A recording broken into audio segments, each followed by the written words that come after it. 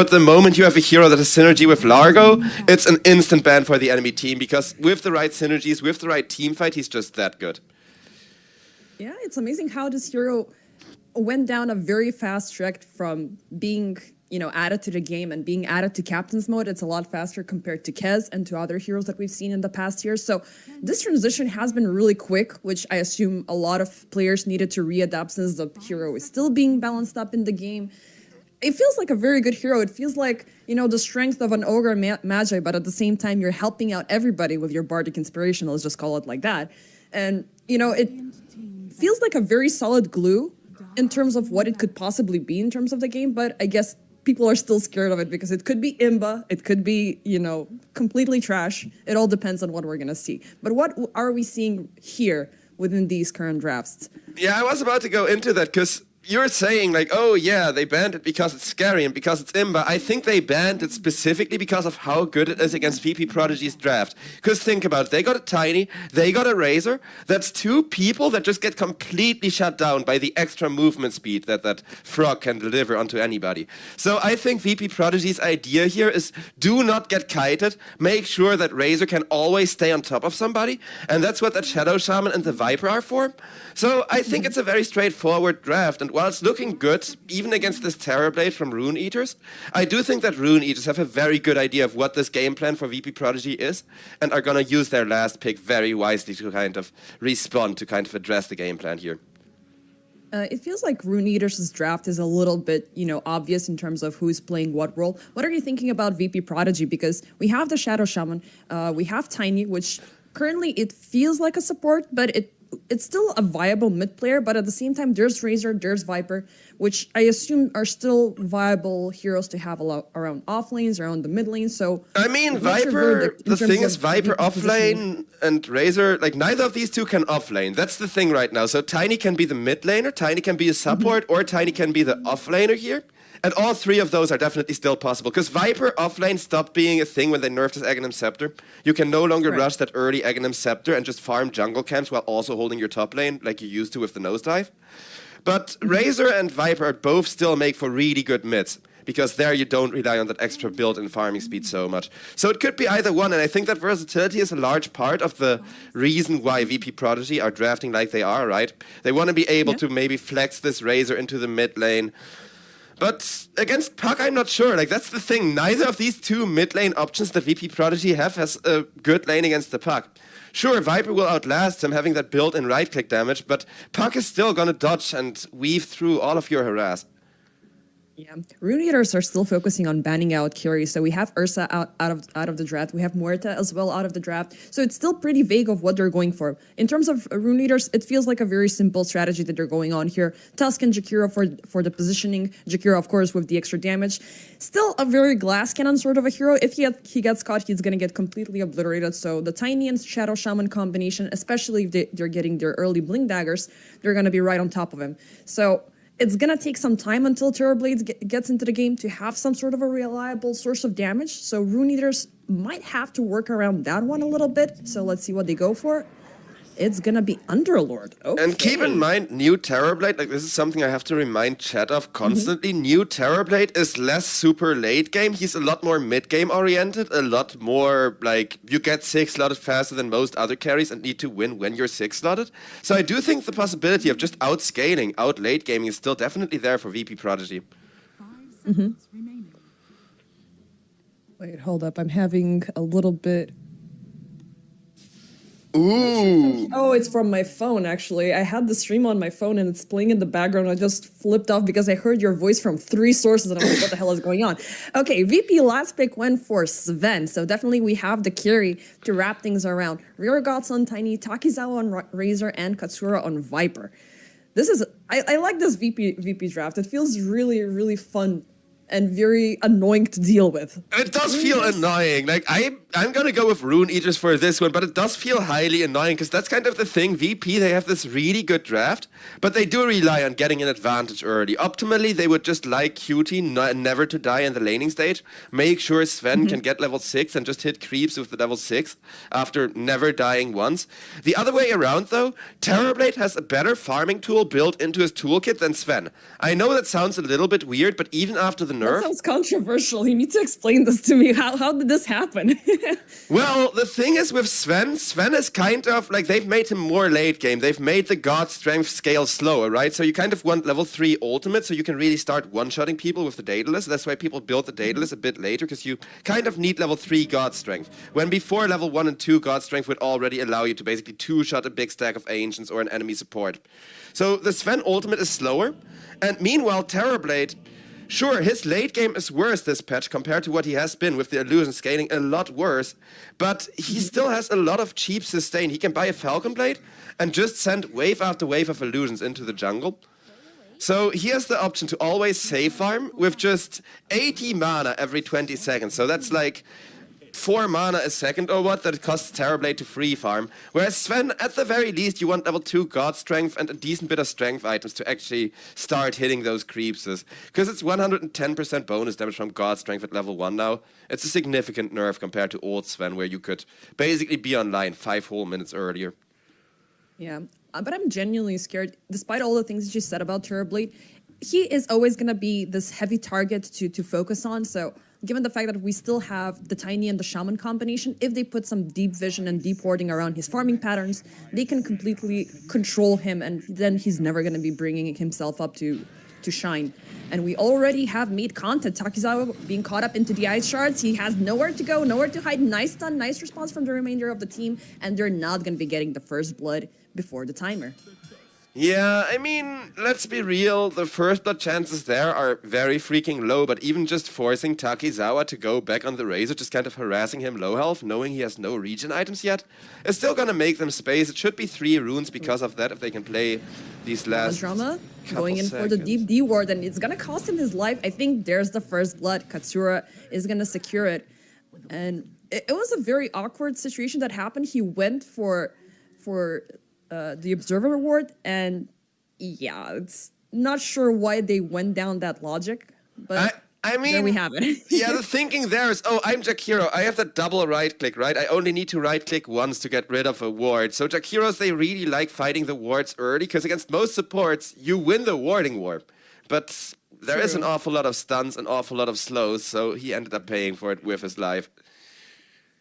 Yeah, do you recall when they added that innate ability that some people wanted to treat him even as a potential mid laner just because of that double strike that he had, but it didn't really live up to its to its momentum. So as much as it's good that you have this with Jakiro, it feels like you want to be greedy about it, and your greed is gonna get the best of you, like what just happened with Monodrama. But still, there's more to come.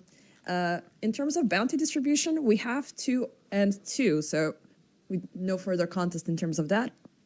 Yeah, they were trying to get 3 bounty runes, with the one on the bottom also being set up on.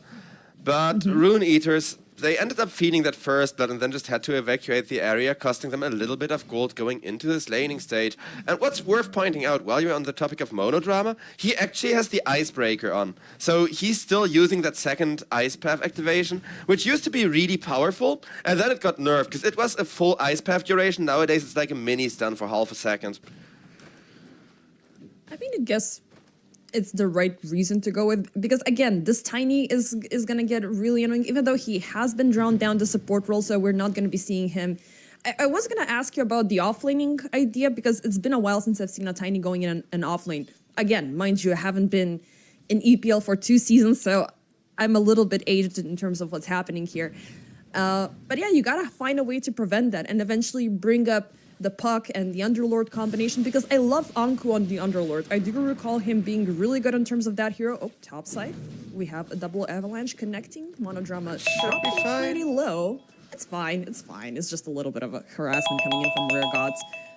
But yeah, on that topic, Tiny 4 is actually quite meta. Like, we see that a lot with heroes similar to this Razor. Because you play him on the 4 position for one reason and one reason alone, and that's those tossbacks, right? So if you have, like, when people were playing Huskar in the 3 position, we saw that a lot as well, where people would pick the Tiny, pick the Huskar, and then toss people into the Huskar, right? So by the time you walk away from him, you're already burning to death. So the Tiny isn't what's surprising me here. The Razor offlane is what I wasn't really expecting, honestly. I mean, I guess some things still stick around because you do have the harassment, you do have the control of damage, you are pretty annoying with the plasma field, and on the other end, both of your targets are pretty low HP, so if you get in the right positioning to deliver, you possibly are going to be getting a kill. But at the same time, the Tiny wants to get in close and personal for you to execute that. So, and there's the Jakiro who can shut you down, who can deal all of that annoying damage. So you need to control your greed here because both Jakiro and Tiny want to get that golden opportunity to deliver the kills. Well, it looks like Tiny's gonna try to make it go, but there's a second creep. See, that's the thing, he cannot toss back because there's like one creep at melee attacking him. And if it wasn't for that creep, then Jakiro would have just melted there. That's like a really good kind of example of where the strengths and weaknesses of that combo lie. But I'm happy that we see Razor offlane simply because it's something that we don't see every day. And I generally like Razor as an offlaner and think it should be brought back. I'm just not so sure about the Terrorblade, because while the kill potential, like you said, is there, Terrorblade is free farming. He's sitting on top of last hits. So they do really need to actually go for a kill on the Terrorblade before he hits level 6. And with that level 6, that all too scary Sunder. Oh, there we go. Finally a toss back. Oh. Is it going to be there? It seems like Takizawa is having a little bit more of a problem keeping up, and it's going to be the mid lane that we're seeing an exchange between Katsura and Malin. There's been plenty of harassment between these two mid laners, and I would like to focus my attention to this lane right now. Viper and Puck.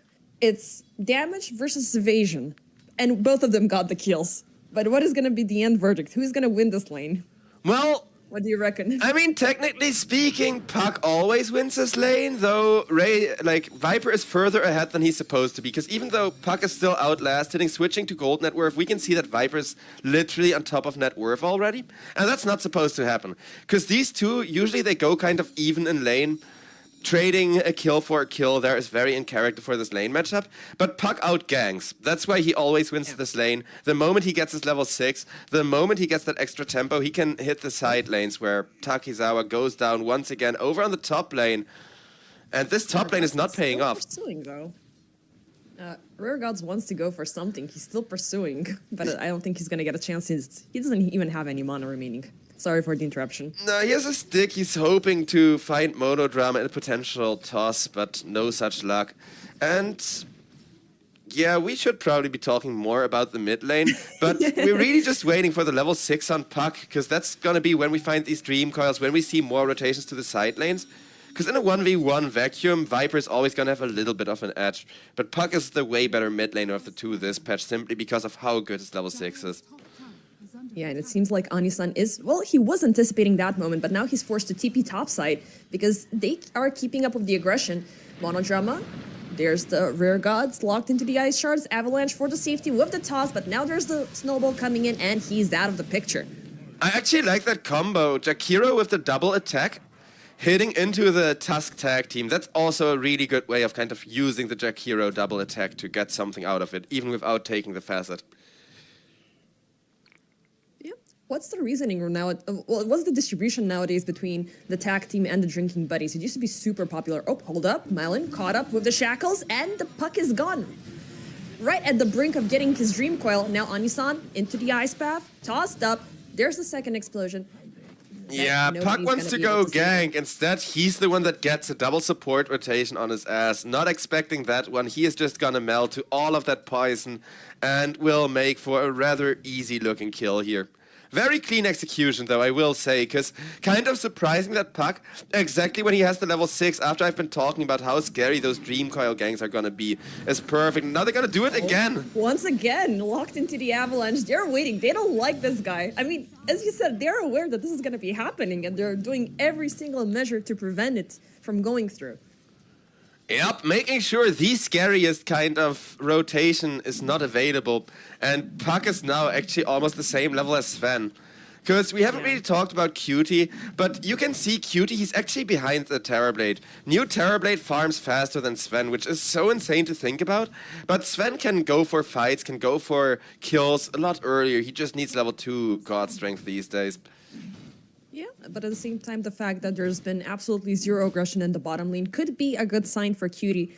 But still, he needs to get a little bit of an extra participation. He needs to be present with the team because they do have all of these short cooldown, lockdown spells that they can actively utilize to shut people down because on the other end, they're kind of limited to what they can do with the Tusk and the Jakiro. Anku eventually will be able to further commit with the Pit of Malice, which currently is not present, but for now, we're seeing the Fiend's Gate going in onto the other side, Rear Gods and Takizawa under fire. It seems like the Razor could be going down, and the answer is yes. Snowball reaching onto the other end. They're not going to commit further for Rear Gods. They got what they wanted for. Yup, yet another easy Razor kill. And this Razor, he's now going 0 and 2. I like the Vanguard build. Like I said, I'm a big fan of Razor offlane. I just don't think this is the game for it. Like, you don't have any hero that you really punish by being a Razor. And it feels so bad, because like I said, I love that pick. But we're gonna see another fight potentially break out around the mid lane, where Janter is hunting once again with Katsura. Yeah, Malin was playing a very dangerous game of drawing out the lane and at the same time obtaining the Watcher. But he made it through. It's always that annoying illusory orb place, which is currently at level 4, so you can keep on spamming and at the same time keep on dealing damage since the curveball is present. And you want to have people clustered at the same point just to execute even further. But yeah, as the game keeps on stabilizing, we are at minute 8. So we're looking at these rotations. Still no major team fights being enabled by either side. Oh, Anisan, shackled up, avalanched, and nice snowball, but come on, yeah, one shot. No way to survive. He was hoping to force Viper to at the very least throw out an ultimate and waste a lot of mana, but they didn't even have to do that anymore. Yeah. These fast-paced executions are definitely helping out VP a lot, but can they keep it up? Because these are these sort of cheap tactics that you go on for the early game to buy yourself a ticket early into the mid game and shut down the game before there's other heroes such as the Turboblade to make your life freaking annoying. I think it's working right now. Oh, Takizawa. Yeah, without an offlaner, it could be difficult. Because this Turboblade is getting a lot of benefits. Yeah, like, Sven is free farming and hasn't died a single time, but this Terrorblade is 2-0, so he's gonna hold on to his lead, even now that Cutie is given some stacks, is given some space in his jungle to kind of try and catch up to the Terrorblade. I can't wait for these two carries to clash. It's gonna be 3 more levels from the Sven until he can really start taking the teamfight to the enemy. But the first couple of carry clashes before Terrorblade is too unkillable are gonna be huge, because I think if VP Prodigy kind of failed to get their Sven on top of Yowai soon enough, this game is indeed gonna be very rough without an offlaner, like you said. Yeah. So far, we are having the Viper dictating the tempo and being super aggressive. And earlier, he utilized the haste rune to get the double kill very swiftly onto the puck. But those chances could be scarce. Nowadays, he has the Boots of Travel, so he could be starting to roam from one place to another. But I guess he wants to get the farm a little bit sooner before he wants to deploy himself. Maybe he's waiting for the Sven Echo Saber to arrive before he wants to commit even further. Well, I think he's mostly waiting for his main target to arrive, because like I said, the one person Sven needs to go on is Yowai, and Yowai is not showing on the map. He's protected, only kind of using his illusions for the top lane. So the one person that Cutie really wants to go for isn't fighting himself yet. And I would really like to see a 4-man smoke, where they wait once Sven is level 12, immediately smoke up with the Sven and just get the God Strength right on top of the Terrorblade. For now, rotations down bottom as they kept up the harassment onto Cutie, but Katsura, along with Rear Gods, they're gonna do a very beautiful dual takedown of Monodrama and Anku. You may take the tower, but we're gonna take your lives.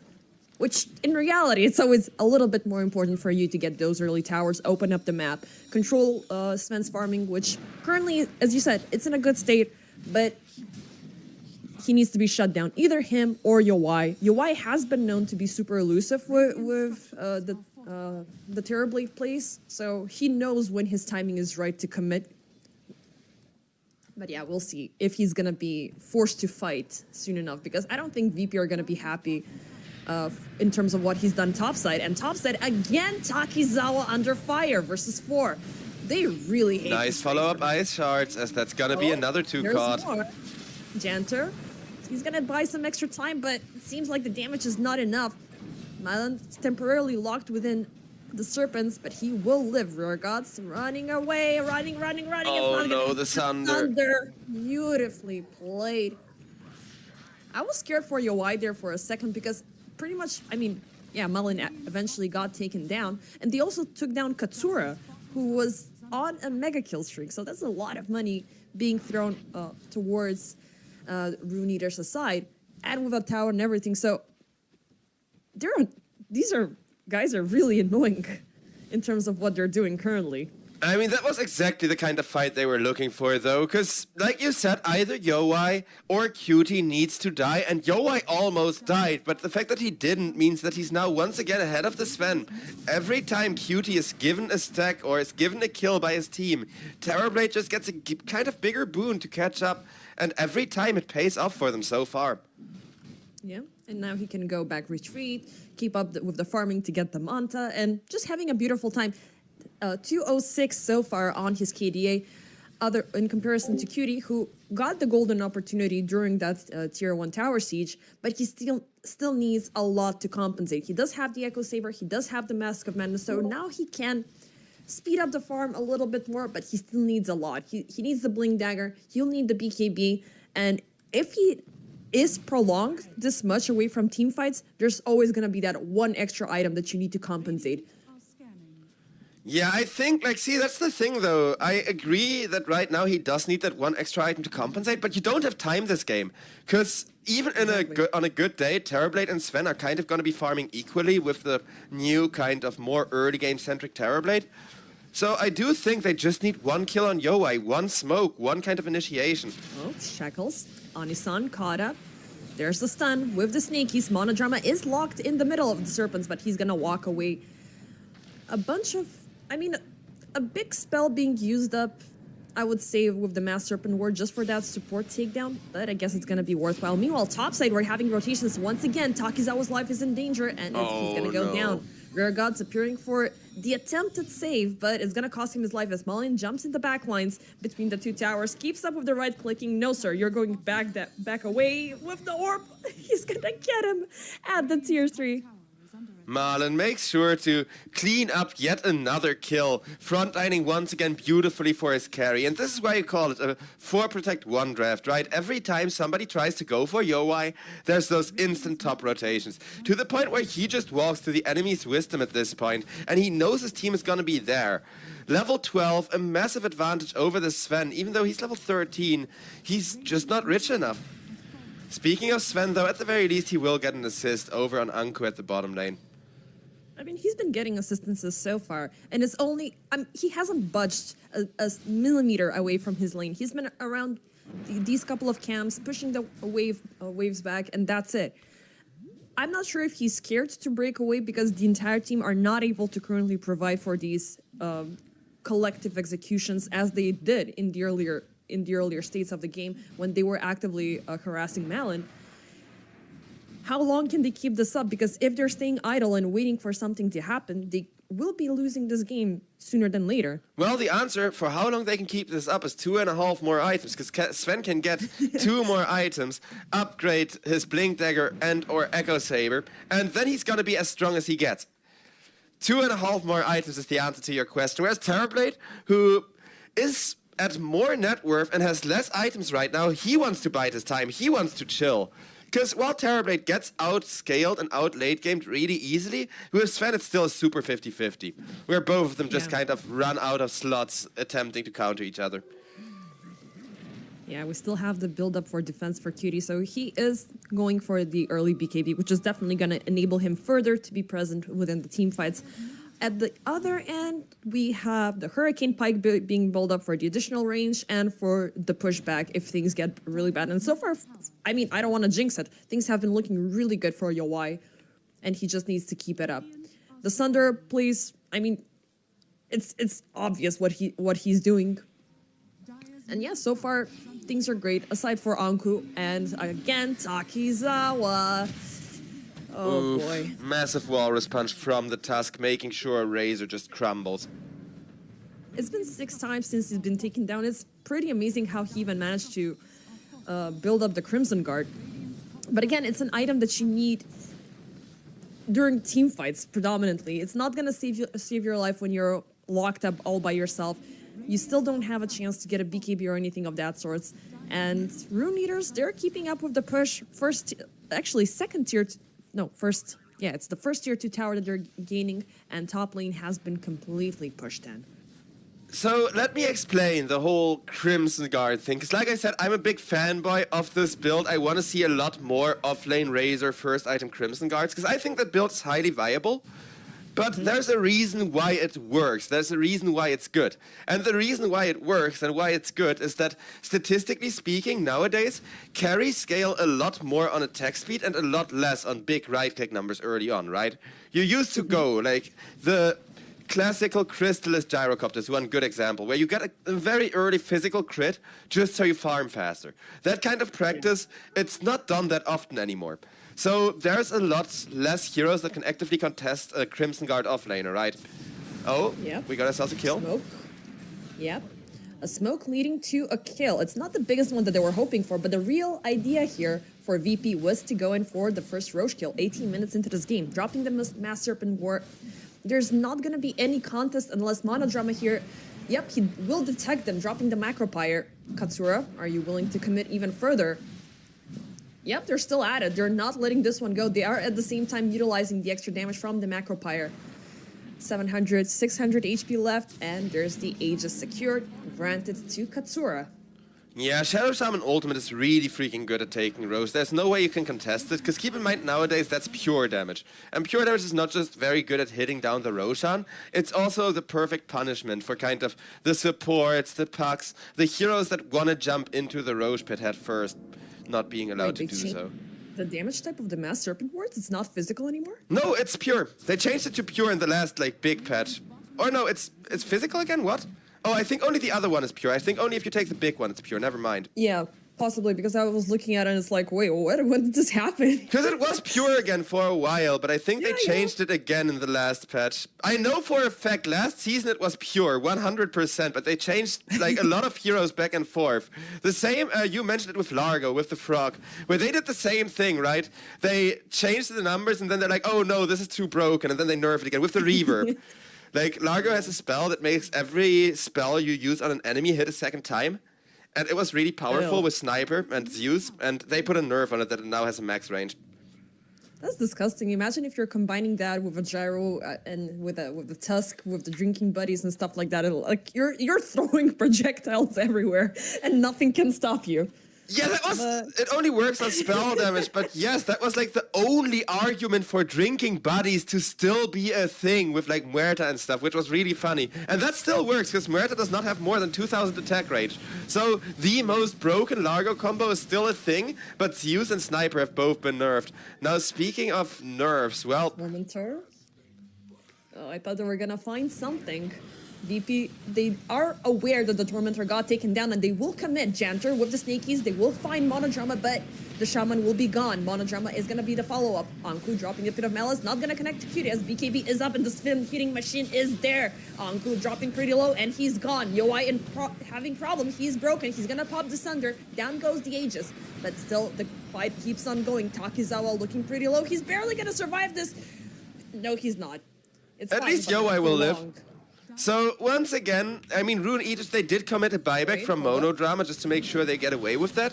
But once again, they save Yoi. Even if they have to buyback for it, zero hesitation, buyback the Jakiro, just so Terrorblade survives. And this Terrorblade, he looks unkillable. Still having his 2 kills, but 0 freaking deaths. I mean, whatever happens, you always have that safety trigger. Just pop the Sunder, things are going to be fine. You're able to prolong the purchasing of BKB and everything else for a pretty long time. And the fact that you're still on top of things is absolutely great. You have the Hurricane Pike, you have the Manta, and you have the Sunder. That's 3 things that you have in your skill set to avoid any serious type of conflict. And to make things even better, you're getting the Butterfly now. So add up evasion to the concoction. and Sven is going to be even having a further difficult time of taking you down. Even though Cutie did survive the entire onslaught, he got 503 after that team fight.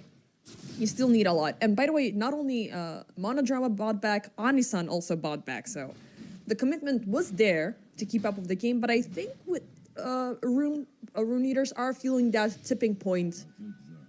If they allow VP to walk away with kills, it's going to be bad. And speaking of, locked into the shackles, but not for long, Ice Path is going to be breaking the lockdown onto Mullen. Still, VP want to go for double more. save, but Anisan. Cutie is going to miss out with the stun. Only Anisan's life is going to be claimed. Reregod's jumping in the backlines. He finds Monodrama. It'll be a double dieback. Supports are going to be on a dieback for a minute. Yeah, both of them as well. That means no supports for a whole minute. This could be, like you said, the turnaround that they have been looking for on the side of VP Prodigy, as Rune Eaters are still absolutely terrifying with this Terrorblade, but Terrorblade without his supports can't really be saved, can't really get those Sunders out as easily. Yeah, and as you said, he's great during the early game, especially during the mid game, he's brilliant, but late game progression and presence is kind of shaky. And now he's forced to commit down bottom, as once again, Mullen is going to be caught up. This time, the kill is going to be successful for the trading of the life of Janter. Katsura jumping in. Anku tries to TP out. Is it going to be successful? Nope. There's the toss. You're sitting right here and dying. Good night. Everyone except Yowai just getting obliterated. Nice way of capitalizing off that double support but dieback. Like, when two supports dieback at once, you know you have to do something with it. And I think that is exactly what VP Prodigy do freaking perfectly here.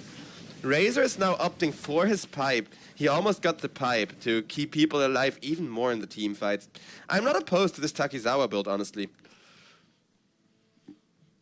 I mean, let me just give it a double check. Yeah, I mean, you are definitely gonna need to bind everything all together, even though you are losing your life pretty much in every single occasion, you gotta try to prolong everything else for the remainder of the team, because everybody hasn't been that shabby. What's his face? Katsura has been really good. He got the early Aghanim Scepter. Now he's got the Veil of Discord to make things even worse. And oh, we got contact. Janter is just a support kill in the river. Nothing too spectacular.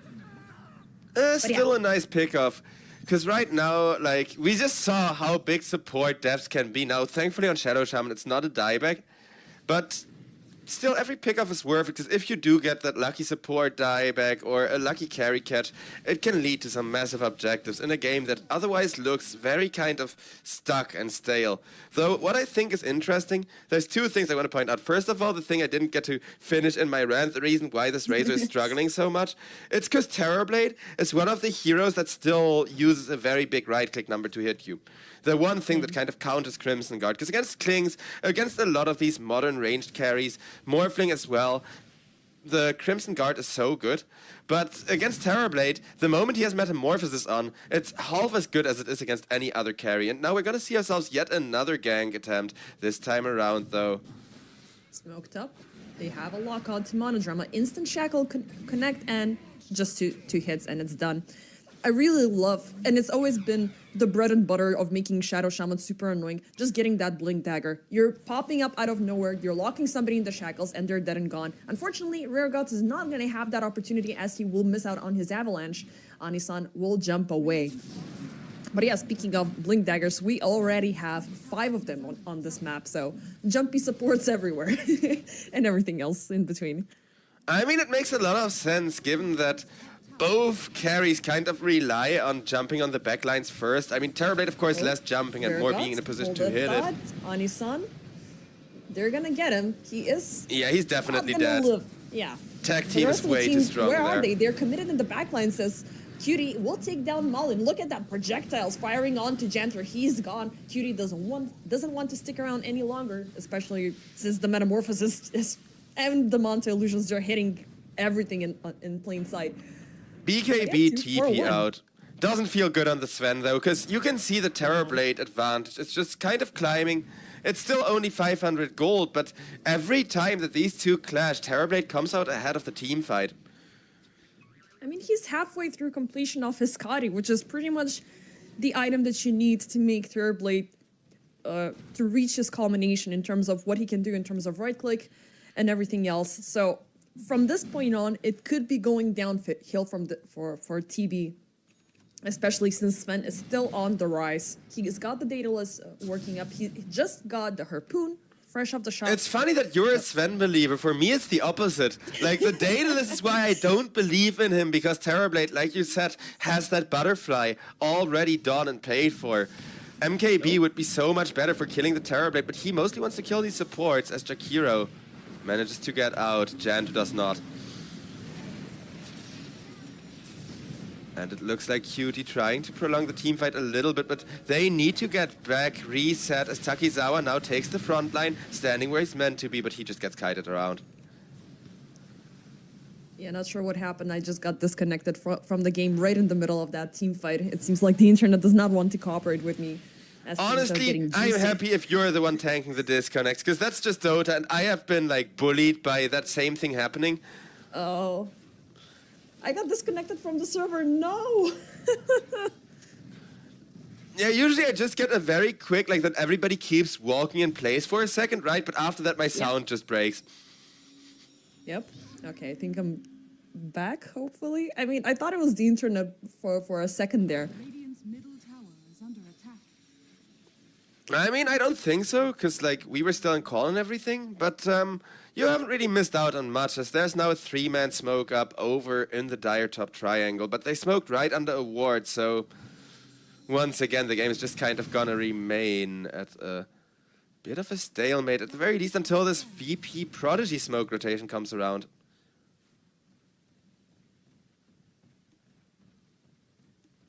Dire are scanning. But all of Rune Eaters are already roaming away from this mid lane, trying to find any kills on the Radiant side of the map. Unbeknown to them that the entirety of VP Prodigy are closing in from behind. Oh, I'm back. Now even Discord decided not to cooperate with me. What is happening? Okay. You're tanking all of the technical issues, so I don't have to. Oh, we Yeah. got ourselves an Takizawa? initiation on the Razor, but the Crimson He Guard will is- protect him.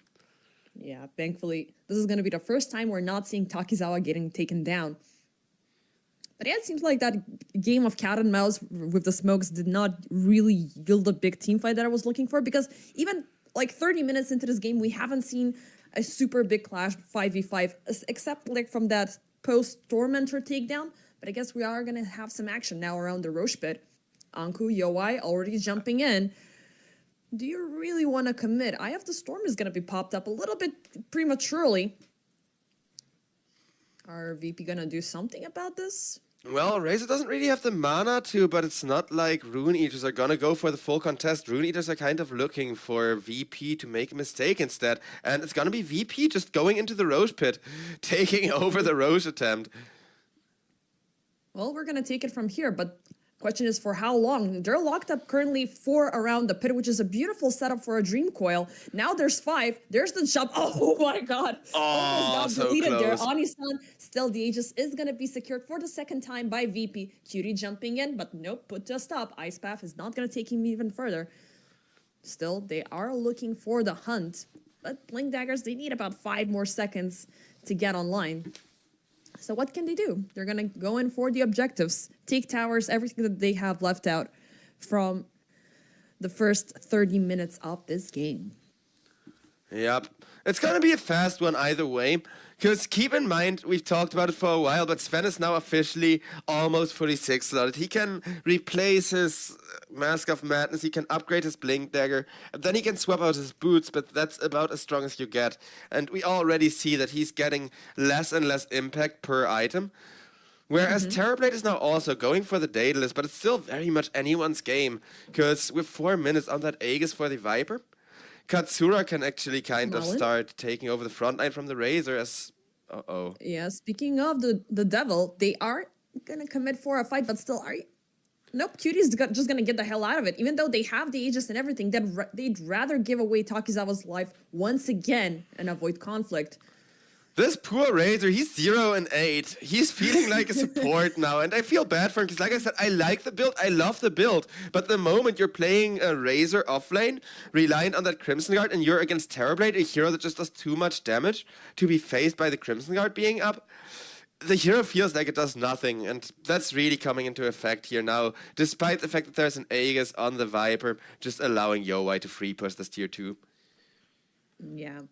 I mean, maybe the Razor dream would have been real, but again, the laning stage was absolutely horrendous for him, so he's not gonna be 1 item behind. He's gonna be at least 2 items behind from everybody else.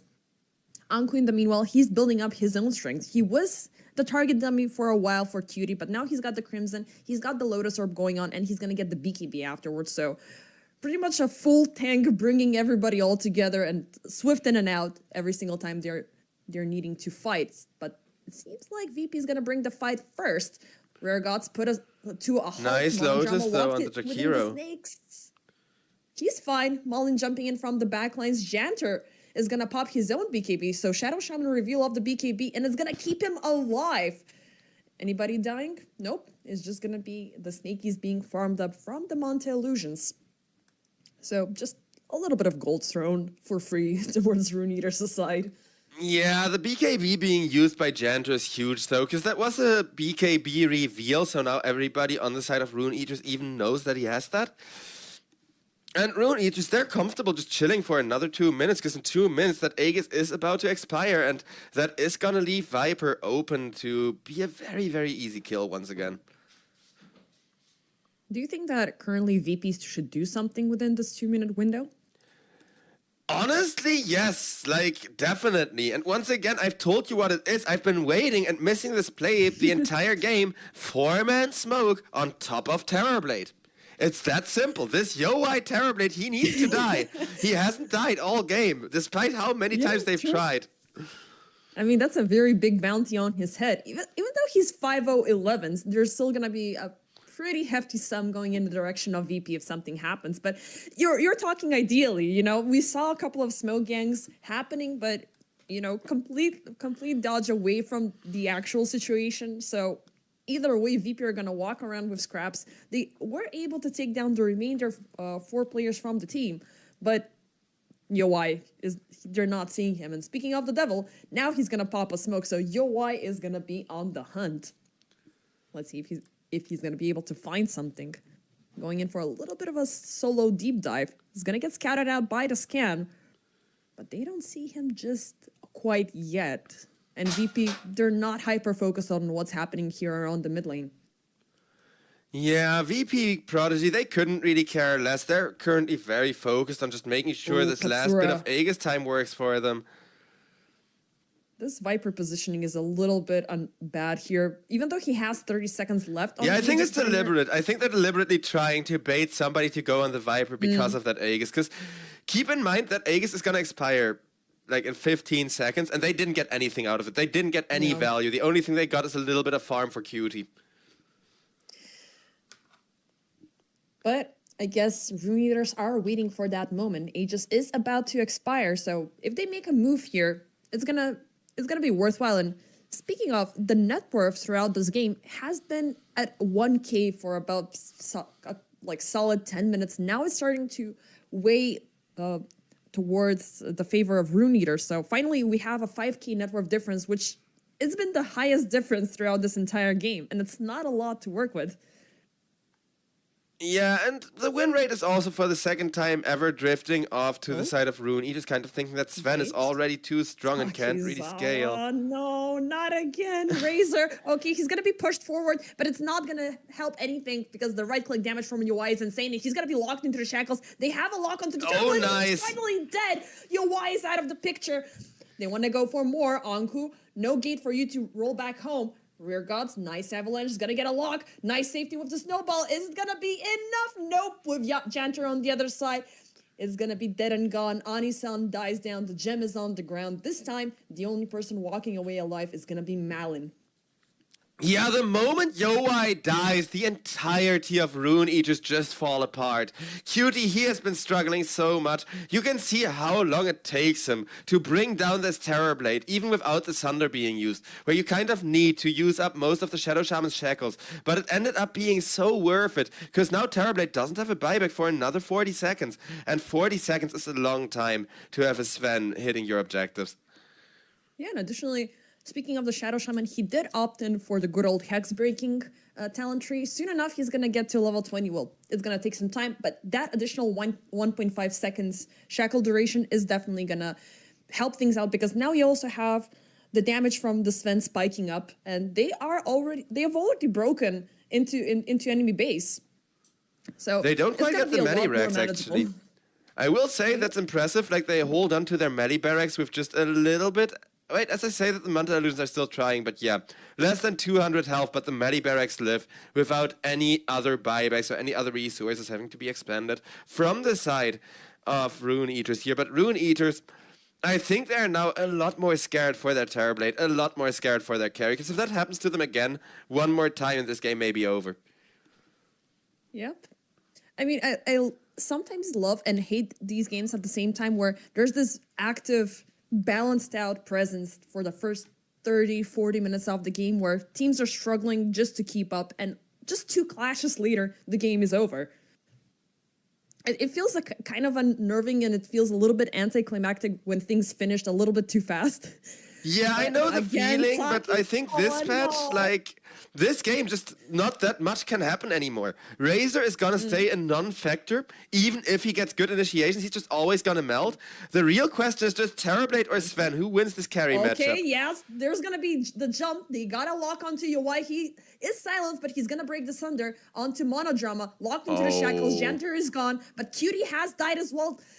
Oof, all of those Sven kills are gonna go into the direction of Monodrama. Katsura also locked out. Everybody's pretty much dead except for And now the tides are changed. Now it's Sven that doesn't have buyback. Neither of these two carries is holding onto their buyback, and both of them are gonna get punished so hard. It's Drover. But yeah, I thought that overextension was a little bit too cocky when they opted in for Janter, but Takizawa is a free kill. Take away Janter, and it did provoke the rest of the team to react to the situation, and they got the Sven right where they wanted to. The Sunder got popped up. I think they got a little bit extra greedy because, okay, now Yowai used up that spell, we have a chance to get him, but the reality of the situation is you have 2 lanes of Rax gone, going in for the third, and yeah, this is the second biggest team fight in this game, and it's pretty much nearing the finish line. Yeah, it has been kind of a boring game, but honestly, I'm kind of, like, irked. I'm so pissed that Sven doesn't have an MKB instead of the Daedalus, because he missed a big crit as Razor once again goes in, gets torn apart. Like, Takizawa I just feel bad for, honestly, because he's playing an okay Razor. He just has a terrible matchup where every time Metamorphosis gets pressed, your entire build does nothing, basically. Yeah. And Rune Eaters, well, VP are doing their best to stay alive, even though they are about to be greeted by Megas in the next run, and I don't think they have any chances. Sven is still dead, 5 seconds left remaining until he comes back. Even if they manage to win this team fight, they're not going to be able to keep up with the remainder of the game. Buybacks popped up from both sides. Rare Gods commits with the jump. Anku drawn back, but there's the Pit of Malice getting a lock onto 3 targets. Cutie looking low. But he's gonna pop the BKB, face forward, going in onto UI. They're doing everything to save him, but he's ticking. The Sunder is not available for a couple of seconds, but it's gonna be enough. The rest of the team will be able to provide for a front line, and Cutie will need to back up the second the BKB expires. Anku dies under the tower. Janter jumping back in, trying to get a target, but it's not gonna happen. No quick surprise coming in from the Shadow Shaman. Malin still keeping up the chase. Last tower has fallen. The Ancient is exposed. Oh, there's the Sven. Oh, they want to jump. They don't want this to be over, but they have the Sven up into the air, silenced up, locked into the backlines, and he's out of the picture. Yowai, they will finally take him down, but... He has buyback this time. Like, this is one way or another Rune Eaters game now, and they know it. They're gonna buyback Yowai. Is dead. There's the buyback. And it's just... Well... Malin is trying to fight things off during this Dream Coil. Katsura is looking really low. But yeah, him and Takizawa is gonna die. Nobody left remaining to defend this. There's the GG being called up. And you were right. You were absolutely right. Rune Eaters definitely had this game in the bag. Just because Terrorblade didn't die, like if they tried. True. I gotta give them credit for trying. And you did point out that Yowai, he's a bit of a Terrorblade spammer. He's really good at playing the map to his advantage and kind of using those openings to farm without putting his life in danger. I really think that's what made the difference here, because one early death on Yowai would have allowed Takizawa to actually have a lane. And if they have a Razor that actually does stuff, I think it could have been a whole different game. It could have been, but I guess Takizawa, looking at the final score screen, he doesn't have that much experience. I mean, even if you don't have the Dota Plus, the fact that you're level 4 with this hero alludes to this was a forced-up decision to make. I don't know, because even during the drafting stage, we were not 100% sure of who's going to go where. And I guess the Razor was pushed into a position, pushed onto a hero onto a player who's not really keen on playing him. And henceforth the situation, but it was even though it was a boring game, there was that active standstill, and you never knew what it was going to happen after the next team fight. Do you think Takizawa like got pushed onto the Razor when he doesn't like playing him? Because honestly, I think it's kind of the opposite, where Takizawa is the one sitting there like, offlane Razor, guys, offlane Razor is really good this patch. And then the enemy picks a Terrorblade and he goes like, oh, except against that carry. Oh shoot. Because that's kind of what it feels like, right? They pick this Razor so confidently, like, oh yes, we got to secure the Razor and have the perfect offlane. And I'm a big fan of that build. It has a really good win rate in those pops, because it works against Klings, it works against like 2/3 of the melee carries this patch, because Juggernaut is still a thing. It completely shuts down the Jugger, it completely shuts down the Slark. It gets shut down though by the Terrorblade the moment he presses Metamorphosis. But do you know what's the most awkward part of this? The Razor was picked into the Terrorblade. So they already had, Terrorblade was the second pick coming in from Rune Eaters. They opened things up with the Tusk and the Terrorblade as a follow-up, and they were like, yeah, let's get Razor. And they were like, guys, yeah, that doesn't work out. I don't see why. Like, maybe they were planning to put the Razor in the mid lane or in the 1 position or something, because I don't think you should ever lane that against each other. But yeah, with that, ladies and gentlemen, we are going to go to just a little bit of a break, and then I'll be seeing you all for game number 2 of the first best of 3 of the day. Stay tuned.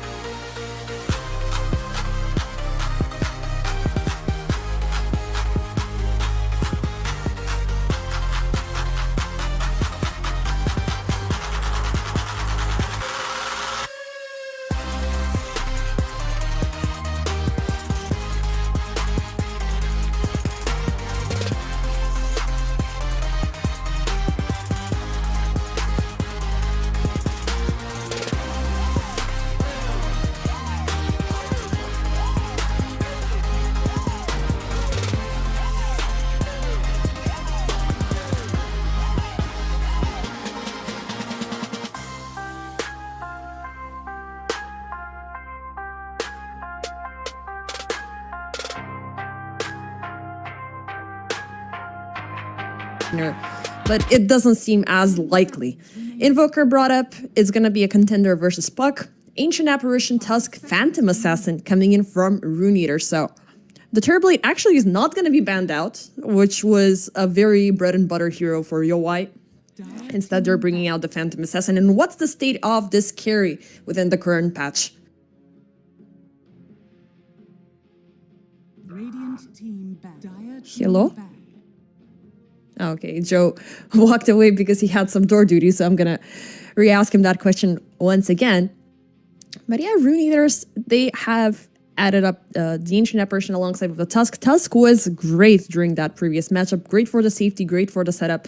And it did add up to the annoyances from this draft and from this team. Seconds remaining. So let's see what the final picks are going to be.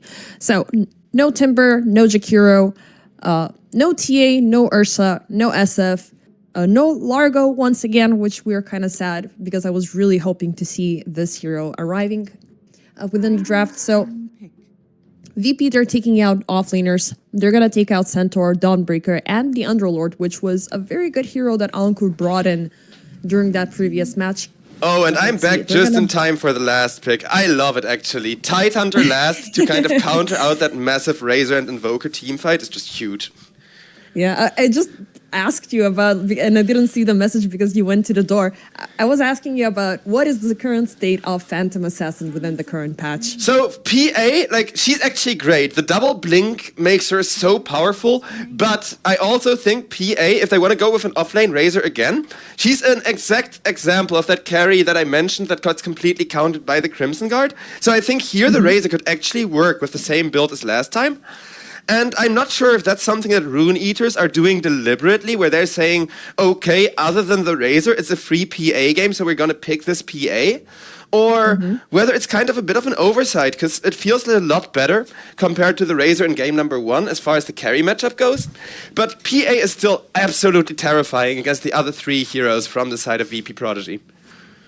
Yeah, but now, the one thing that I generally dislike about Phantom Assassin is her early game presence, because she either needs to focus on getting the daggers or the blink, the elusive play, the blur. It's coming a little bit later. Razor does have a lot better of an upper hand compared to the Terrorblade because you're sucking away all of the damage. You can't push her away. A Luna is going to be at it. Okay, questions for Luna. I haven't seen this hero being picked up since last year.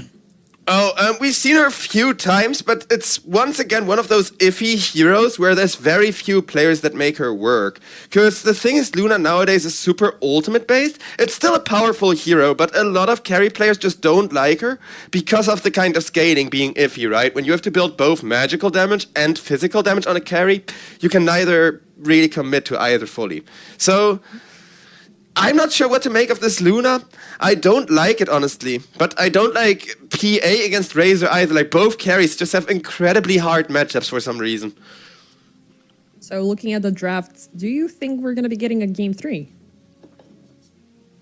Honestly, I kind of think so. I'm not 100% sure. I don't trust this Luna that much, but Razor and Invoker are looking so much better than last game. Like, I know it's mostly, like you said, the same draft as last game, but the synergy is still massive when it comes to, like, Razor, Invoker against the PA draft, because you can disarm the PA, and then by the time the Deafening Blast wears off, you're already gonna hit like butter. Like, your crits are gonna do less damage than your regular right clicks at that point.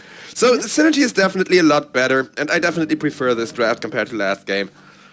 Yeah, and plus I love the dual support combo because it's very jumpy. It did prove to be super effective. You know, Janter just jumping in, catching up somebody with the shackles. Once the shackle is off, you commit further with the avalanche and the toss. So it's a very good single target lockdown. Well, a little bit of AoE being delivered from the Tiny, but it's how much can you work with that combination? It did buy enough time for VP in early stages of the game, finding some beautiful early executions, but how can you transition with this draft into the late game? Invoker needs the lockdowns. Luna needs the distance pretty much so she can just keep on hitting everything she finds, and the glaives are gonna just bounce off of everything. But at the same time, Rune Eaters won that situation as well because they do have the Tidehunter being added to the draft. So they want targets to be cluttered all together. You have the Ice Blast as well from Monodrama, which is going to negate most of the healing coming in. It's going to be fun. Yeah, it's definitely gonna be a fun game. I do hope we're gonna see a lot more aggression than compared to last game, which we're not sure about, right? Because Phantom Assassin is a Battle Fury hero who can just farm for a really long while. And Luna also has that AoE with the Bouncing Glaives built in. So all of her farm speed is kind of already present in her kit. Yeah, but it's again that late game transition, because it feels like a lot of VP have opted in for the early presence once again. If they're able to keep things up, it's going to be absolutely amazing. But again, I'm a little bit too scared of what Rune Eaters have packed, because Mullen once again obtained the puck, and this is a grandmaster at playing this hero, which you love to appreciate, but at the same time, you hate seeing this sort of performance within your game. Yep. I mean, honestly, as far as this game goes, I'm really excited to see what this Razor is going to do this time around, because you can already see Takizawa be so aggressive, immediately go behind the tier 1 tower, block the wave, make sure Yowai is not going to have a good lane here. And we're actually going to see Razor come into play as an offlaner. But QT himself is also having a kind of rough lane matchup, even with the Shadow Shaman to help out. They are going to try to go for Anisan, though, with the Blood Grenade. Yep. They were trying to do something. Anisan is dropping severely low. One more strike is needed. The damage from the Lucent Beam is not going to be enough, unfortunately. As much as I love the spell, and you always have that combination. You amp up the Lucent Beam, so the Eclipse is going to be a lot more effective. But in the early stages, the damage is like 75. Not that much to work with. Yeah, they needed one more right click there. Like, they needed one more right click there, and Titan to just body block that perfectly with his oversized hitbox. That was some really good positioning. Over on bottom lane, though, Rare Gods now also being chased after. And Yowai, he may get punished for that with the static link, but he did get the kill. And it's just gonna take the time. Long TPing. He could have literally just walked and it would have been faster. Yeah. I mean, you gotta do what you gotta do. You gotta stay alive, because you are, in the end, the person who's gonna be carrying this game. But you are always gonna be having that problem with the static link. So if you're able to get these early kills, you're gonna be negating, once again, the presence from Takizawa. But again, Razor has a lot better of a control here. Yeah, it's gonna take a lot more kills to the point where Phantom Assassin can, you know, ignore the Razor compared to Terrorblade. Because for Terrorblade, you really just need to have Metamorphosis and have like 1 or 2 kills advantage over the Razor. Here, Takizawa is not too worried about his lane, genuinely. Even if PA gets that first blood and gets a really good Battle Fury timing. I just hope we actually get to see the difference between like a good matchup for the offlane Razor and a bad matchup for the offlane Razor. Because I want this build to be played more. I want to see it a lot. I like it. Yeah, I recall the times when Razor, and I think I want to say that he was one of the signature heroes being played on by Team Spirit for quite a long time. Yeah, the very old OG Team Spirit. They ran like old school Razor with Refresher Orb. It was the Refresher Orb Aghanim's Razor as well. I miss those days.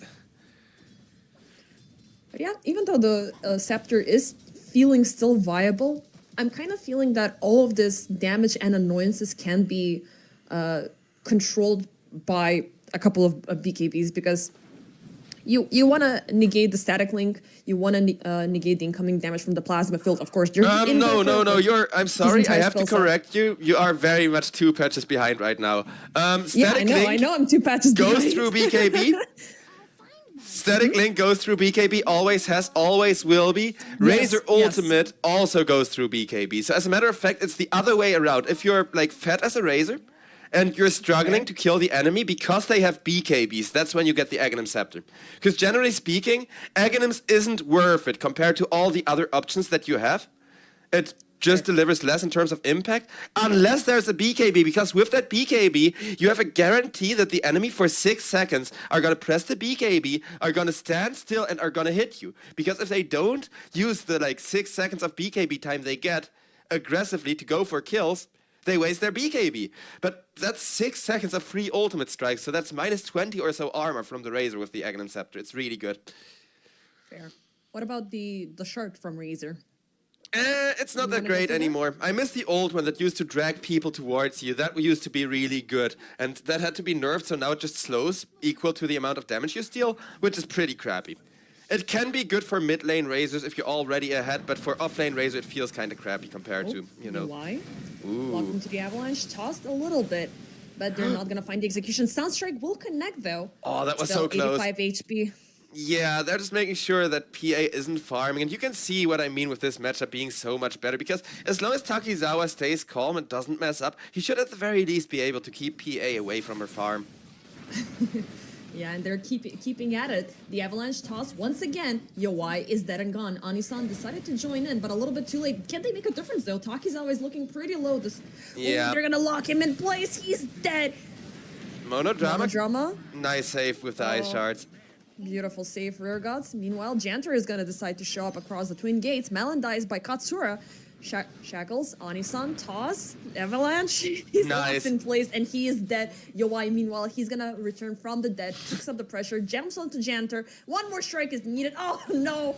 He will get him with the dagger. Some seconds. Those body blocks were beautiful from the Rare Gods, though. Also, we gotta point out Melon has died to the Invoker once. So Puck is now actually really far behind Katsura's Invoker over on mid lane. But this game is having a lot bigger fights than the last one did. 4 minutes in, we already have 6 kills. We are above the EPL standard 1 kill per minute so far. Let's just keep it up. And Yeah, and you can see how poorly Yowai is farming. This is a textbook off-lane Razor. Oh, Monodrama dies down. There's a jump away, but nope, right into the shackles. Yowai is gonna get locked and gets taken down for a second time. This is the same amount of times he's died during that previous game. Already, Rare yeah. Taken down. Rare Gods will go down to Ani-san, but I'm glad. It just kind of proves the viability of offlane Razor against carries that don't have over 100 damage at 5 minutes into the game, right? Because that's such a big issue, and there's a bunch of carries that do that nowadays, but PA is not one of them. Even when you have the crits, by the time you get a crit out, you're already gonna be missing a lot of damage to the static link. And Yeah. I do think... You don't have the reach, like you don't have the metamorphosis to strike him down. You can only prey on your daggers stifling daggers to do something. If you want to get it close and personal, I'm sorry, pardon my French, you're fucked. Oh, we're on Kick. We can say the odd F word nowadays. Hell, even on Twitch, actually, if you read the TOS, if your stream is considered 12 plus, which Dota is anyways, you can say one F word every hour and a half. Takizawa, he's gonna get locked down, but takes down Monodrama right before he could potentially fall. Sunstrike once again connects. The Centaur joins in the fight as well. Both of them are low, and Takizawa is gonna survive the onslaught. The creeps will take down the life of Yowai. Do you want to know how much damage Yowai had there? Yowai had a total of 16 damage when he was man-fighting the Razor. What damage? That's even less damage than a Crystal Maiden. That's less damage than a creep. He literally had less right-click damage than a creep there. He hit Razor 5 times. Razor hit him 3 times, and Razor wins the 1v1 so hard, despite the evasion being so annoying. This is a very much welcome wind of change for Takizawa. He's at 115 currently, which is insane. So Yowai needs to have some extra assistance, or he needs to already leave the lane at minute 6, because I mean, these guys have doubled down. They know that Yowai is vulnerable. He is, you know, he will bleed. And they're just wanting to add up the pressure even further to that. Even Cutie decides to join in. But now, they're gonna deliver Yowai a return kill. Jumping in, taking down Janter. Takizawa is being chased down by Mullen. And one more strike is needed, and he's gonna get it. Rare Gods in danger. Anku also joins in. Everybody is in this bottom lane right now. Yeah, it's gonna be a 2-0, potentially 3-0, as Cutie does not have the ultimate yet. Oh no. No. Just as we were praising how hard this bottom lane was going for the side of VP Prodigy and come Rune Eaters. Oh, they will get a trade though. Yeah, Who's winning this? It's an okay trade, but keep in mind, Malin still got the wisdom. I think there's still more coming in because Takizawa joins in. There's the Ravage being popped up to put things to a halt. Rear Gods locked into the ice shards. His feet will be cold locked to the ground, but he's still not dead. Yeah, Rare Gods incredibly funny, Rear tanked Gods for has survived support. all of this. He's at level 6 already. It's cracking exterior, it's so good. Being a support and reducing, like every time he gets hit, he reduces people's right-click damage by 3%. It adds up really quickly to the point where they're just missing 1/3 of their right-click damage. And PA, like you've pointed out, isn't really too fat. And the thing is too, Yoa is a Battle Fury hero, so he has that snowball timing. He needs to get the snowball rolling and kind of hit the Battle Fury to farm with. Because it's currently not looking like that 12 to 13 minute Battle Fury timing that you're aiming for. No, and he's still over on locked top. at level 5. Anku, well, he's gonna be taken down by Janter. Yeah, they just held Again, him this down Shadow in Shaman Shadow. is gonna be effective. They just held him down with the Shadow Shaman Luna ulted for him. That's one way to go about it. Oh, monodrama. Sunstruck Is by the gonna take him Invoker. down. Eye of the Storm. Takizawa is right in the middle of things. He's looking severely ill, but the damage he's dealing is on point. It seems like Yowai will claim his life, but his life might go down as well. Jumping back onto Janter. Toss Avalanche. Yowai is gone. Janter will die down as well. And Rare Gods, he will need to TP out. It's gonna be Easy. successful. Yeah, that one's actually easy because you had a Tidehunter and a Puck on you. Those are two heroes where you're the only stuns they have you're already keeping track of anyways. Very well done by him though to immediately think of TPing away there. And Yoai is struggling. He's 4-4, but his Battle Fury timing is not really reflecting having 4 kills because of how often he died. Yeah, that's the poor unfortunate truth. I mean, kills are always great. You're getting that huge sum of money coming in your way, but if you're dying right after, it's pretty much gonna negate the effect. Meanwhile, Cutie, he has fallen during that short visit down bottom around minute 7, but he's still holding out pretty well. He doesn't need to worry about getting that extra farming items as he already has the Moonglaves at level 3. So now he's just focusing on 2 items. First item is gonna be the Mask of Madness, sorry, the Manta style. Radiant's bottom tower is Is he gonna go for Mask of Madness though? I think so. Yeah, the courier is bringing in the broadsword right now. Yeah, so we're gonna see Cutie just GPM maxing.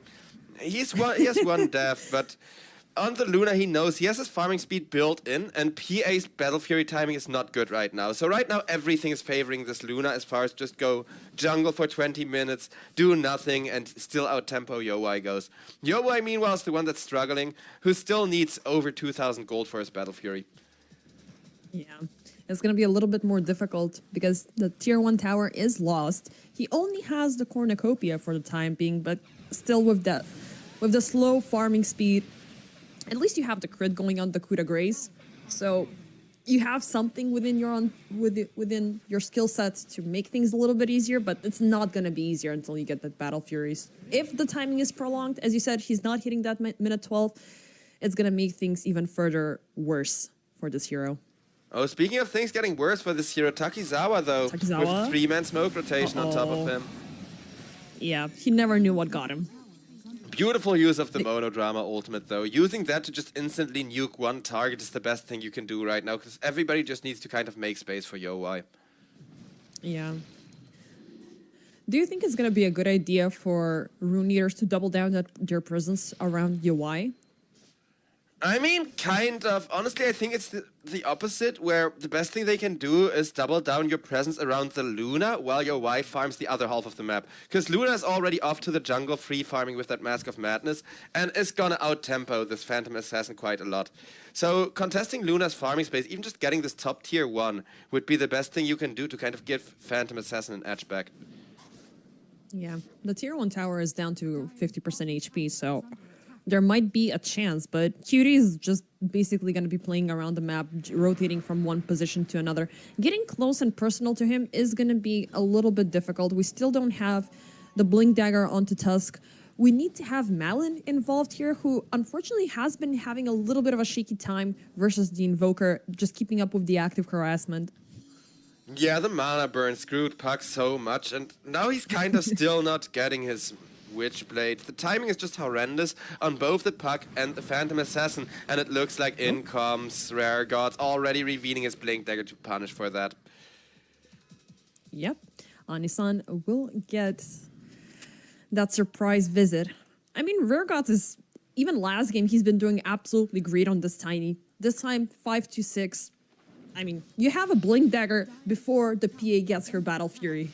I don't want to say it's GG, but it's gonna make your life so much easier. Well, things are definitely looking good for the third game, though, because I always like third games. Long breaks suck so freaking much. Oh, speaking of the devil, Rare Gods finds UI, Sunstrike. Oh god, it's sad. Oh yeah. This is for Takizawa. This is for what you did to him last game. This is the revenge, but that's exactly what I mean. Like, it's all matchup dependent. I'm not saying Yoa is particularly bad. I'm not saying Takizawa is particularly good.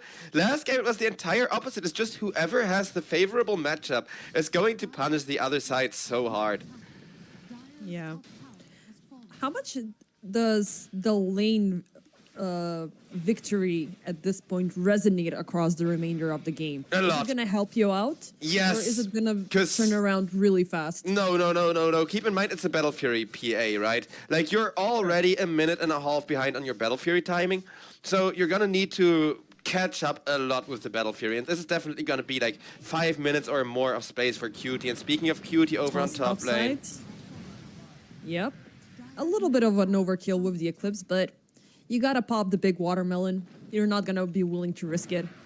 I mean, this is the second time where Luna just presses ultimate for a solo kill and goes back farming. I like this playstyle, honestly, because you're the hard carry. Your job is GPM, and I explained earlier how Luna kind of being that hybrid between magical and physical damage is what turns a lot of players off from her. But I think this is a really good way of showcasing how you gotta run heroes like this, right? But she's about to be run down right now as a surprise visit is coming in right in the middle of her farming pattern, and she's gone. Yeah, that's the caster's curse coming in, and the farm kind of evening out. Now both carries are poor. PA is still significantly poorer, but it is going to be the kind of game where both carries are struggling to ever get to the top of net worth. Marlin, meanwhile, over 500 gold ahead of the Luna. The same can be said about Katsura's insanely fat Invoker, who secured a bunch of early kills with the Sunstrikes and bought a Midas, just to kind of make sure that at least his late game scaling is secured here. And I love that part. Like, we haven't seen any presence from Katsura during the team fight as in face-to-face. He's always been throwing these Sunstrike left and right. And I love the fact that after so much time, and it sounds like old news because boomer stuff, and that Exort is back into play. We did see a lot of time of Quas and Wex being the priority for this hero, but Exort has always been, personally for me, the sweet spot for Invoker. You just gotta be aggressive. Fair enough. I'm a Quas guy myself. I'm all about that lockdown if the enemy cannot outplay you when you press your buttons. But I do think we should go to a state where all three of them are viable. And the last facet rework, where you can now choose which of the three you play, is actually really great. Even if, it does feel like very Exort dominated for now. Yeah. I really miss out on that. My brother used to play Invoker a lot. Like, he was absolutely insane on the hero, but it was always you get a little bit of Quas, a little bit of Wex, just so you can have, the cold snap for the control, and then everything is just right click, Sunstrike, bam, you're gone. And we're seeing the impact of the Sunstrike. You're just having a global presence for the executions. You're not needing to break out from your farming patterns. You're just enjoying the game until the big team fight comes up, and then you're ready with everything, with the meteors, with the EMPs and everything. Yowai, poor unfortunate soul, he's gonna fade away. His Jantr just jumps in, finds him with the Mass Serpent Ward. He will die in the trade-off, but it's fine. You're controlling the enemy carry actively. Yep, and guess what? Still no Battle Fury. 16 minutes no Battle Fury, because they sniped his courier. Yeah, it's already done. He has it on the courier, and they sniped it. No. That's why the Shadow Shaman blinked in there so YOLO. He knew full well, even if I die, I've got to delay this Battle Fury by at least a minute, and that's gonna be worth it. PA has got to be so tilted. Yeah. You will need to jump back into the lane now that you have respawned. And by the time your courier is back, those 30 seconds are going to be expanded by the distance the courier needs to cover. So he could fall again once again, Yeah, not only that, Cutie cool. is still free farming, and the only one that's kind of still keeping up on the side of the Radiant is this puck, as in the jungle. Anku gets missed by the Sunstrike, but with Razor sitting on top of him, I think his life is just a matter of time. Rare Gods jumping in. There's the Ravage. There's the Ice Blast. It's going to connect only onto Rare Gods, which is going to be fortunate for VP just to keep up the pressure. There was a little bit of an awkward moment where they broke the shackles a little bit too soon, but they will keep up with the commitment as they get a catch onto Anisan. Yeah, Razor had maximum damage stolen there. A full 100 damage missing from Tidehunter. And at the very least, Anku is tanky as hell. This is a good kind of way of showcasing why armor on Tidehunter is important. As for PA though, Yowai, he finally got his Battle Fury at like close to 18 minutes.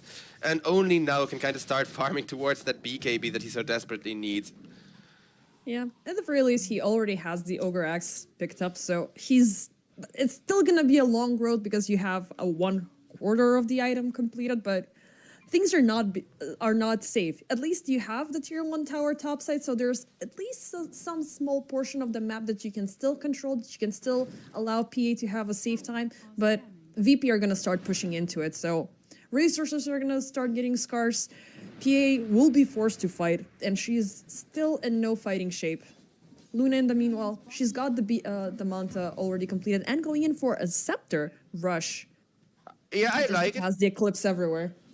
We also see a little pick-off kill onto Ani-san with Janter coming in, and once again the Invoker with a perfect Sunstrike follow-up. But I do think this is a kind of masterclass on how to play the Luna, because Aghanim is the kind of item that gets worse with time, but Janter with that double damage rune, or amplify damage it's called nowadays, same difference. It's still double damage. No, just kidding. We have the amp for spell damage as well. Even though, I mean, 15% spell amplification, I wish it could have been more. To be fair, like 30% would have been insane. Yeah, but it's like the handful of mid laners that already have too much nuke damage that it's balanced around, right? Like Ember Spirit with the triple remnant, that kind of thing. A Tumbler toy right into Rare Gods' hands. Anisan is going to be sun-stricken once again, but Katsura is caught up by Malin and Monodrama. His focus was elsewhere. Well, but that tiny combo, just now another really good example where an amplified damage rune, like 15% already kind of feels OP, simply because if you toss somebody, you hit with the avalanche twice, right? Yeah. It's a little bit of something to be happy about as rune eaters. However, Yowai, he is right in the middle of the lane. A VP, 20-minute Tormentor. I guess we're going to be seeing yet another fight. If Rune Eaters could get this, it would be huge. They do have the DPS. They just need to run away immediately after. Because earlier in the previous game, when this happened, VP were instantly responding to it and got 4 kills out of it. And they're going to do it once again. Now with the Cataclysm as well, Malin will be obliterated. Ravage will be used up defensively to keep the supports at bay, but nothing is going to help out as the Shackles will keep Anku in place. Eclipse jumping in from every side. Monodrama, Anku, both of them have fallen. Only at the price of Janter, as he will die by the residual damage from the Ice Blast, but it's fine. I like Takizawa though, like that pipe was huge there, because they thought they had the Shadow Shaman, were already switching target onto the next, and then pipe came out just before Shadow Shaman got hit by all of those spells, and they're like, nope, you don't kill our Shadow Shaman. Sure, they did get him by the end, but having to switch targets twice in a team fight? Well, Razor is stealing your damage and softening you up with that ultimate is just massive, and it allowed Luna to do so much work with the bouncing glaives there as well. And to make things even better, they did obtain both Wisdom Shrines on both sides of the map, so extra experience will be added up for VP. I was hoping to see the Eye of the Storm being used up just to pressure the tier 2 a little bit more, but I guess Takizawa, being a lot more confident in this game, he can use it up to keep up with the farm. He didn't go for the Crimson though. He went for the pipe, and now he's gonna go in for the Sanjin Yasha. So yeah, he's feeling aggressive. Let's be real, he shut down Yowai. You would go Crimson if Yowai was still farming, but Razor was also farming. But given that Yowai is not really farming, only now starting to kind of be able to go jungle, why would you buy a whole expensive item just to counter him, when you can go for that pipe and save your supports immediately? I really approve of that. And now you're just amping up your damage even further, which we have seen throughout this game that Yowai is susceptible towards the aggression coming in from Razor. So we'll see how much he can keep up. Yeah, that extra movement speed, just so you can stay on top of her throughout the blinks, is also really important. But we're gonna see a Roche contested and immediately an Ancient Apparition Ice Blast to kind of stop it from happening. Can they reach it though? I don't think so. There's vision already. They're ready for the strike. Instantly, Rare Gods will find Malin. Forced to face shift and run away. He's stunned up, blocked out, hexed up, and dead. Once again, what's with the Eclipse? What the Luna just Why? doesn't care. Why? Nah, I approve of this. Screw it. Every time you get a kill, you press that Eclipse. Because keep in mind, the next one is going to be that huge Aghanims level 3 Eclipse, right? So the next one is going to be the first Eclipse that you don't want to waste on one target because of how farm Cutie is sitting on top of net worth with that Aghanim Scepter now completed. Yep. Monodrama almost got caught up here by going in with the deep observation to try to at least catch the farming patterns, or provide for some extra safety for his teammates to try to farm, because still farming is getting really scarce because you still need the Tidehunter to farm up his Blink Dagger, which has been missing for the first 23 minutes of the game because you had to play defensively, and still the poor old Yowai, even though he has hit the curve, right now he's feeling a little bit more stable compared to the entire game, but you still need to show for it during the next team fight. Yep, Razor is also going BKB, and with that Saint and Yasha done, I definitely approve of that. So we're gonna see Takezawa really try to be that big frontliner. And I don't think PA on her own has the damage. I think the best thing they can do is A ult and then have Puck and PA all three jump the Razor if you're even gonna focus the tank. Because everybody knows focusing the tank is not the smartest thing you can do in Dota. Nope. It feels, really comforting when you're seeing that health bar drop really, really fast. But, you have the pipe, you have the Vlads to help things out. I mean, in this situation, Tidehunter is still a manageable target. We have seen Anku getting taken down 3 times already. And unfortunately, he's been forced up to use the Ravage really defensively, which I genuinely hate because you always want to have that element of surprise. Anku suddenly jumping in with the Blink Dagger, everybody gets thrown in the air, and they have 0 time to respond. As the Coil is going to follow up, the Ice Blast is going to set things into motion. At the very least, he's finally very close to that Blink Dagger, and I do like getting it as a third item. It's usually not too late, but you're right in that this game he's kind of having a poor game as far as being able to place those Ravages goes, and a Blink Dagger really has to kind of turn that around, while the mid tier 2 is already being chewed through by Cutie with that massive Lunar Blessing damage. Yep, even through the backdoor protection. They have managed to utilize, between the 2 games that we've watched so far, this is the first time where VP's Aegis is utilized to the maximum. You do have the pushing power and you're not afraid to show for it. Cutie, he's willing to break into tier 3 right now, while Rune Eaters, they are TPing back. They have 2.5 minutes left on the Aegis timer if things get a little bit too bad. But the tier 3 tower is gone. Safe access has been found. Ravage, once again, they have 3 targets locked up, but nobody seems to be dying during the duration. Ice Blast will connect onto the Luna. They have her locked down. Jantor dies down. Eye of the Storm closing in. The Aegis is gone. Yeah, they're ignoring Takezawa though, so you cannot ignore Takezawa. That's gonna be a forced buyback for just the Shadow Shaman and the Luna's Aegis. Rare Gods. He's gonna be found by Malin, but Malin is gonna die right after. Snowball connect onto Anisan, and the Eye of the Storm is gonna be a dieback for the Tusk. Yeah, Razor had almost 200 damage stolen there. They ignored him the whole team fight, just stealing all of Tidehunter's damage, getting a free Eye of the Storm to connect 100% of the time, basically. And they did kill Cutie once for it, but Cutie, without the ultimate, most of what he brings to the team fight right now is those glaives and the right-click damage. He's really just waiting those 50-something seconds for the next ultimate to kind of try and end this game with. I'm happy that it's looking like we get ourselves that game number 3, though. Yep, and I think they completely disregarded, as you said, Takezawa's presence, because last game they were seeing him as the target dummy. We're gonna take him down every single time. Nope, now he's turning into the raid boss that we have seen in previous iterations of this hero. And yeah, with mid lane gone, things are a lot more manageable for VP.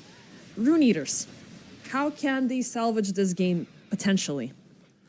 I mean, honestly, it's not that hard, because the tools are there in theory. If they can just get a 2-man Ravage on the backline, because you remember last game where both of the supports were dead, right? That's kind of the scenario that they need to force right now. If you kill Shadow Shaman and Tiny somehow, then nobody else can teamfight on the side of VP Prodigy. So that's kind of what Rune Eaters need to do to salvage this game. Killing both of the supports, of course, is a lot easier said than done with how tanky this Tiny is already having any Yules. But if you pull it off, you will be so richly rewarded. I mean, they already took him down and took away the streak, but now they could get him once again. He's locked into air jail, leashed up with deep into the water. Takezawa looking low. Yowai keeping up the chase. Hello, BKB is keeping him safe, but they can turn the things around. Janter gets a lock onto Malin. Katsura throwing the spicy Takizawa meatball. dead. Takizawa Nice. has fallen. Malin won't burn. Eclipse there's from the Luna Cutie. Look ultimate. at the damage onto Anku, man. He will be thrown in the air for a little bit, but he has fallen. Still, the trade-off does favor Rune Eaters for the first time in this game. Yeah, the moment they get the support, suddenly they got a good team fight. It's the lockdown from all the supports that they cannot deal with because the BKBs are starting to get shorter. But if you just kill those supports off, then suddenly you can actually go on carries or even on this tanky-ass Razor. Very nice return kill there. I wonder if it's going to be enough or not, because top is being pushed in by Cutie with the Manta style. But it's a nice little bit of breathing room, if nothing else. It's something to work with, but I think the main reason why this was happening is mainly because the catch of onto Rear Gods. They did focus the Ice Blast and everything to make sure he's dead and gone, and it did allow for, you know, a smooth path towards getting a couple of more kills.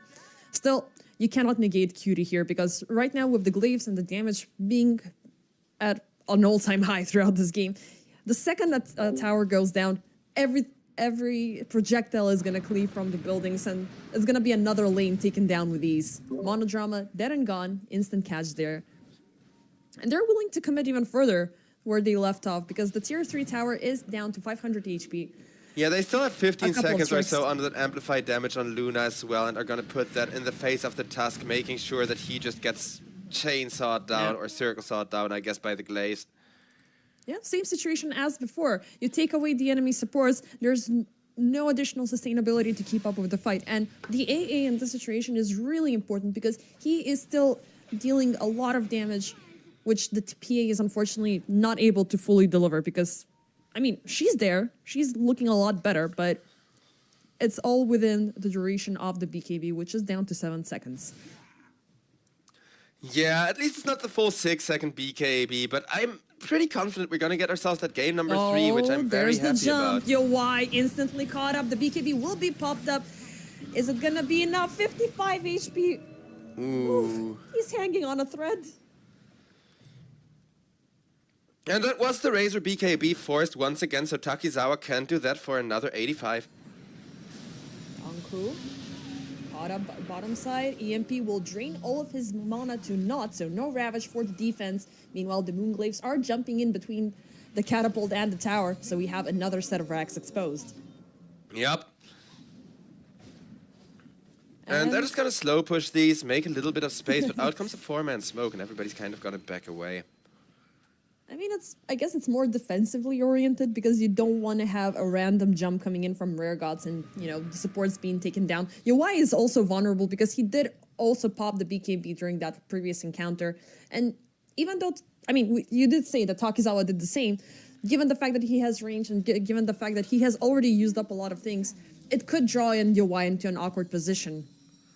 That's true, Yowai needs to chill for another 30 seconds till he can BKB again. They are looking for kind of a pick-off on the top lane instead. They're looking for the Tormentor, but they will find Cutie instead, who instantly pops the BKB. He will survive that primary onslaught, but Snowball is closing in. Ice Shards are going to prevent There's the people Eclipse. from closing in, and there's the Eclipse connecting onto 3. Tornado with the EMP blast in the backlines. Yowai will find a temporary jump away, but no other heroes to help him out. Him, Yowai, Anisan, everybody's gonna fall. The Tormentor is secured. Oh boy. And I assume so is this game. Like, that was such a good initiation attempt, but then the Luna ultimate, it was still cooling down. It was like 8 seconds cooldown by the time the team fight started. And you just know that their Cutie was just spamming that ultimate. He was just spamming Eclipse. And you want to know the craziest part? He's gonna have that again in 25 seconds, because the cooldown is a little more than a minute on level max with the Aghanims. Yep, 65 seconds is pretty much... It's a short cooldown for a big ultimate as that one, you know? But... it was so freaking close. If Cutie didn't like bash that BKB while he was in the air, he would have been dead and gone. Speaking of dead and gone, Anku is out of the picture. The last tier 2 tower has been sieged down, and we are ready to commit for yet another set of racks. Snaky's dropped down, Cutie is in line. Yowai is not going to be present for 15 seconds. Mullen wants to put things to a stop. They have a lock onto the Luna. She's still barely alive. Pops the Eclipse once again. Anisan pays the price. Pipe too strong. Is he gonna tick out? I don't think so. I think he's gonna be fine with one tick. Yeah, full health. back to base. Everything is all right. He even buys a solve so he can leave the fountain sooner.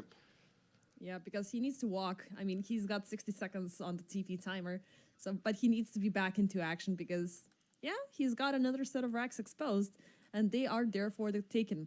There's nothing more satisfying than seeing the Moonglaves jump from between 5 buildings at the same time. Yep. And also the silent MVP of this game, I would say it's going to be Katsura. He's been having a really fun time on this Voker. I mean, honestly, kind of. It's between him and Rare Gods, if you're asking me. Because Katsura had a really good time with the Sunstrikes, but Rare Gods was also like a completely different beast from last game. He already had a good game last game, but here, playing a lot more as kind of a second tank for the Razor until Razor can frontline, I think Tiny created so much space that he definitely needs to be complimented for it. I wish I had Tinies like that in my game. I wish I had a lot of better players in my games as well. I mean, it's always sad when you're playing a 1-hour match and that you're winning with at least 15k net worth, and one slight mistake because somebody decided to act stupid is gonna throw all of that down the drain. I mean, that's horrible, but Tiny 4, like in pubs, it's just, you know, the kind of pick where you know, if you're the offlaner and I play some offlane and I see, oh, hey, my lane partner has picked a Tiny, then I already know it's gonna be a rough lane and I'm gonna have a super greedy support in my lane. With Mr. Rare Gods, it's the opposite. He's not greedy. He doesn't mind dying. He doesn't mind initiating. And this time around, he doesn't even die. This is a hero jack of all trades. He can do everything. You can put him in every single role, and he's going to be downright annoying. By the way, beautiful bait coming in from VP as they did manage to avoid the Ice Blast and keep up with the commitment for a third Roshan takedown during this game. And an AA buyback forced, which they're immediately going to try to turn into a team fight with the Invoker initiating together with Razor, and that's the Invoker refresher reveal.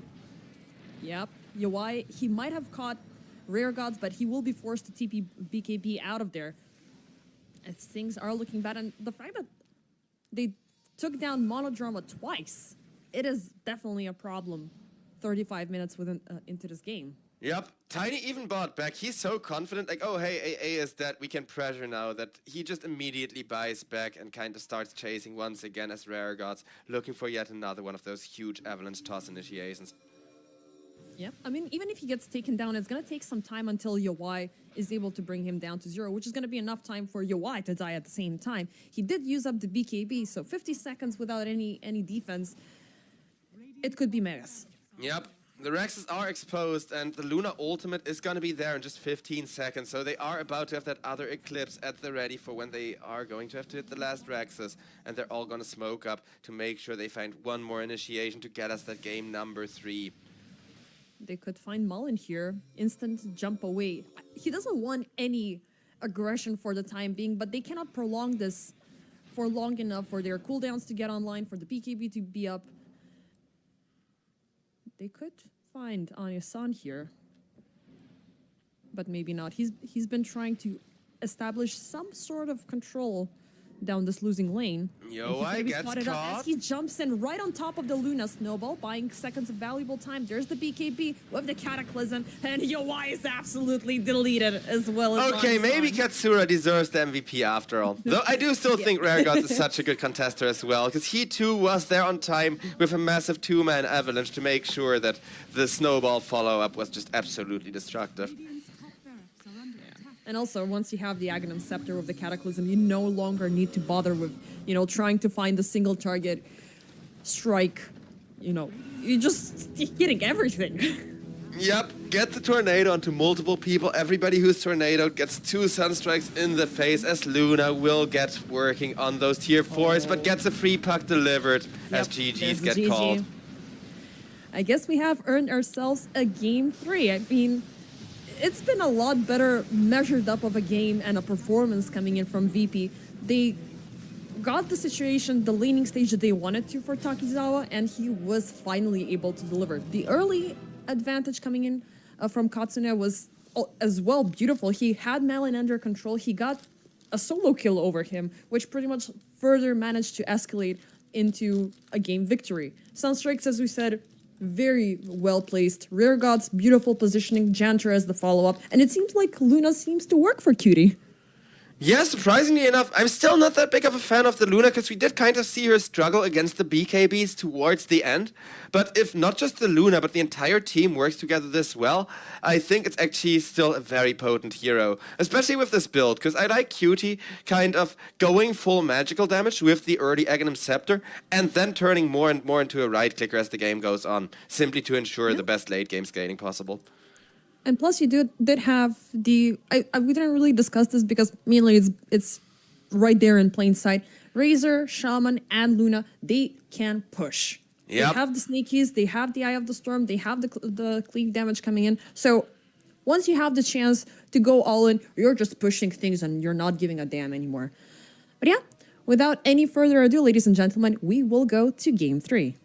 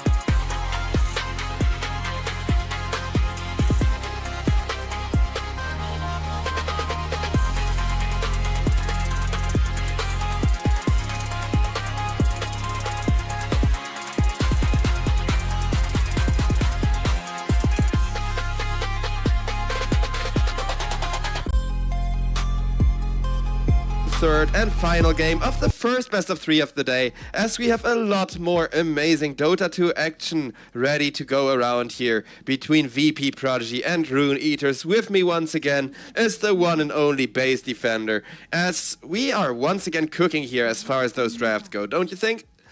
Yep. And funnily enough, I mean, we already have some chat comments. Is it going to be a third Razor game? No, it's not going to be, as Razor is going to be banned out by Rune Eaters. Lesson to be learned. You don't mess with Takizawa, especially when he has a good draft going on.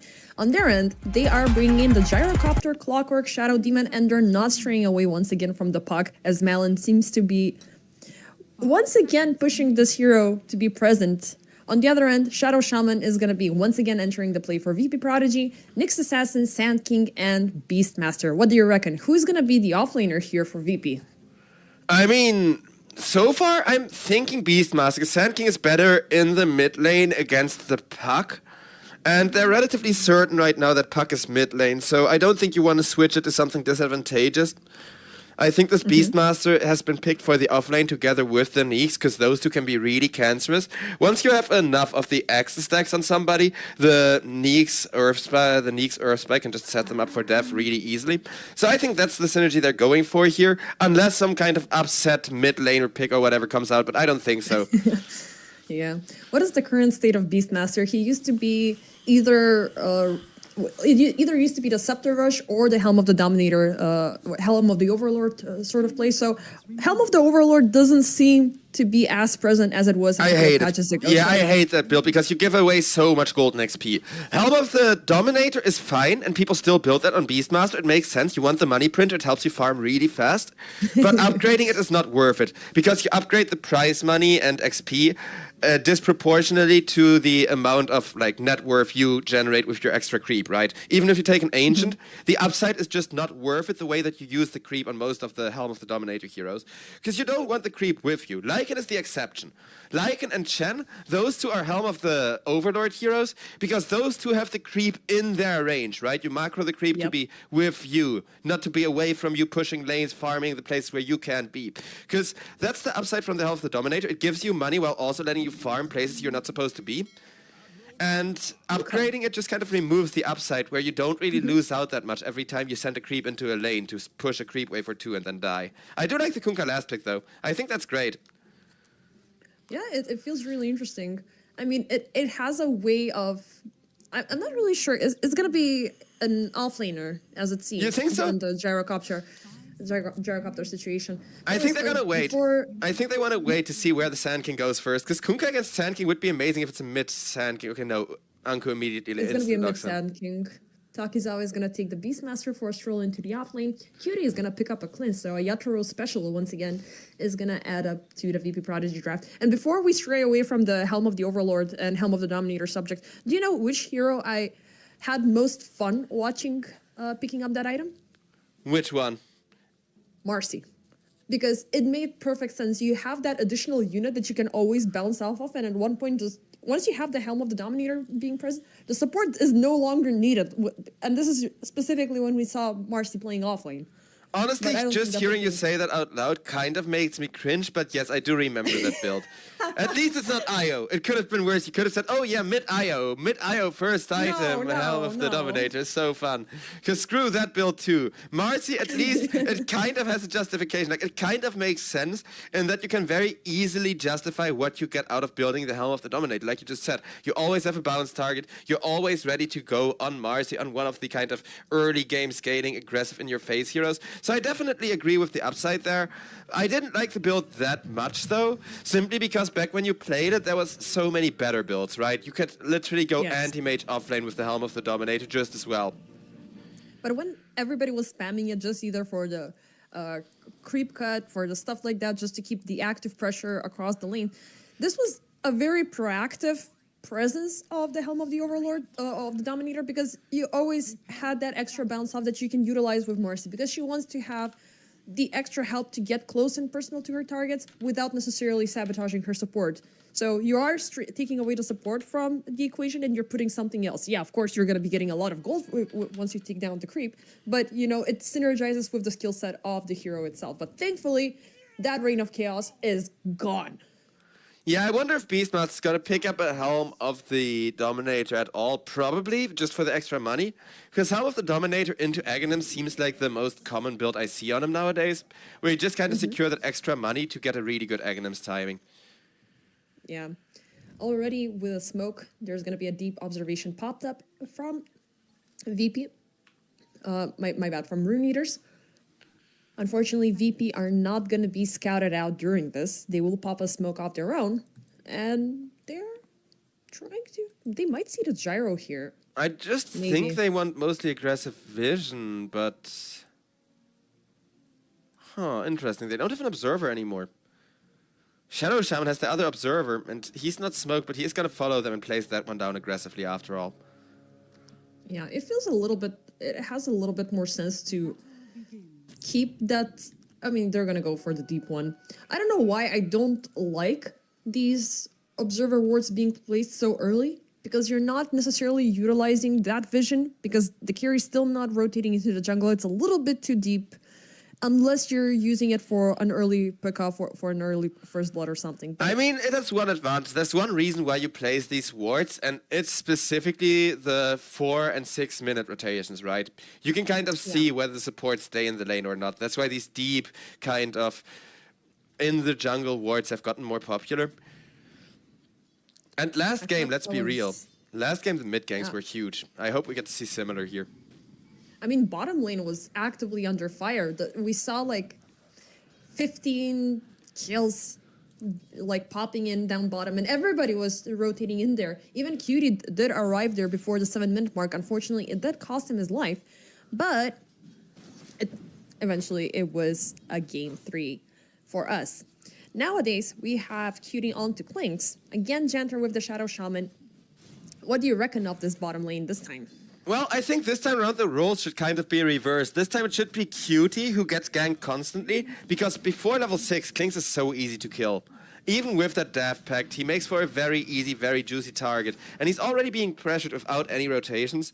So I think if at level 4 or so, a rotation comes out to this bottom lane to kind of kill off Cutie once or twice, then Anku can have a really free lane, and they can really ruin Cutie's laning stage. Because with the Gyrocopter, sure, killing him can also be huge, but he's a lot more momentum-based than Clinks, and dying off super early isn't that big of a deal for Gyrocopter yet, because he doesn't have levels, doesn't have farm speed. Whereas Clinks, he kind of farms a lot more linearly, right? He doesn't have a big farm item, a big farm speed item that he's looking forward to, so every bit of farm you cost him is going to be a way bigger advantage.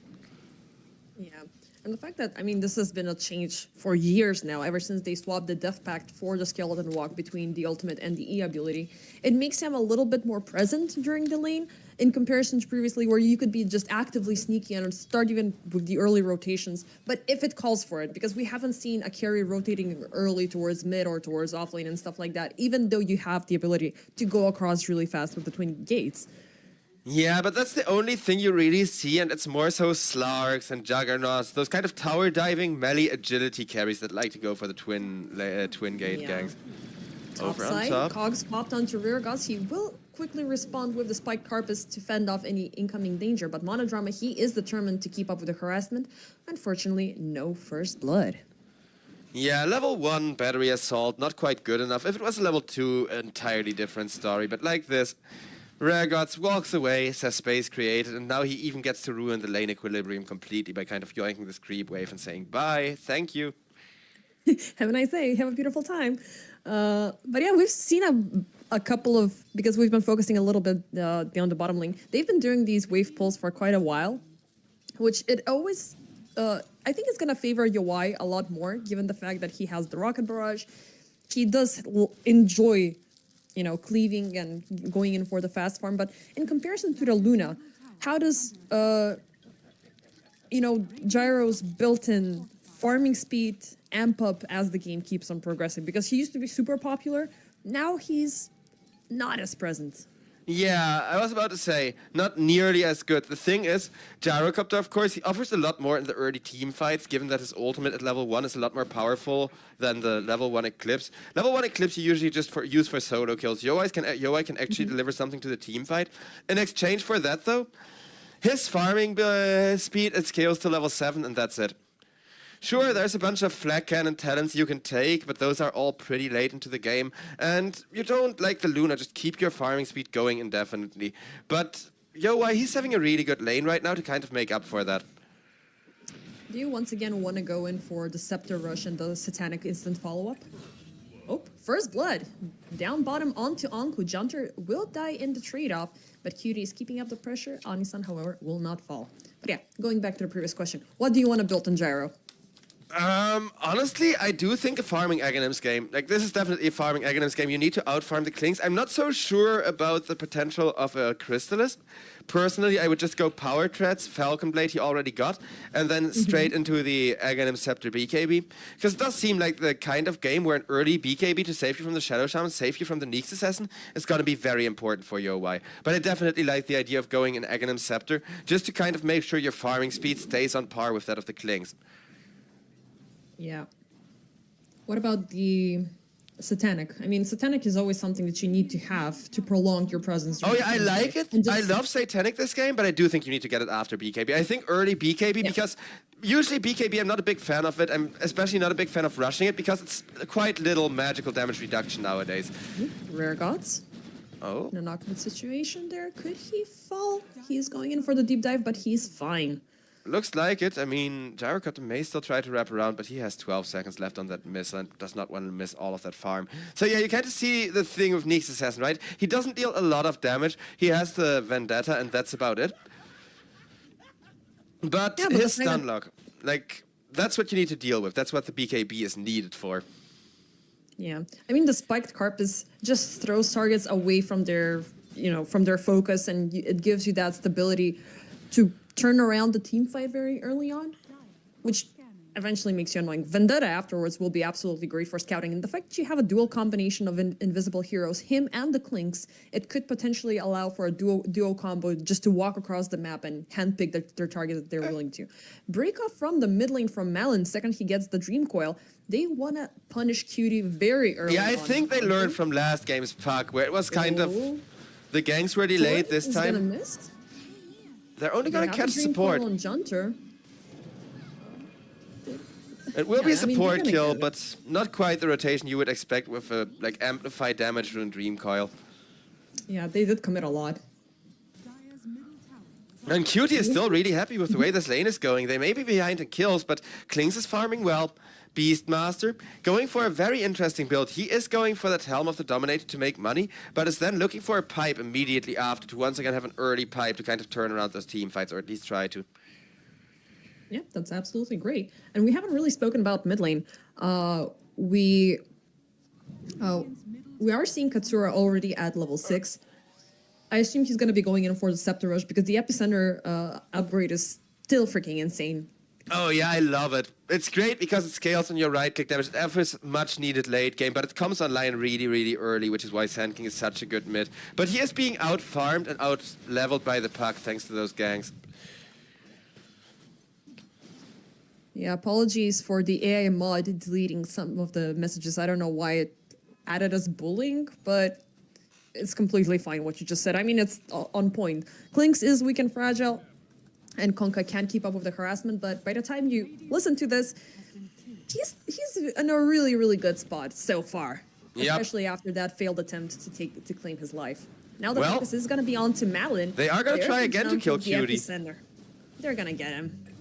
There's absolutely nothing Malin could have done. Oh, they're going to get both of the juicy kills at once, it looks like. Because over on bottom lane, Cutie is still running for his life. And no... Skeleton walk. Level 6 just in time. No way that Cutie survives twice. With the puck having died here, this is so worth it. Like, this is peak freaking value for VP Prodigy who want to get more out of it. Yeah, they will call in reinforcements to try to keep up with the pressure. Monodrama looking severely low, but they are low on mana and out of reach. Still, yeah, beautiful level 6 timing coming in from Cutie. Thankfully, he didn't have enough stacks coming in from Shadow Demon. Otherwise, he would have popped even one Invis. But yep. Fortune favors the brave. And staying calm under pressure there is going to reward him so much now, because this Desolator timing is just going to be excellent. And Beastmaster also is about to start printing a lot of money for himself and his teammates with that Helm of the Dominator now being set aside on. So far, so good. I mean, I really want them to start turning the pressure onto the gyrocopter because he's got a good, as we said, the timing onto the Falcon Blade is pretty good. He got the thrust, and he's gonna go in for the Chrysalis for the extra damage, which not sure if it's falling down the greedy line of what you can do with this It's hero. a bit greedy. It's a bit greedy, though I do think, given that this Beastmaster absolutely has no lane, it will be killed off once again. It's understandable why Yowai thinks he can get away with this amount of greed. Yeah. I mean, it's a 4v1 contest, something that we have seen throughout game number 1. Thankfully, Takizawa, his hero got banned out after last game's performance. Yeah, respect ban the Razor. Oh, this would have been such a free Razor game as well. Yep. But as for Yowai, I think the build order will very much stay the same after the Chrysalis, where it's like Chrysalis, Aghanim Scepter, BKB, and then the Satanic and more damage. Because you do need, like you said, the Satanic for the sustain, but I think just dealing with the Shadow Shaman and Neeks is too big of an issue. Neeks can chain stun you for 4 seconds in late game, Shadow Shaman even worse. So in a bad case scenario where the Gyrocopter gets caught, he doesn't get to press a single button, being held down for over 10 seconds consecutively. At the very least, you do have the Saving Grace potentially coming in from Malin with the Dream Coil and with Anku's setup. But unfortunately, the setup didn't work well because he missed out on the torrent, or on the torrent earlier. I want to see more. I'm feeling a little bit underwhelmed from Kunkas nowadays, but he's gonna find him. But no, this is gonna cost him potentially his life. Beautiful save from the Shadow Demon. Yeah, it's gonna be fine, but I do agree that Kunkka feels a lot more underwhelming unless we can see that Dream Coil to kind of set up his ships, that sort of thing. Because I do think, in terms of numbers, the hero is strong and he makes sense to play, but a lot of the abilities are just so difficult to hit with how fast Dota is nowadays as Janter. Pile play, bought him a couple of seconds, but it's not gonna be enough. Now it's Cutie versus Janter. We are having the cooldown popping in as well. Cutie, this time the Skeleton Walk is not gonna save you. The rest of the crew, they have decided to show up, but there's already way too many. We said they needed to pressure the Gyrocopter. Now it's the opposite. Gyrocopter comes in, ruins Cutie's perfect game, says thank you for the money. And yeah, that's exactly what Yowai needed because of how hard to kill he is now. Getting really good Chrysalis timing, already having that completed. This is exactly the kind of game you need to play. You need to always be around 1,000 or more ahead of the Klings. And he almost has that massive gold advantage going with the Aghanim Scepter now queued up. Considering he's going for the greedy build, this is some perfect execution. Yep, and there's the Scepter already being queued up, so things are about to get a lot more fun here. And I do love the Shadow Demon intervention popping in once again. The disruption is so annoying to work with, especially when you want to go in for the setup. We had Katsura popping in, ready to pop the epicenter, but he didn't have anything to do. But his Blink Dagger is going to be available soon enough, so he might find a little bit of a better angle to join in for these upcoming team fights, because now Rune Eaters, they're willing to fight. Yeah, Sand King is just, like, pretty freaking poor, and I was doubting why they wouldn't put Kunkka mid lane, why they would give Sand King this kind of all right lane against the Malin Puck. But while Sand King died once, Puck still did well enough to kind of win this mid lane, while Kunkka is now also having a pretty good game. Anku, sure, he died once, but he has 4 assists, and is opting for an early pipe of his own to kind of try and tempo match this Beastmaster. As I say that, though, Yowai just gets obliterated. The caster's curse is real. The caster's curse is real. It is, but I'm happy that we get a third game. At least the 2-0 curse does not linger on me anymore. I've had too many of those. Dire's top tower is under attack.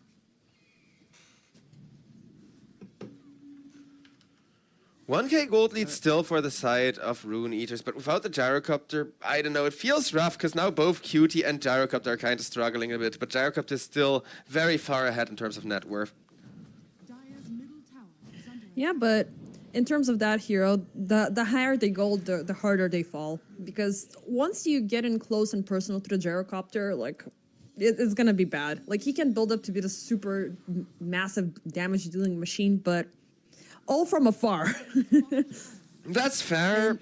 Though Sand King, even if he gets a blink, like, it depends on whether or not they can kill Yowai a couple of times before that BKB or even an early Satanic comes out. Because I could see him go for the Satanic and then the BKB with how good his Aghanim's timing is still looking to be. But we're going to see about that. We shall see. There's still a lot more for this game to unfold. And surprisingly, we're not seeing a lot of action. 14 minutes in, we have 9 kills in total. Both teams are kind of withdrawn in terms of their aggressions, and they're calling out the right moments to get a little bit of an advantage. Yep, But trying to go for that pick-off gaming. Yeah, once late game comes up, who do you favor? Clinks or Gyro? Klings, of course, Klings out late games the Gyrocopter so hard with his new passive. The armor reduction is just insane going into the late game, because even against Assault Cuirasses, even against Chivas guards, you still do so much freaking damage. For that, though, they do need to get to the late game, and I wouldn't say the rest of the team has bad scaling from the side of Rune Eaters, right? They have that insanely well-scaling Puck, as well as a Kunkka to deliver a lot of lockdown, as well as that Ram buff. Yeah, but they need to pick up a little bit more of an aggression, because if that's the situation, given the carries and the fact that there is a very strong chance for the Gyro to be reached with 2 invisible heroes being present, they won't be able to keep things up as well after 40 minutes. Yep. That is, of course, if Yowai chills till 40 minutes, because I don't think so, and I think that's why the BKB timing is going to be such a big tell of whether or not they're going to double down on the aggression after the Aghanim Scepter, or want to keep farming the jungle for a little while longer. Either way, Yeah. Janter gets caught out trying to ward the jungle, drops the snakes, but that's going to be a lot of damage. I mean, he's going to force out a lot of ultimates to be used up in return to his, but at the very least, on the other end, Rear Gods pops in, beautiful epicenter jump. Malin will avoid some of it with the phase shift and jumps away with the Dream Coil defense. Still, Monodrama down. comes the Cutie tries Klings. to join in a couple of hits, and Anistan is dead. Yowai will die by the hands of Takizawa as well. Anku joins in, keeps up his alive with the Blade Mail reflection, but The actually rum it's from gonna be enough for him Kunkka is to going get to away. save his life, but that was still a perfect fight for the side of VP Prodigy. They get the roar, they get the multi-hero epicenter, and even with Puck dodging some of it, just as they thought maybe they could reset, in comes Cutie in the backlines, revealing that Desolator, immediately getting the first stack of damage on it. Yeah, I was about to say the Shadow Shaman death could yield to positive results, given the fact that sometimes when you're risking your support into dying, you're gaining a lot of information from where the enemy positioning is or where the wards are currently. So you're getting in a lot of benefit from it. And the fact that VP instantly utilized that information, we got three free kills. Yep, I mean, it wasn't a full freebie, but it was a very, very good way to punish using all of those ultimates there, like you mentioned. And what I'm kind of waiting for is the timing where VP Prodigy decide to push, but it looks like the timing may arrive pretty early, given that Kling's second item, he immediately queues up the Aghanim Scepter, just to kind of make sure they have that building damage, they have that team fight potential. And the one thing that I sometimes dislike is when you have this big ultimate presence, you are kind of in a very awkward spot on how many times you can utilize it. But given the fact that you have two a little bit more fast-paced heroes, you can compensate the gap.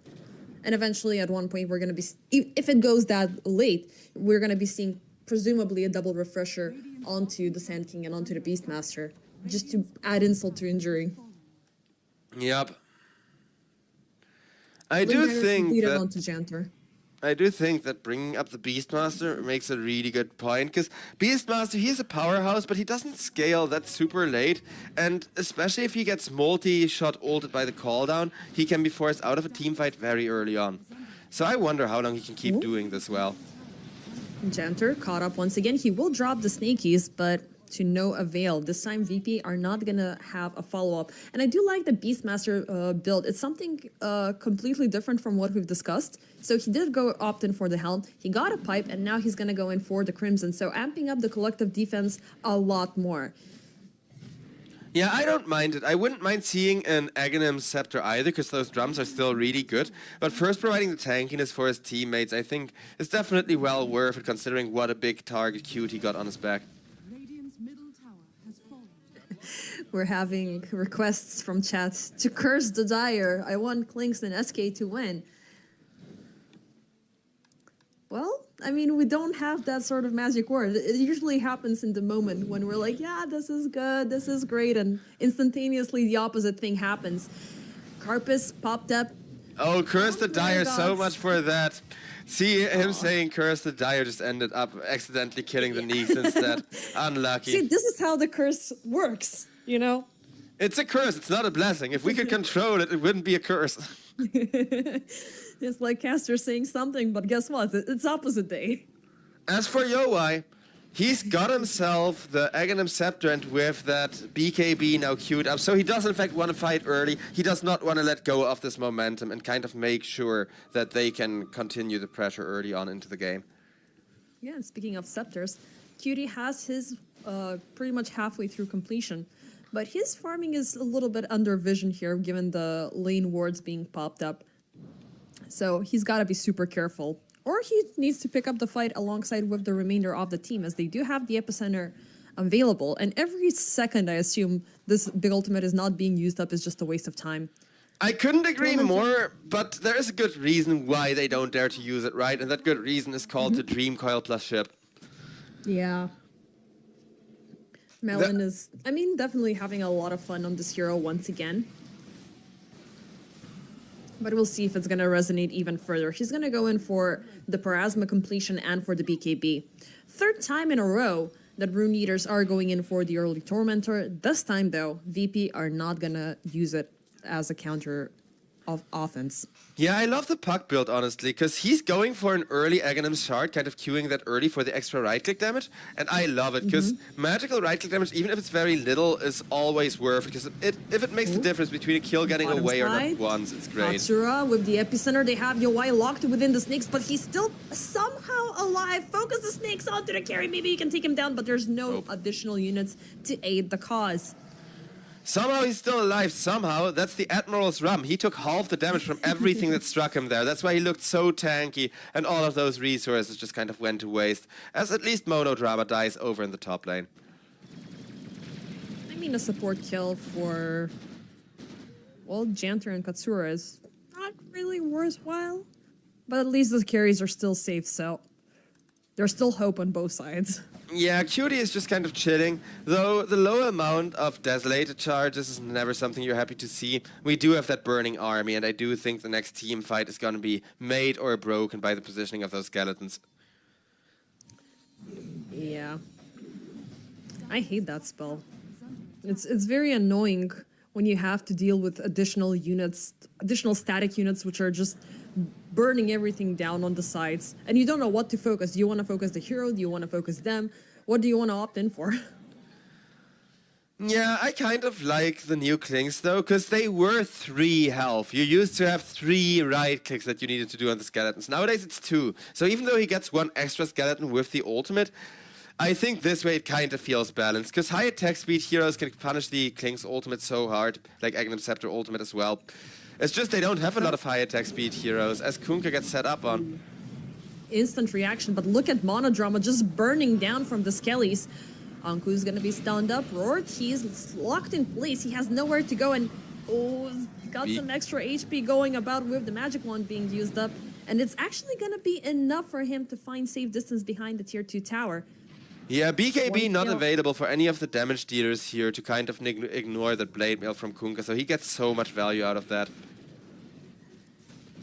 Well, so far, even though I think that VP had a... Oh, hold The on. There's epicenter still on the more 3. to come. Katsura, now with the epicenter bouncing around, he's gonna take Onisan. Yowai is locked in the middle of the fray, and he is out of the picture. No BKB is gonna save you, sir. Anku, he's still around, but for how long? Janter jumping in the backlines with the shackle.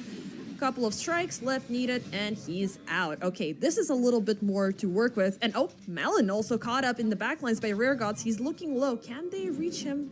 Nice dodge, but he immediately takes He's damage hexed and and hexed. he's out. Yeah. Yeah.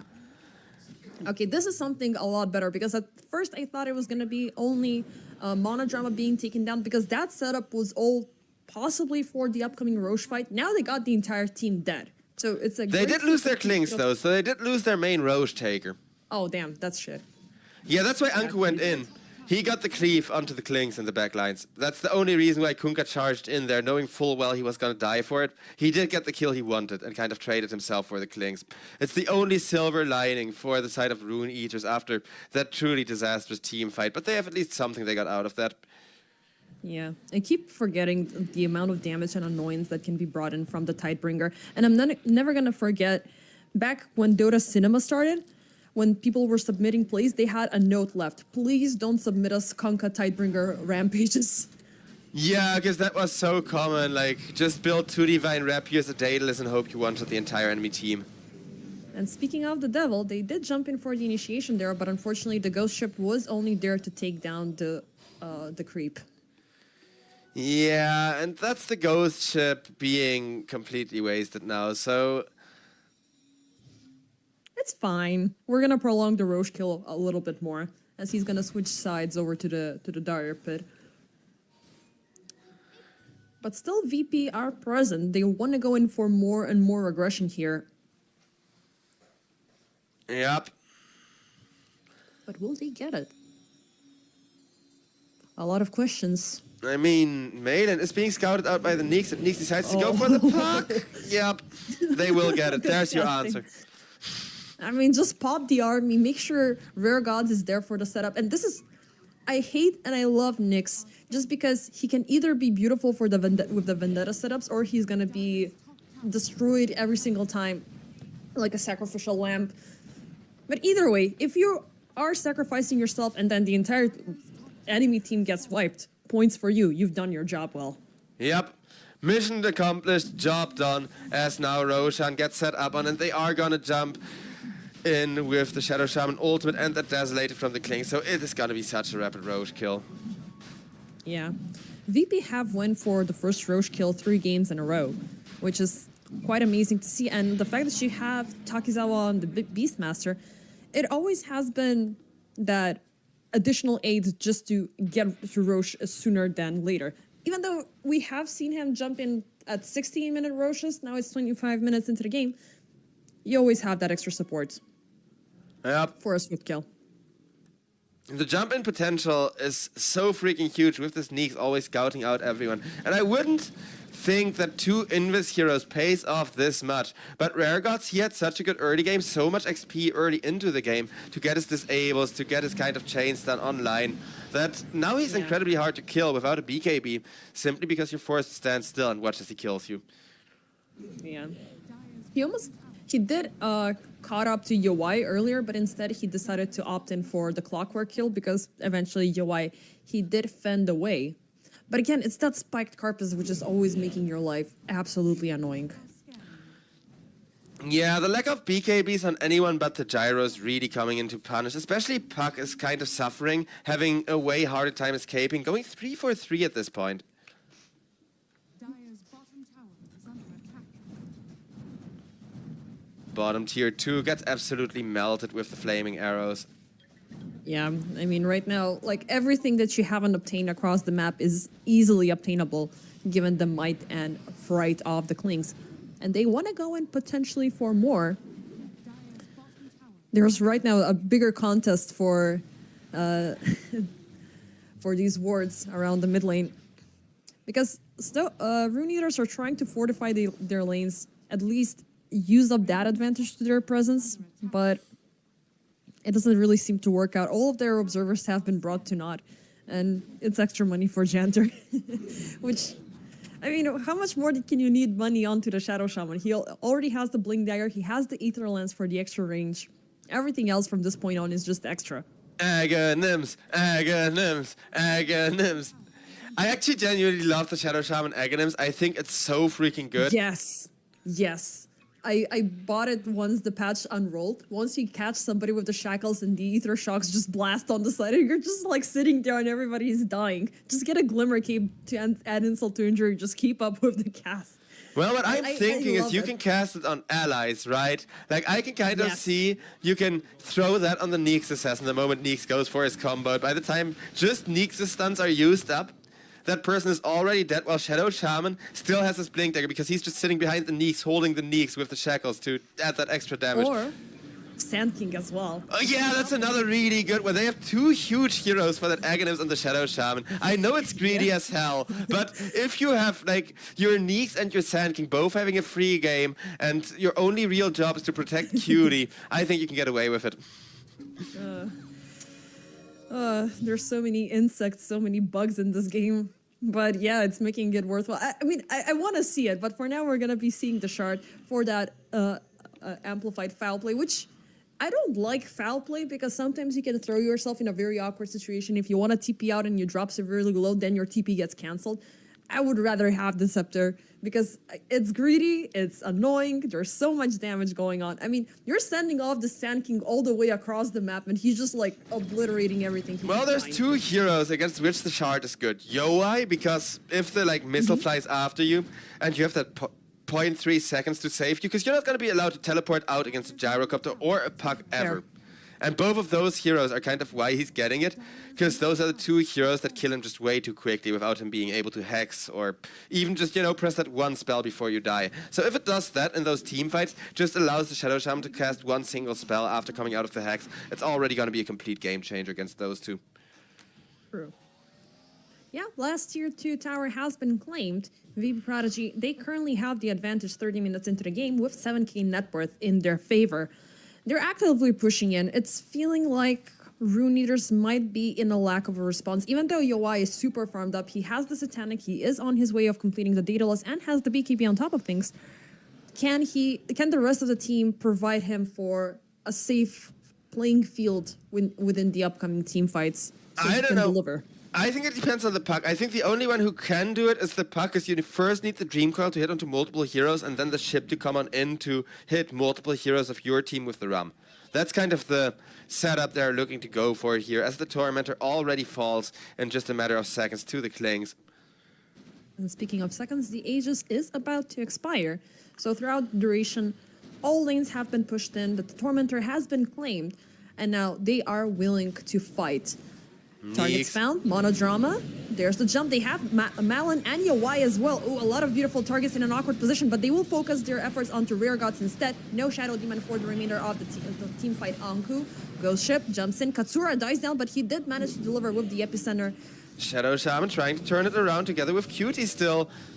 Oh, they're still willing to fight this. Oh, beautiful Torrent latching onto two targets. Janitor! Oh my god, Yowai's gonna get deleted. The shard actually saves Janitor this time around. I can't believe it. I told you, against Puck and the Gyrocopter, those are the two heroes you needed against it. Now maybe they get made. No, he almost caught him blindly. Orb. Any last words? It has been fun, friend, says the Beastmaster. If he times it correctly, go. No, he mistimed. He mistimed. Oh god, the Lincoln Sphere almost helped them. Once again, face Malin will find safe course back home. All the tips. Space created. Everything. Yep, space created. Even though Yowai has fallen in within that onslaught, but it was, I mean, they managed to get Katsura and Rare Gods, so it's been a fair fight for both sides. It should have been better for the side of Rune Eaters if it weren't for Cutie turning that around so incredibly hard. The Kling's positioning up that high ground was excellent, but the puck chase kind of compensated for a lot by making space for everyone except Gyrocopter to respawn already. Yeah. Oh, absolutely disgusting. But the amount of damage output coming in from Cutie looked really scary with so many units everywhere. And the fact that he almost caught him with the burning barrage while hitting from low ground. It was so freaking close. One more strike before the phase shift coming in, it would have been dead and gone. But again, it's a puck that you need to deal with. Yep. It's happened more than once at this point, too. Yeah. Oh, boy. I mean, you always gotta, again, you gotta appreciate a Grandmaster puck doing his beautiful, beautiful plays. And I hate it at the same time, because if you're a good player with puck, it makes your life so much annoying. Yeah, it is a really strong hero this patch. We see a lot of mid-puck picked up, and for very good reason. If put in the right positioning to start a team fight off, that hero is an absolute raid boss. As Cutie is gonna make his way up the high ground to start pushing a tier 3.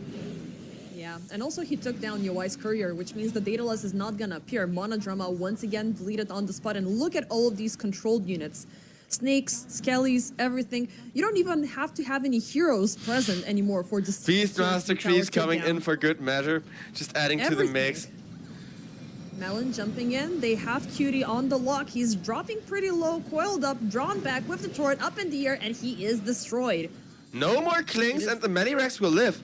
This is huge if the Medirex survive. I think they will. I mean, Yoi is on the double for clearing out those extra targets, so... Marlon now chasing for more, but will get spiked Carpus as Neeks just says goodbye and walks away. Bye-bye. Is Roche back up again? No, in about 20 seconds. It could be a good it's gonna be a fast Roche meters. respawn. Worth mentioning, though. Yeah. It seems like RNG actually wants to give Rune Eater one more chance back into this game. And Rare Gods once again managed to avoid sudden death given the pressure coming in from Malon. Again, it's that freaking spiked Carpus which is making your life also annoying.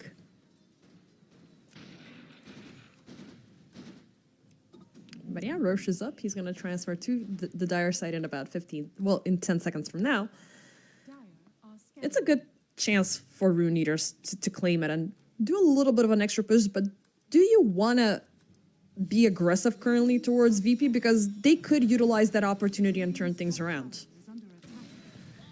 Yeah, I do think with the Klings almost respawning and Roche going for his long walk into his summer house now, it's going to be very hard to contest without first going for a kill. The easiest would definitely be to just catch one kill on this Radiant Triangle and then go for the Roche, which is going to be exactly what they're going to attempt with the hook shot. Oh, they have Jantor up in vision. He's up in air. He's not going to be able... It was a split second before he was able to deploy the Mass Serpent Ward, but he does have buyback if the remainder of the team wants to contest this Roche. Yeah, Aghanim's shard, it may be great against Yoi and this Malin puck, but if all 5 heroes go on you, it's just not going to be enough, and you aren't going to be able to press a single spell, as Roshan is going to start getting contested here. Yeah, Vision is present, so they have already eyes on Takizawa, instantly popping X marks the spot with the turret. But Roche, he's still alive, more than half HP, double smoke up. Now it's the danger game. Which team is gonna step in first? Ooh, Arcane Rune present. Ooh, this is gonna be ugly. I honestly think like all of the summoned units should be the ones doing the Roche, but there's the initiation. Puck they missed out on that opportunity. Ghost Ship. They have a lock on Takizawa, but there's the jump from Katsura once again with the epicenter. He is dealing damage, but not enough for a takedown. Takizawa right in the middle of things. He's barely staying alive. Malin locked up in the backsides with the shackles. They get Yoi though. With the Snakies, Yoi is the first out of the picture. No more damage available for Rune Eaters and no buyback for the carry. They're keeping up the pressure. Takizawa, they will find Malin. This time around they get him. Locked up, shackled up. Oh boy. Yeah, now for the cleanup. Nice save from the Shadow Demon, but for what? For a follow-up kill. The fact that the supports are the last people standing on the side of Rune Eaters, it did allow for this team fight to prolong itself a little bit more, but unfortunately, the team fight was lost. And maybe they could even... They're not even going Roche. They say, screw push. it, Cutie's alive. Why would we go Roche? We're gonna force buybacks. And there isn't any buybacks except for the Shadow Demon. So I think this is gonna spell the end of the game, just because of how hard Cutie is already pushing without even deploying that burning army. Yep. Well, they make sure to get megas. I love it. 7k damage output coming in, which is at the same line as Anku, but it doesn't seem like Anku's effects and, well, the effect from Anku's spells resonating that well throughout the team fight. And again, it's the Shadow Demon that prolonged this for as long as it did. If they caught him a little bit sooner, that team fight would have been over a lot more faster. Yeah, without the huge epicenter, though, it wouldn't have been that big of a victory. We gotta give credit to the Sand King where credit is due. Yeah. I mean, even if he falls, the fact that he was able to jump in, epicenter connecting out to at least 3 targets, it's always great to have. Complemented with the Shiva's Guard as well. Now he's also gonna go in for the refresher. And guess what? We're gonna go in and wrap up Roche. We have the Megas, we have the lanes pushed and things to the creeps. Yeah, the win rate thinks this is over, and I would kind of agree. Like, 5% chance of a comeback is accurate, and those 5%, because I know you're gonna ask, well, then what do they have to do to come back? Yoi Divine Rapier, it's the only hope. Oh god. That's the game ender. That's when you're calling it. But no, he instead is gonna go in for the butterfly first. Now we're having also the tier 4s unrolling, so a double, well, one giant small available with the vampiric enchantment. So it's gonna help you out alongside with the satanic, but again, if you get caught up, blink BKB is out of its duration, you're just gone, man. Yep.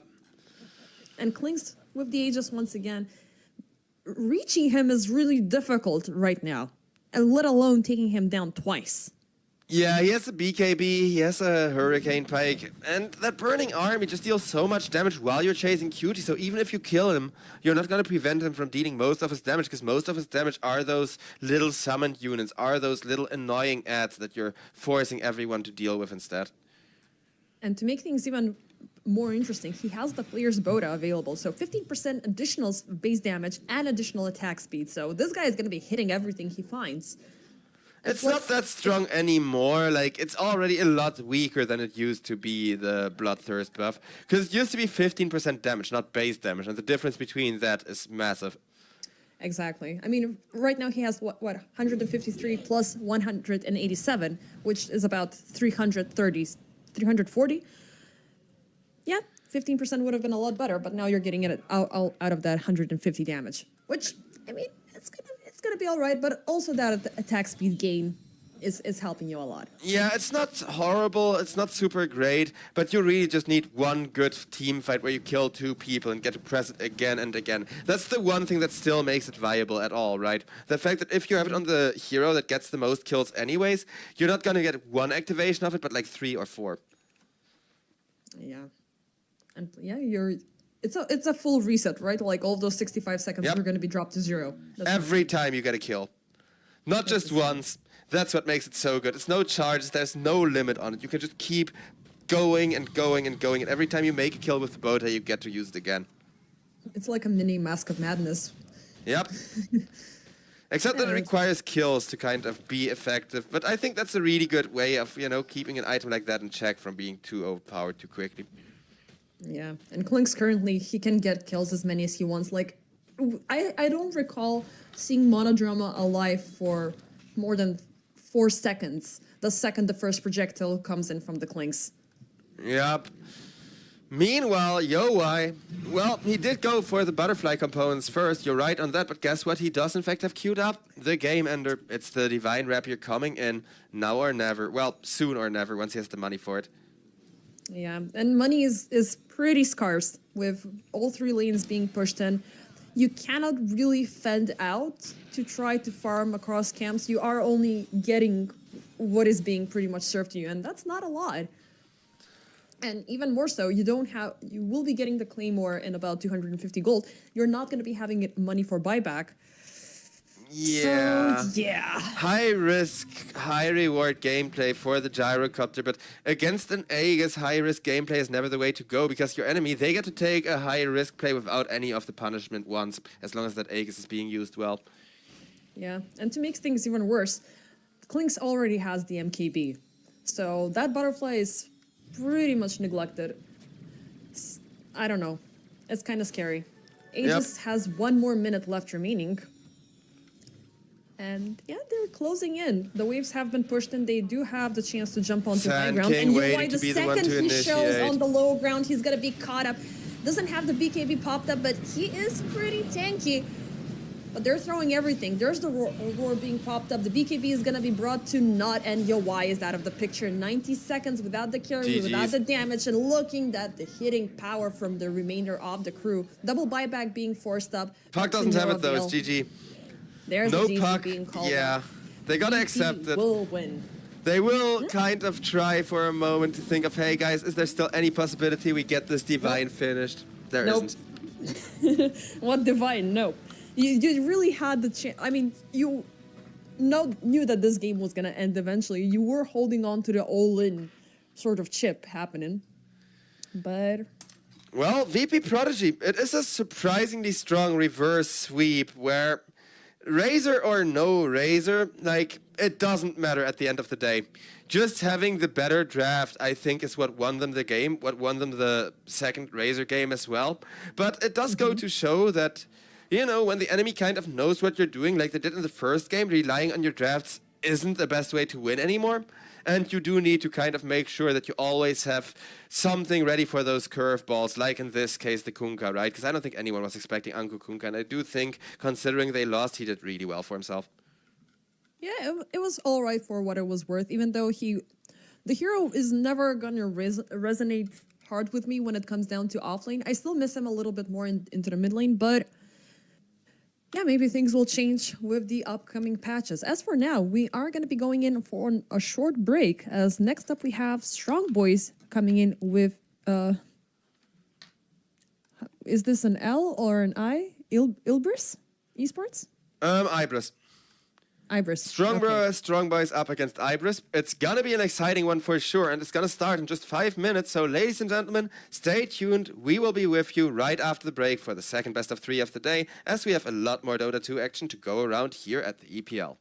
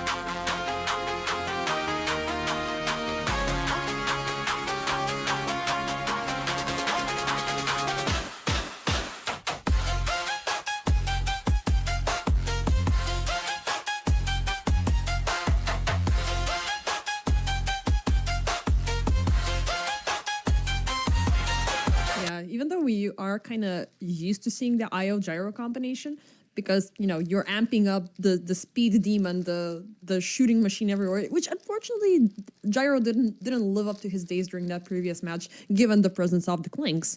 I mean, Gyro is a the first ban. tempo hero. The moment he gets out-tempoed or outscaled, both of those are death sentences for him. So he's very hit or miss, and it's interesting that they want to run him again. But also, I would like to clarify, I never said Marcy is cringe. I've said Marcy with the helm of the Dominator is cringe. There's a difference. Marcy is best girl, and everybody knows it.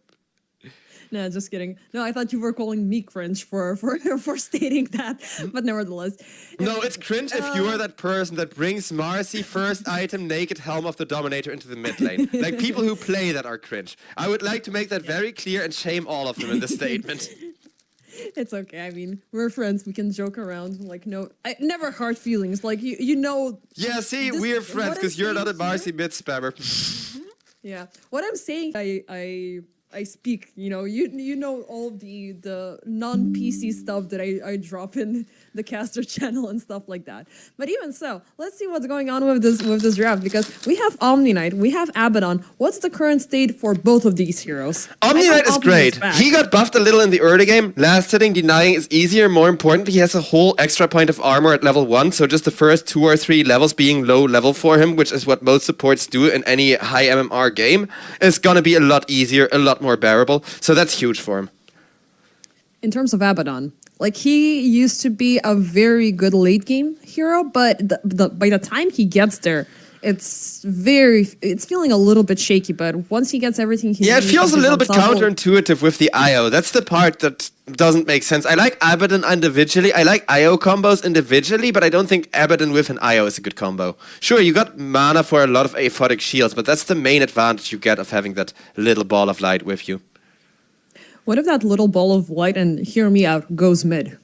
Yes! Yes, I'm here for it. Because keep in mind, they're up against well, I'm not sure. Because on the one hand, you're up against the Muerta, right? You're incredibly powerful against the Muerta as a mid lane core IO. You basically hard counter her, make sure she doesn't have a laning stage, she cannot farm. I love that interaction. But, and this is a big but, there is an Omni Knight with a free BKB built into his toolkit who can completely protect people from the relocate gangs. Fair. I like the Mars and the Dark Willow combination because it's always seeming to be very reliable. Usually, drafts that player teams that have Stoikov in them, usually they go in for the Stoikov last pick. So, are you convinced that this is going to be a Muerta going in as mid, or we're still yet to see who's going to be the mid laner? I mean, we don't know who the mid laner from Ilbers is, and that's kind of what it depends on. Because I think the idea is to put the Muerta mid lane, but she can definitely be moved into a support position if need be. Like, yeah, Muerta can be a 4 or a 2. Those are the only, well, maybe even a 1, but those are the 3 positions he can kind of go into. But it's going to be a mid lane Earth Spirit, and now I don't have any faith into Muerta mid anymore. I think that's too rough of a lane. Yeah, definitely. I mean, I love the ongoing combinations once we have the level 6s with the arena and with the pulses coming in from the Earth Spirit, because that still deals a lot of damage. But with the Omni Knight on the other side, that could be easily neglected. Last pick, drum roll, Leshrac. Okay. I'm going with Strong Boys for this one. I think EGX Abaddon is huge, but he's the only one they have to offer, whereas Stoikov being picked, one of his favorite heroes, is just gonna be a pain in the ass for Earth Spirit, right? Last time, I mean, again, 3 seasons ago, Leshrac was either a super hit or a super miss hero, because there were some people that were playing this hero amazingly, and it yielded with insane results, early pushes, early team fight damage popping in. But, there's this empty region when you have to build up items, which is about like 20 minutes that you need to lay off with the Leshrac until he becomes impactful once again. What about the Earth Spirit? Earth Spirit was completely MIA for a very long time. Oh yeah, he's back. He's back in full force. We see a lot of Earth Spirit picks again. He's a very, very good, very reliable pick. And he has done incredible amounts of work in capable hands. So INTJ, who should be capable playing him. Like, the thing is, the matchup is rough though. If it was against the Muerta, if it was, like, that's why they last picked it. I think they were pretty certain that the Muerta was going to go mid, and then seeing that last pick, Stoikov, Leshrac, just kind of annoying for Ilbers, because now they know that even though Earthspirit is really strong, the first level 6 Magnetize hits so hard these days, you need to get there first, and that's going to be very difficult. Yep. So, What's your prediction here? I'm going with Strong Boys. Like I said, I think it's barely got to favor Strong Boys just because the Omni Knight and Lashrack are too strong. I don't have that much faith in the Gyrocopter, but the other two I wholeheartedly believe in. You have a little bit of everything coming in from Strong Boys, I assume. You do have the physical damage, you do have the magical damage. I assume you have a very good combination coming in with the Marcy being present, because there's been some amazing Marcy plays appearing with just setting things up into motion. Muerta as well, we have Ponlo on this hero, and I always love a Muerta support. Like, I think I've been spoiled, especially since we mentioned Tofu earlier. The Tofu Muerta plays have been absolutely insane with the Deadshot setups right into the column. We gotta pause, and I'll interrupt you right here, because I'm sorry, but I do still need to fix my sound, because I had a lag spike while we were like drafting as well, and that kind of broke my audio. So I'm just restarting Dota real quick. We'll be right back with you, ladies and gentlemen. The draft is gonna proceed after the pause. We just kind of need to fix some technical issues. 1 second.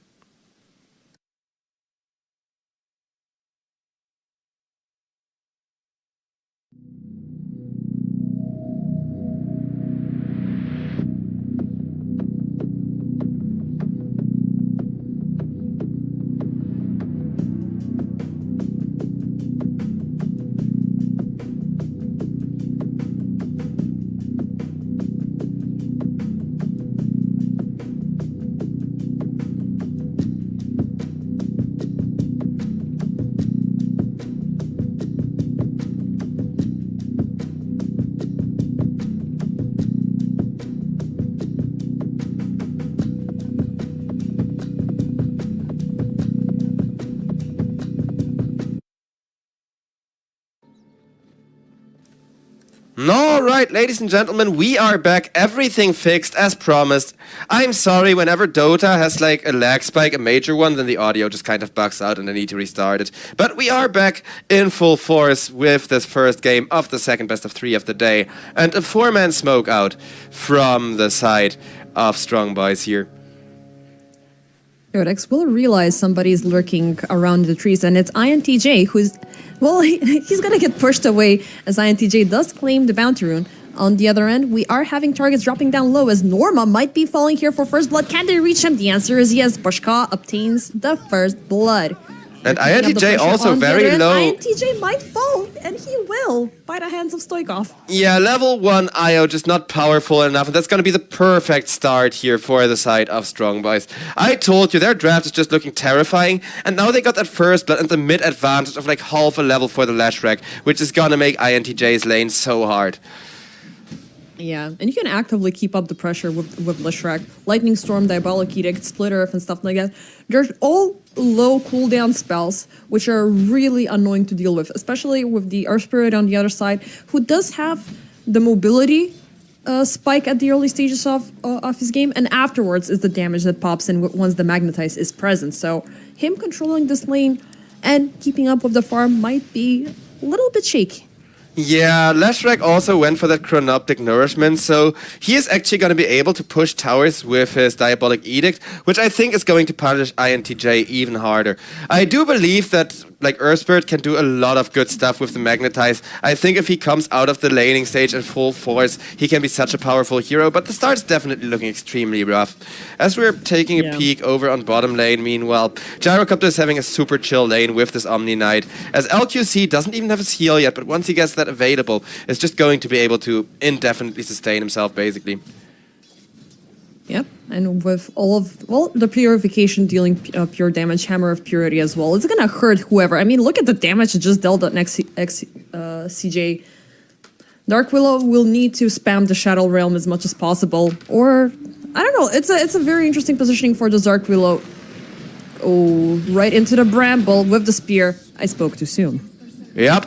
LQC, that level 2 is very essential, and he got it, but the moment he got it and tried to heal himself, he instantly got speared. Beautiful timing there to kind of put some extra pressure onto Bashka.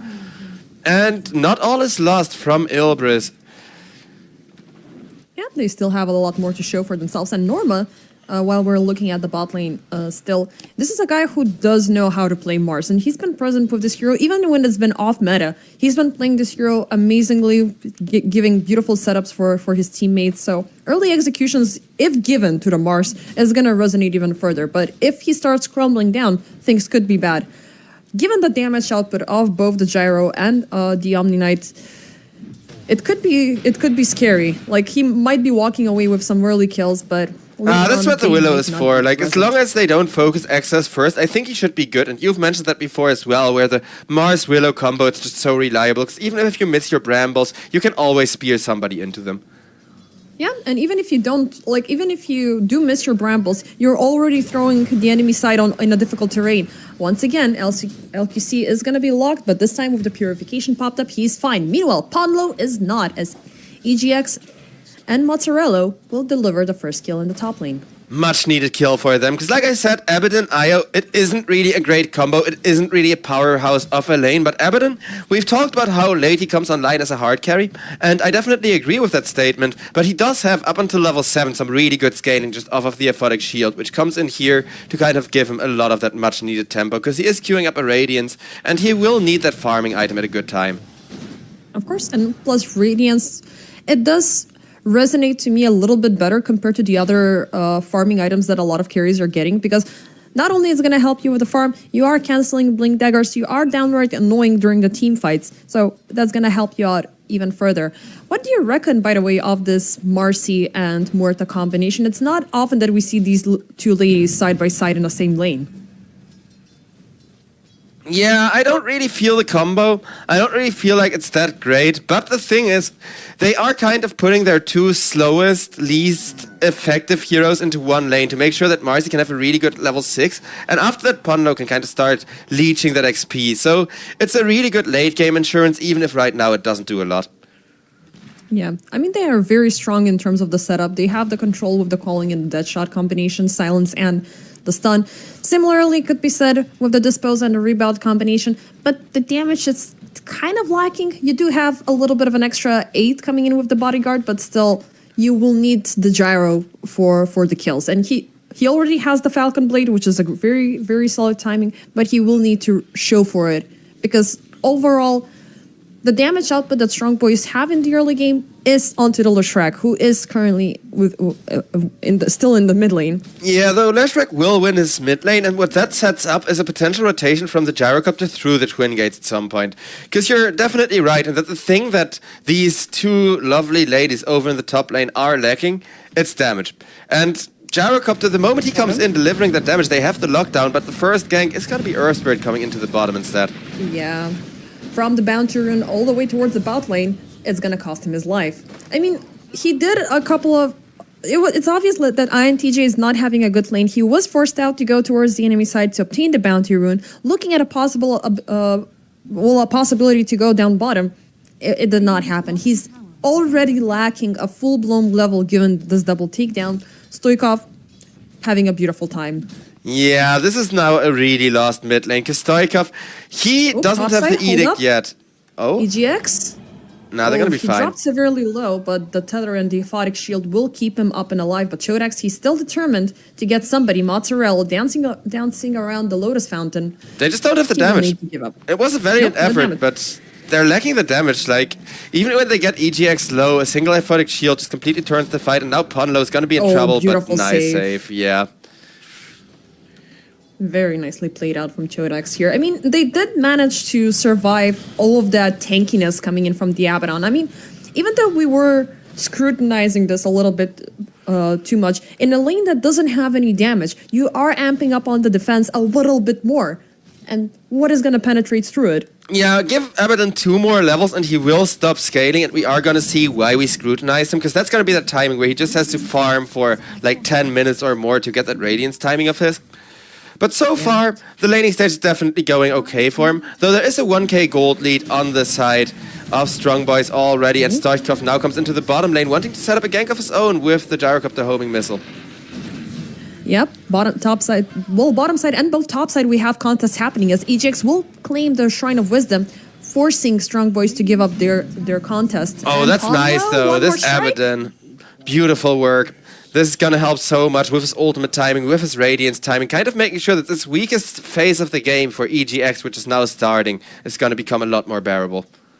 And plus, he was the one that picked up the Shrine of Wisdom, which usually supports do that, but, you know, extra experience early on. He's just less than a quarter away Yeah, let's be real. Mazzarello on the IO, he's gonna be with his Abaddon, just kind of latch onto him for most of the game anyways to make sure that Abaddon can farm. So it's not like you're not gonna steal the XP to make up for it soon enough. But we are gonna see that Gyrocopter twin gank rotation a little bit late, as Abaddon already has the level 6 though. And also, I love the passive special delivery addition coming in from Marcy. No couriers have fallen, even though attempts have been made, coming in from Ilbris. Yeah, that extra health on the couriers is Stoikov. extremely good.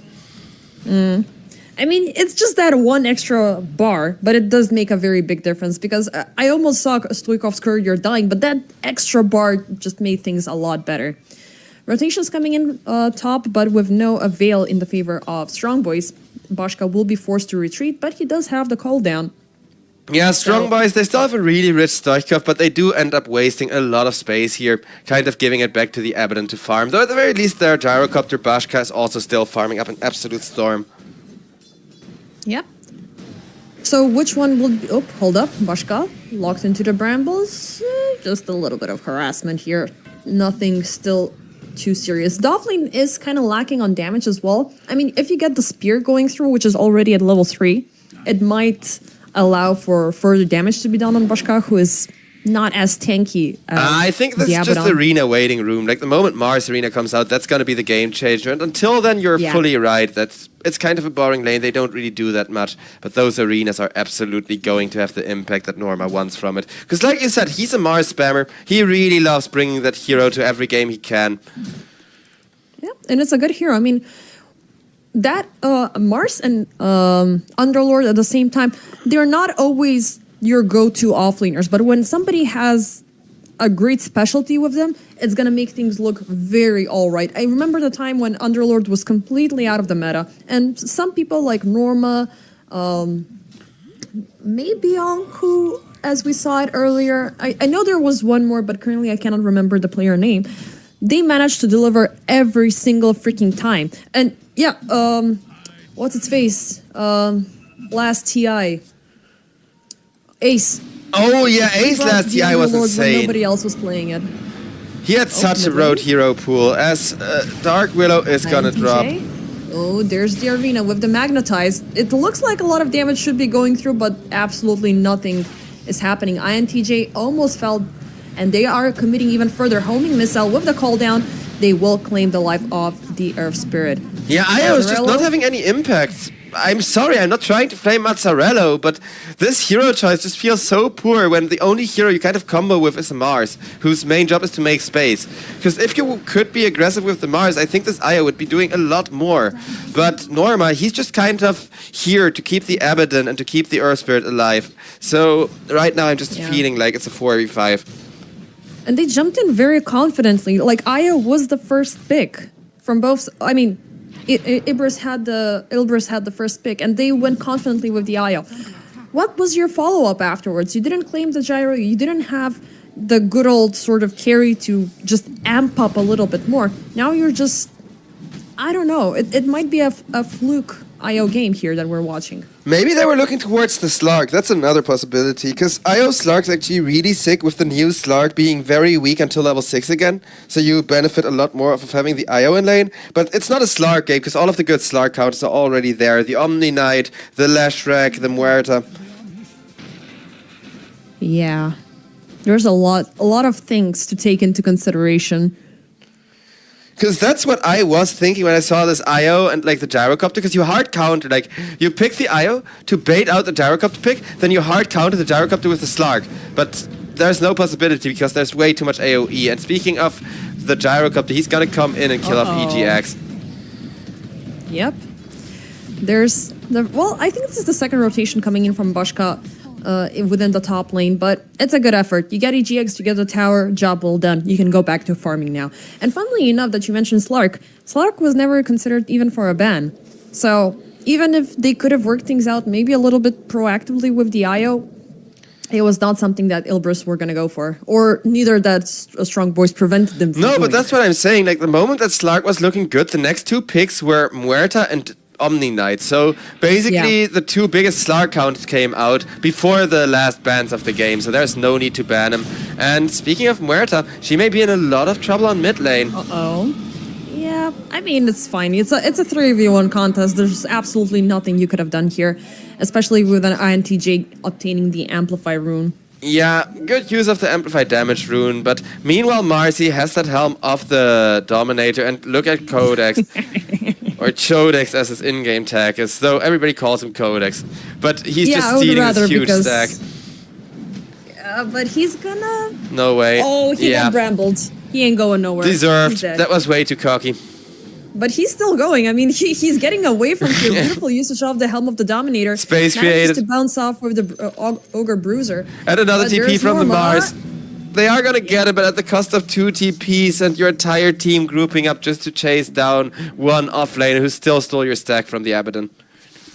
Yeah, it's a little bit of something. I mean, damage had been dealt. Currently, all 3 cores from Strong Boys are claiming the top 3 of the net worth. So it's definitely a good sign in which direction things are going. But ultimately, Ilbris, they do have the late game. Yep. I want to say. Abaddon can grow to be absolutely disgusting and mitigate all of that incoming damage. I mean, they do have the late game, but do look at Gyrocopter's massive advantage, right? Bashka is still having a free game, hasn't died a single time, and is farming extremely well.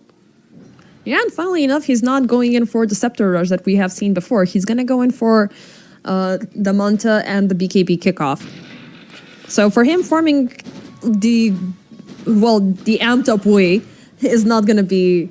the direction that he's gonna go for. He wants to fight.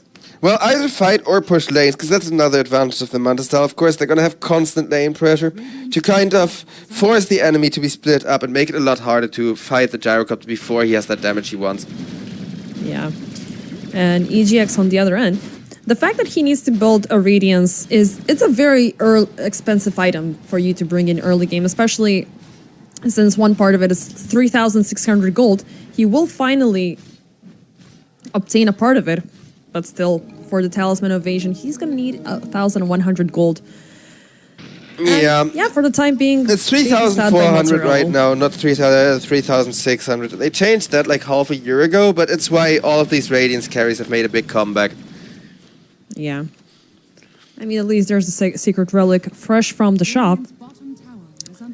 Still, if they don't find him the safe space to work with, it could be dead and gone. I mean, right now it's a boring game, and the boring game is exactly what EGX and the side of Ilbris want here. Yeah. At least right now, in contrast to a lot of seasons before, I have somebody to talk to during these downtimes, and we can do some horrid crunch theory crafting.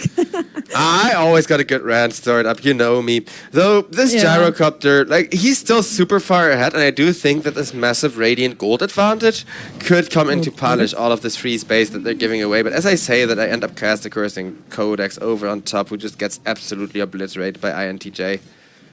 Yeah, that's how it goes. I mean, you're seeing good stuff about one side, and then somebody from the same side is going to suffer the consequences.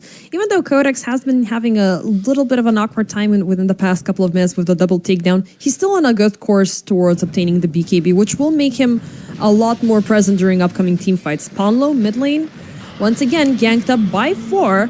He will be forced to pop Pierce the Veil. Backup is coming in. It's going to be only LQC. Oh, and there's Stoikov as well on the other end. They didn't see him, though. Massive space created, considering that was just 2 supports. But you do need to keep in mind that the Radiance is now there from EGX. So one of his first big fight timings is pretty much active right now. They will drop the Terrorize onto Stoikov, pushing the Lushrek back. They will commit for a further jump, but the rest of the crew are there to respond. INTJ will jump Boulder into his death. XSJ, he's out as well. Yep, 2-0. Stoikov still an absolute lane dominator. Abaddon was nearby, was debating whether to join that fight with the ultimate, but EGX, he couldn't be there in time with how quickly everybody died, couldn't get the aphotics. As now... I mean, INTJ wanted to commit for the jump, and he was met up with an uncanny surprise. Like, there was already way too many targets on the other end. The fact that Paulo did survive, I mean, once you have Pierce the Veil in the early stages of the game, is absolutely insane to deal with. Like, you don't have... Yeah, free build and Ghost Scepter. Yeah, pretty much. And already Rod of Ada's going in for the Gleipnir. I love that item. Yeah, Murta's actually being given some farm. I like the idea of giving Muerta some of the extra stacks, because let's be real, Gyrocopter is already farming insanely well, and your Abaddon is too, so you may as well just make sure everybody gets rich, but as I say that... Yeah. Here's the Veil once again, trying to buy time for Ponlo, this time to no avail. Gotta love how both Ponlo and Chodex just keep stealing stacks from the Dire jungle, though. They have gotten over 1,000 gold just kind of yoinked. Yeah, I mean, sharing is caring, right? Right? I mean, that's where the 6k gold advantage comes from, so I do think one team is very happy with the sharing going on, yes. I mean, some other support is already doing their bidding, and the fact that we spoke about Ponlo, like, from one support to another, Muerta is gonna claim most of the stacks, and Muerta is on that thin line between being a support and a carry in some situations. At one point, we had the same thing happening for Dark Willow. Can nowadays Dark Willow convert into a carry if given the chance? Definitely. The problem is just it requires you to have the entire Aghanim's +1 attack speed item. So you need to farm 2 big items on a traditional support hero, which is why I don't think it'll happen. Whereas Muerta can actually become a semi-carry pretty easily. You need a lot less to just kind of come online. And interestingly, we do have the Blink Dagger being picked up as a second item. Meanwhile, topside, we are looking at a potential siege as EGX and Mozzarella will be found. Io isolated from the Abaddon, they won't be able to take him down, but he's still silenced up. Not fast enough as the tether will go through. Yeah, so Mozzarella, I kind of feel like he's in a similar position as the first Razor we saw today, where he just, like, he's playing well, but the hero matchup just says, nope, you die, you don't get to have any fun this game. That's really what it feels like for this IO again, where kind of every good strategy with the IO is counter-picked or block-picked. Roche, 19 minutes in, even though this is happening right under vision from Ilbris, they're really... Ilbris, they need to contest this, but Strong Boys look really confident having all of their big teamfight tools with only really the Radiance from the Abaddon being scary and Leshrac immediately jumping on top of him.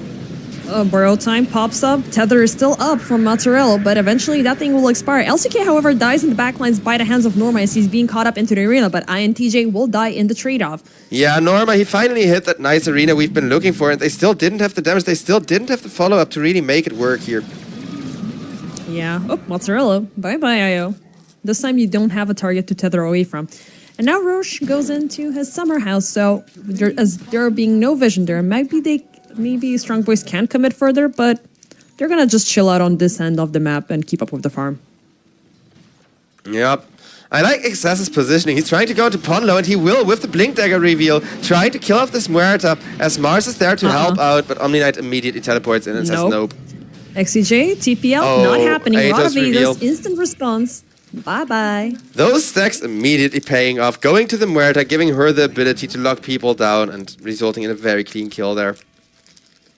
I mean, going back to the support to carry transition, Muerta has a little bit more of a stream path, given her, given her spells, the Gunslinger and the Deadshot and stuff like that. Yeah. Veil, it's everywhere. Unlike a lot of the other semi-carry supports, the time you need to actually farm to be a carry is 2 very small items, because it's usually the Aghanim's shard and then some item to allow you to kind of start right-clicking, right? Yeah. Gleipnir fully completed. Things are going to be a lot more manageable further on for the setup, because always you want to have the calling coming in as well for the silence, and it's been pretty much etched in my mind. Once in the early stages of the game, if a double calling connects you, you're not going to be able to fend away. And Gyro is just building up additional damage, so... Yeah, I was about to say, they nerfed the calling a little bit. It deals a lot less damage on its own now, but damage is not the issue for this Muerta. She does not need damage. She has the Gleipnir, she has the silence. That's your job. You're a support. Make sure you just kind of silence somebody out of position and help Gyrocopter a little bit with killing them, because Gyro's going to do like 80% of the work, realistically speaking. Yeah, and what she has to offer, it's completely... sabotaging the synergy between the Mars and the Dark Blow that we were talking about, because Norma wants to have a lot of targets inside the arena. Well, if you have a lot of targets, I'm going to respond to everybody getting stunned down. And guess what? The follow-up is going to be the call down. It's going to be the not the Supernova, my bad. The Pulse Nova coming in from the Leshrac. So you're just setting things in motion. Then you have magical and physical damage coming in, and nobody will be able to counteract versus it. So Ilbris want to go with towards the durability track. They want to be tankier and tankier, but how much time do you have to get to that state? Yeah, not a lot. That's kind of the thing, because Abaddon, yeah, sure, is gonna be huge soon enough, and EGX is farming really well. It's gonna have a Manta to save some of these lanes, but they're gonna bleed another kill with Dark Willow going down, and the Aegis will be It was claimed. a very nice positioning coming in from Ponlo. He was on the dire side, and he spotted out the Dark Willow instantaneously. And at this point, once you have the Gleipnir upgrade, you don't really have to bother with a single target. So once the Shadow Realm goes off, she's already gonna be locked into it. So it's just gonna be a waste of time. Yep, and a massive amount of resources to boast. Yeah, I mean, you're scraping off 2 seconds away from the 5-second duration, which is really nice. Dire's bottom tower is under attack. Yep. So that's kind of the thing. EGX, sure, he's gonna be that big late game resource, but without the Earth Spirit having impact, I kind of feel like he's gonna be the only good late game resource, and you're gonna have to deal with a Gyrocopter who's more than 2,000 gold richer than you are already. Are fortified. Yeah. And it's gonna take some time. EGX, he's gonna find Stoikov on the other end of the twin gate, so that's looking out like a free kill, but the BKB says no. INTG jumping in. Okay, they're gonna claim his life. Stoichkov, even with the BKB, he goes down. That's a very nice pickup given how much gold that Lashback is worth. Kaching goes the piggy bank. Yeah. Yes, indeed, even though we don't have a Nature's Prophet throwing around money bags right in the middle of the field. We did hear the coins. I forgot the words. Not tremble, but shake or something clink. Yeah, you said the word, whatever. Dire's Trying to be poetic. But yeah, I think this is a green light for Ilbris to start showing off their might, because they have everything that they need to deliver. But is under attack. let's see if it's going to be worthwhile. Given the positioning of Bashka, this could be a free double kill of the Gyro with LGC on the other side. Oh, they Beautiful, missed so the they're arena! still not out of the arena! Norma, we've been but praising him Razer too terrorized. much, but it'll still work out. Yeah, it's fine. It's fine, nothing too bad. But there's Chodex coming in from the other end. Maybe he can try to save Bashka away from the spear. Beautiful execution. The call down will deal enough damage to Double. Mozzarella to fall. INTJ dies right after. But Bashka still in If the only situation. Bashka had Down, the full pop. Aghanim. Oh, he goes down in such a painful way. Still, the fight is on. They have eyes on Norma. Ponlo shooting from the top side, but it's just these two beautiful In comes ladies. But Stoikov there's with the Stoikov damage. back into the equation. He's gonna take down Norma. XJ out. Codex out. Stoikov still standing. Ponlo, he's dead in the gutter. Borrow time hasn't been used up, so this is a very Stoichkov, the good only one sign. who can still fight, but against the Abaddon, there's nothing he can do with that ultimate being procced. Just presses Run, a BKB, run. tries to run, but there's nothing he can do. Radiance is ticking him down, and he will die. Finally, EGX finds the kid, finds the fight he needed, and Mazzarello, for the first time, this IO actually does something. I mean, he forced out the buyback to have some sort of a presence, but the entire team fight was insanely back and forth. The spear missed out from the arena wall, which was sad, but they did manage to get the kill. Then they missed out on the spear for the second time due to the Codex save coming in, but they were able to scatter strong boys in a very, very I mean, they were scattered. They were not able to respond. These guys were acting as a team, and that's what they need to do for the rest of the match. Because now they have the strength, now they have the numbers, now they have the durability. They have Io as well onto the Holy Locket and the Mecha, which will make things a lot more difficult. All of that damage. Yeah, Mazzarello, he Yeah. finally has that instant full heal. Though what I think is the biggest factor is, like you said, everybody was scattered, everybody was kind of spread apart, and that is not how Strong Boys can fight. I still think Strong Boys have a way stronger team fight because of how much saves and how much kind of turnarounds they have. But if you just spread them apart, then Lashback basically does nothing, and the biggest source of damage, Stoichkov, has just been effectively removed from the fight. Yep. I mean, he got shut down early with him walking around close to the Tormentor, and that was a nasty surprise, which did resonate further into the upcoming team fight. Still, we have a lot more to see from this match. Bashka still within his farming patterns. Daedalus is completed. He still doesn't have the BKB, which is definitely gonna aid him. Well, in the next team fight. But he also needs the Satanic. He needs a lot more to go with.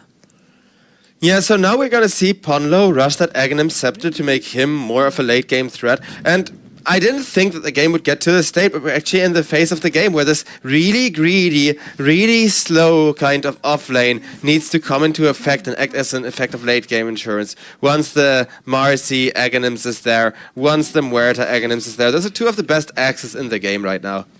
And the Aghanim is going to be complete in about 100 gold, so we have just the Blade of Alacrity left remaining. Ponlo is going to take a little bit of time, but he already has something to set things into motion, so whether he lives or dies, he can set things up. Meanwhile, mid lane, EGX, well, Regen Rune on full HP is meh. Yeah.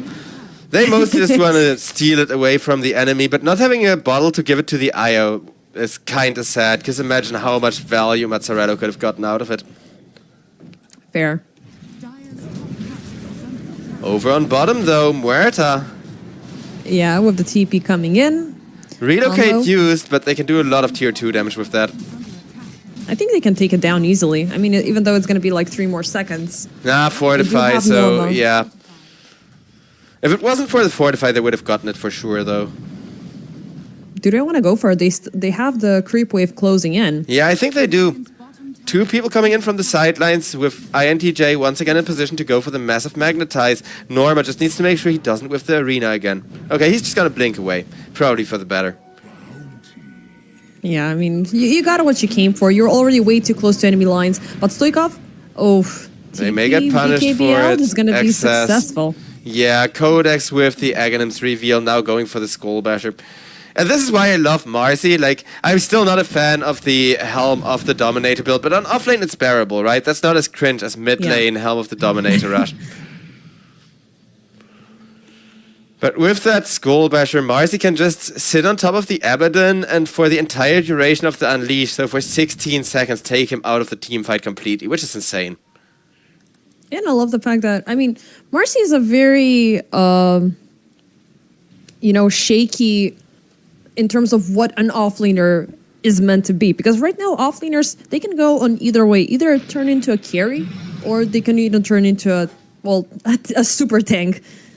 And this is kind of scary. Strong boys, they're closing in, but they're only going to be claiming Mozzarello's life here. Yep. Bashka is about to fall off soon-ish, so every pickoff helps, but he can still get that Aghanim Scepter, which will be a late one, but I think having it is good just because of how much late-game lockdown there is to deal with, in the form of the arena, in the form of Earth Spirit on top of you. Like, the moment his BKB ends, he's gonna be locked down for at least 5 seconds. For now, though, he got 9 seconds on the BKB, so we're gonna see about that. Yep. There's still a lot more to see from this show, and meanwhile, As you say, that excess dies. Yeah, easy poof. I mean, things are a little bit better for the Leshrac. He has the Yasha and Kaya going on, which I love these items that give you a little bit of everything that you're needing. You do have the spell amp, you do have the speed cast, the cast speed bonus, and you have the stat gain. Oh yeah, the cast speed bonus is so nice on heroes like Leshrac who want to jump into people and surprise them. Though Bashka, realizing that he needs to end this game soon, will be taking a top tier 2, and this Gyrocopter, he is basically on top of his power curve, minus that all-important Divine Rapier option that we may see if this game goes late enough. I mean, maybe, maybe not. For now, it is still the Satanic that he needs to complete, and that is going to put him in a very, very sweet spot. Because it's always with Gyrocopter, you want to stay in one position and throw projectiles everywhere. And funnily enough, he didn't go down that curve of getting the Aghanim Scepter to make the flag cannon even stronger. So what do you think is the reason behind this? I mean, I told you before, it's mostly he wants to use the Manta style for the lane pressure. Like, they needed the lane pressure early, so he can't really wait the entire time to farm an Aghanim Scepter. That's why I think the Aghanim is starting to look good now, like after the Satanic. But I completely get the Manta style simply because it basically kept one person away from the team fight. It's kept one person forced to sit under the tower or miss out on multiple creep waves of farm. We might have a team fight coming into our midst. Ilbris will pop a smoke. Norma, however, will be scouted out, so the arena setup might be forced up to be used only on Bashka, who is right in the middle of things. But popping the Manta, he's gonna get out of enemy hands, pops the cooldown. They're popping everything to fend Ilbris away. BKB has been used. And Arena used up? Oh, Gyrocopter jumps right into it before it comes up, forcing everybody back. A big waste of the Mars Arena from Norma once again, as now they come in for the pursuit. They want to go for more. Codex. Oh, nope. Terrorize. BKB. You're not going to be throwing me back towards my base. XS. Out of the picture. But they want to go for more. Ah, Stoikov. Missed that on the splitter.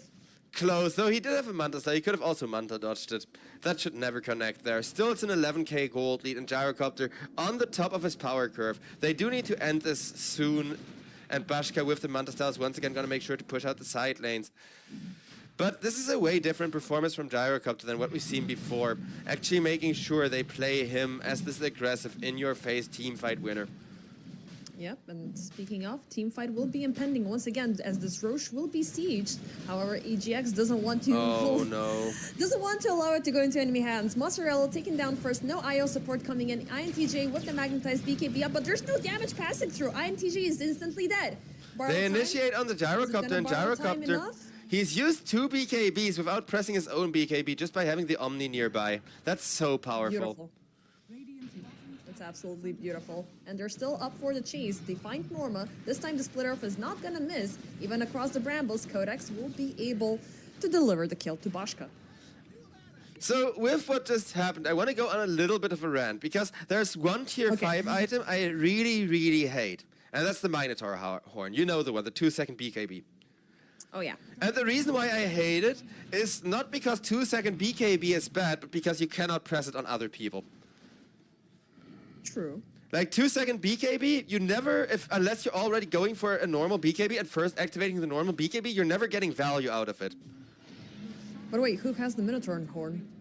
Nobody yet, but I'm making this rant because, like, my point is more, think of Repel. It works the same way as Minotaur horn, except Omni Knight can press it on other people.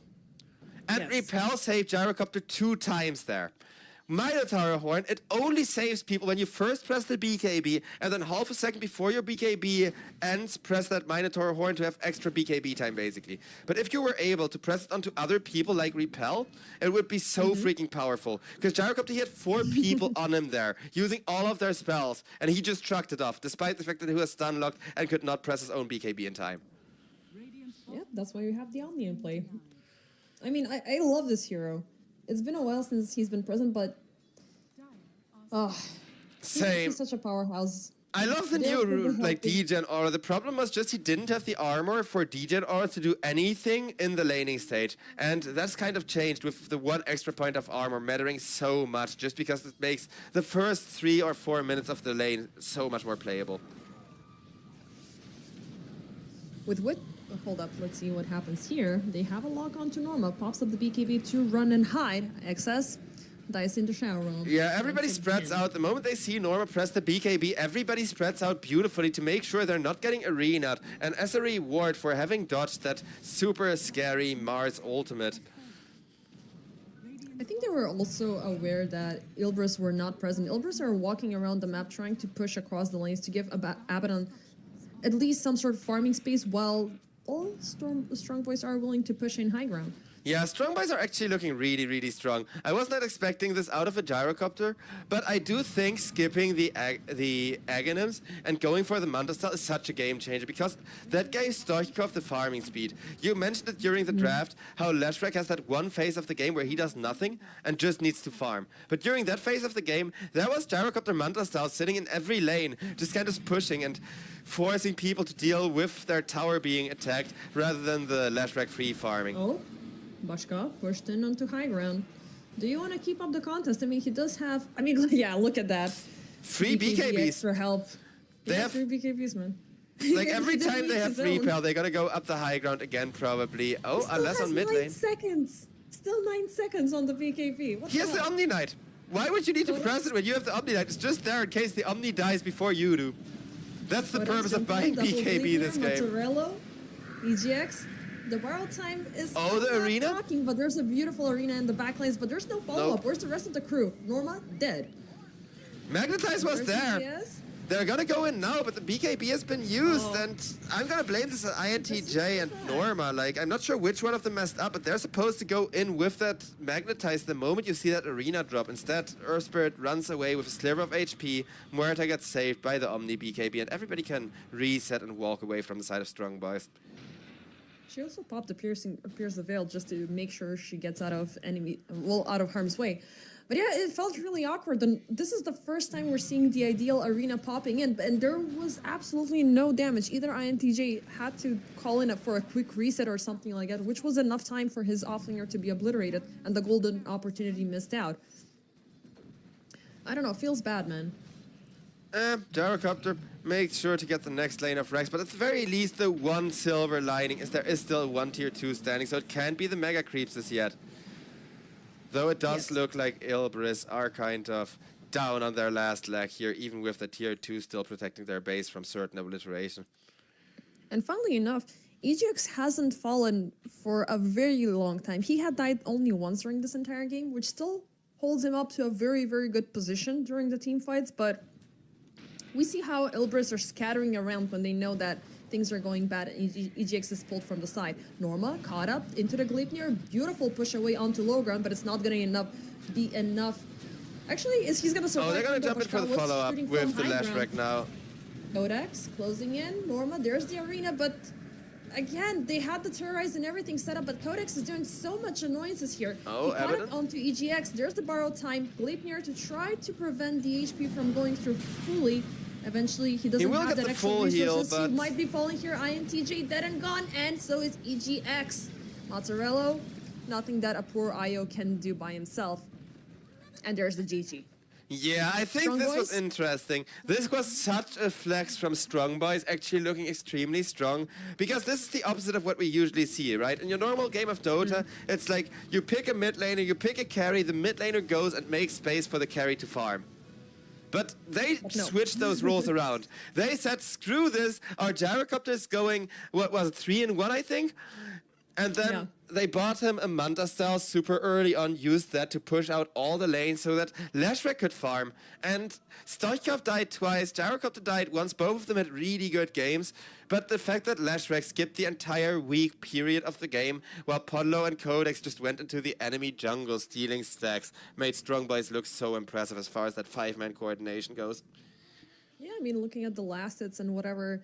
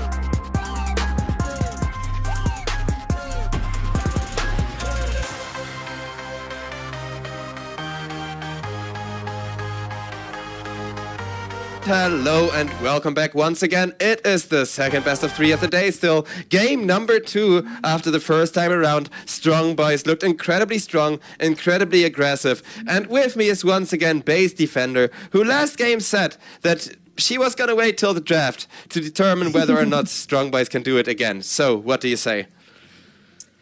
I mean, if this is a Templar Assassin going in on Stoikov, it's going to be really fun to see because this is a hero that is his bread and butter. I like the Phoenix, I like the Treant Protector, and I like the Centaur because all of these combined, they have a very nice jump and a very solid amount of damage, but I still really want to see the positioning of this Templar Assassin to fully make up my mind. Gyrocopter is going to be picked up by Ilbros this time. Crystal Maiden, though, versus this draft is...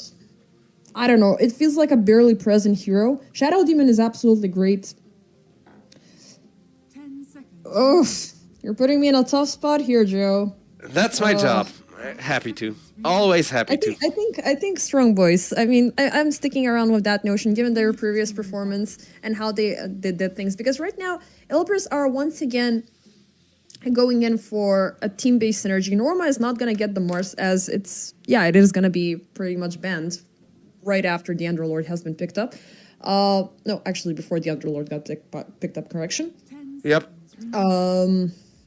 So that pretty much robs him away from any potential synergies that they can bring in, but if they fail to execute as last time, it's gonna be bad. So the last hero that they opt in for, it needs to be a loose cannon that can do whatever they want across the map. Yeah, I don't like the CM anymore. They picked that CM as their third pick, looking so confident, and then immediately both Templar and Tree come out, two heroes that absolutely make Crystal's life miserable. 10 seconds. Yeah, I mean, as much as I love Crystal Maiden as a hero, like, her general presence into pro-level Dota is absolutely negligible. The Shadow Demon is absolutely great because you can put a stopping power onto the Phoenix, onto the Centaur, and whoever commits for the jump, but that's only one hero that you can select from currently 3 very annoying jumpers. Underlord with the Pit of Malice is gonna be good, but I need something stronger. I need something which is gonna go everywhere. Like Leshrac might be interesting. That's why I hate the CM so much, because she was supposed to be the Underlord follow-up, and Underlord isn't looking bad. The Shadow Demon aspect I really love, because that's safe, and that lane control for the Gyrocopter is exactly what that hero needs. But I just don't feel like they have to follow up to the Underlord, like, portal initiations anymore. We have yet to see. What are your current candidates for... I assume the mid lane. Yeah, for both sides, it could be the mid lane. I would like a spirit hero, but it's gonna be a tiny.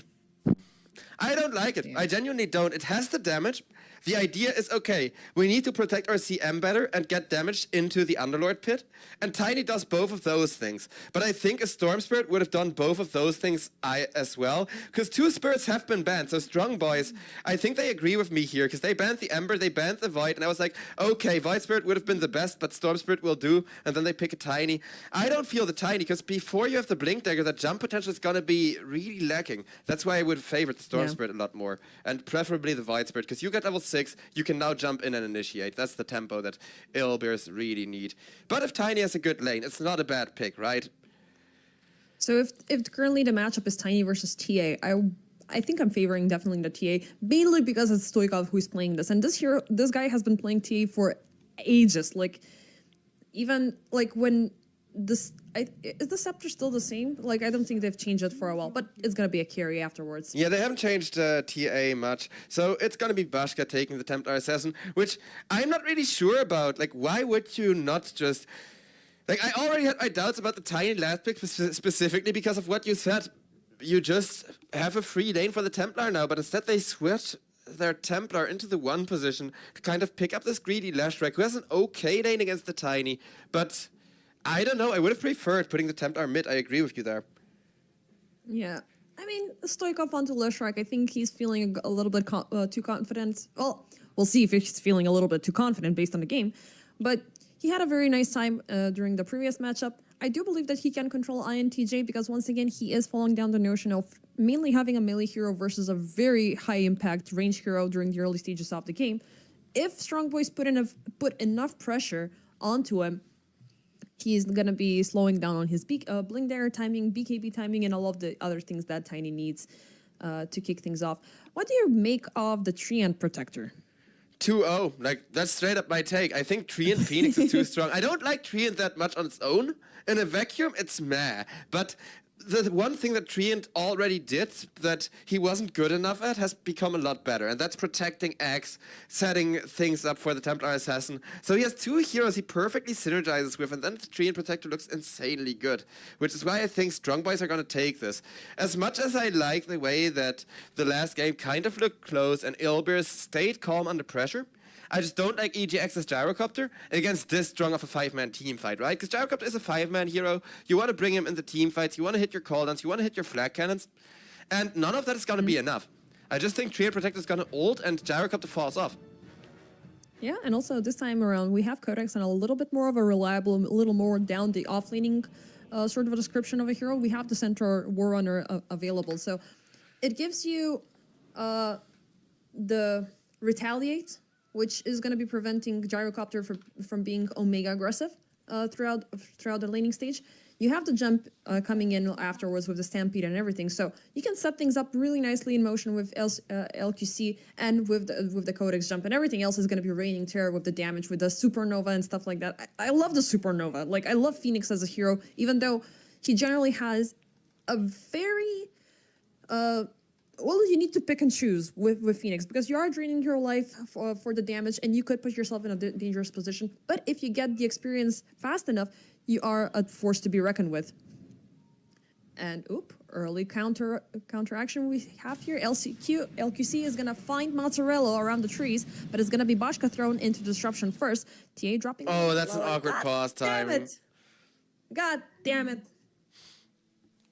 Yeah, at least this time around, lag hasn't broken the stream yet, but at the very least, chat can believe me when I say it's a Dota issue. It's not just my PC or my client or whatever. It happens a lot this patch. And thankfully, it's just a short pause. It is a short pause, and we have yet to see who's gonna die. EGX is kind of stunned down, looking low. Pawn low, a couple of strikes needed, and so Gyro close. is gone. Codex, however, will die in the trade-off. LQC is gonna be dead and gone. Oh, this is not gonna be worth it. The Underlord. Stoikov dies down. Oh, it's a 3-4-1, and now Bashka on the run. Yeah, Underlord did so much work there. Templar Assassin will live and will be safely in her lane with a lot of one charges. But even considering they got the first blood, I think that pause kind of messed with their minds and made that, you know, look a lot freer than it was for Strong Boys, as they kind of end up going for a 3-kill chain feed. And even with the first blood gold, that's still a massive gold favor for the side of Ilbris here. Yeah. And Bashka is looking very low. The fact that he only has the magic wand available is not going to sustain him enough should Ilbris go in for the further aggression. I mean, he has a Treant Protector and he already has the regen on its way with the Courier. I think he's going to be fine. But yeah, it's not a great start to his laning stage regardless, because your first set of tangos that you buy from your Rune Gold, a lot of that is going to be eaten immediately. Yeah. But also, I do believe that TA could be having a pretty decent lane, because Norma, on the start, he can be very controlling with the Firestorm, but it's a very safety-based off lane, with Excess being present as well. Yeah, I don't think a lot is gonna happen here unless Access gets like a crap ton of poison stacks at level 2. Whereas over on the bottom lane, it's a lot more aggressive of a lane from the side of the Radiant. But while Ilbris are the more aggressive ones, they are dealing with the super tanky Codex and the Phoenix behind him. So even though the harass is there, getting actual kills out of it I think is gonna be very difficult. What about in terms of mid lane? The Tiny versus the Leshrac? I mean, it's like I told you, Leshrac has a slightly worse matchup against the Tiny than the Templar Assassin, simply because of the damage difference, right? Tiny can contest Lasted so much easier, has a lot more right-click damage, because unlike TA, Leshrac does not have a Refractor to help him Lasted, but what Leshrac is lacking in Lasted, he's kind of gonna make up for by the insane XP advantage that he should be getting to kind of hit the jungle with and come back online. So I wonder if we're really gonna see those huge early Tiny rotations. I'm expecting a very good Blink Dagger timing here from INTJ, because he has an easy time lasting and is outlasting Leshrac by 1 still. I mean, they should definitely utilize it, because given the support, given the other support, given, well, oh, hold up, pawn low. Can they get him? No, Mozzarella is pretty low on mana and is on cooldown, so he might as well not be Mango? able Does he have to reach? Yes. Oh! Oh, Barely. At the edge Beautiful. of that circle, Ponlo will freeze to death, making it a 4-4-1. Very good start to this bottom lane, as EGX is going to be appreciative of that space, I'm sure. yeah, and it's adding up to my point. Ilbris need to utilize these early aggressions because they do have the early spike a little bit sooner compared to Strong Boys. They do Strong Boys, I assume if they're able to keep up with the game, they're able to strike back after 30 minutes. But for now, it's Ilbris' time to shine. I mean, 30 The minutes question is is for how awfully long. late, considering this is a 1 Templar. But we're gonna see about that, because Bashka isn't having a super free lane just yet. Though I do think it'll be more like 25, depending on, you know, unless Bashka gets shut down really, really hard. Yeah, for now, XS is able to control him, even though LQC is able to find the right angles for being aggressive. And now at level 2, he has the Nature's Grasp alongside with the Leech Seed available, so he can sustain Bashka throughout the game, so he can just focus up on the farm. But he's got to be careful because the Gyro is also super fast and he can be proactive a little bit sooner. Yep, Gyro, if he were to go for an early twin gate gank, that would be very interesting, because he does have that Rocket Barrage, which makes him really good at fighting Bashka before Bashka has a BKB or any source of damage, really. Do you assume that he needs to have at least one level on the homing missile to be able to do this, or he should do it at the soonest convenience? I mean, you don't really need a level in homing missile, but I don't think that they have enough lane control over on top to go for it right now. Like, if this Underlord were full mana and has one level in Pit, that's plenty. It's just kind of Underlord is the one lacking the resources right now. Out comes the level in the Crystal Maiden aura, which is going to help a lot with that, though. So we may still see that gank in a level or two. Because generally level 5 is where it's the most lucrative to go for that rotation with the level 3 Rocket Barrage. And by that point, there should be a point or two in the Pit of Malice as well. It's kind of interesting to see that, like, nowadays the Pit of Malice is being rolled back until you really need to fight. So for now, it's going to be the Atrophy Aura, which is prioritized alongside with the Firestorm, so you can have a little bit of damage to work with. But the Atrophy Aura is, in a way, like a mini Razor sort of, you know, presence against aggressive carries, which could help you out. But is it going to go all the way? It's mostly kind of those greedy things where you skill it for the cleave, but not only for the cleave, because yeah, the little bit of extra like reduced lasted damage, even if it costs the enemy a couple hundred, the gold difference that you get by you yourself being able to cleave and the enemy carry farming slightly worse, it really adds up. And also with the Invading Force as the innate ability, it does help you out if you want to go in for potential jumps, which should happen as the game keeps on going. Again, the fact that things are toning down a little bit from Ilbris might be a bad sign already. I don't want to speak ahead of myself, but... No, I agree with you, simply because of how scary Strong Boys looked last game. And they're still ahead in gold, despite the fact that it's 4-1. So I do agree that the longer this game is quiet, the stronger Strong Boys are gonna be looking.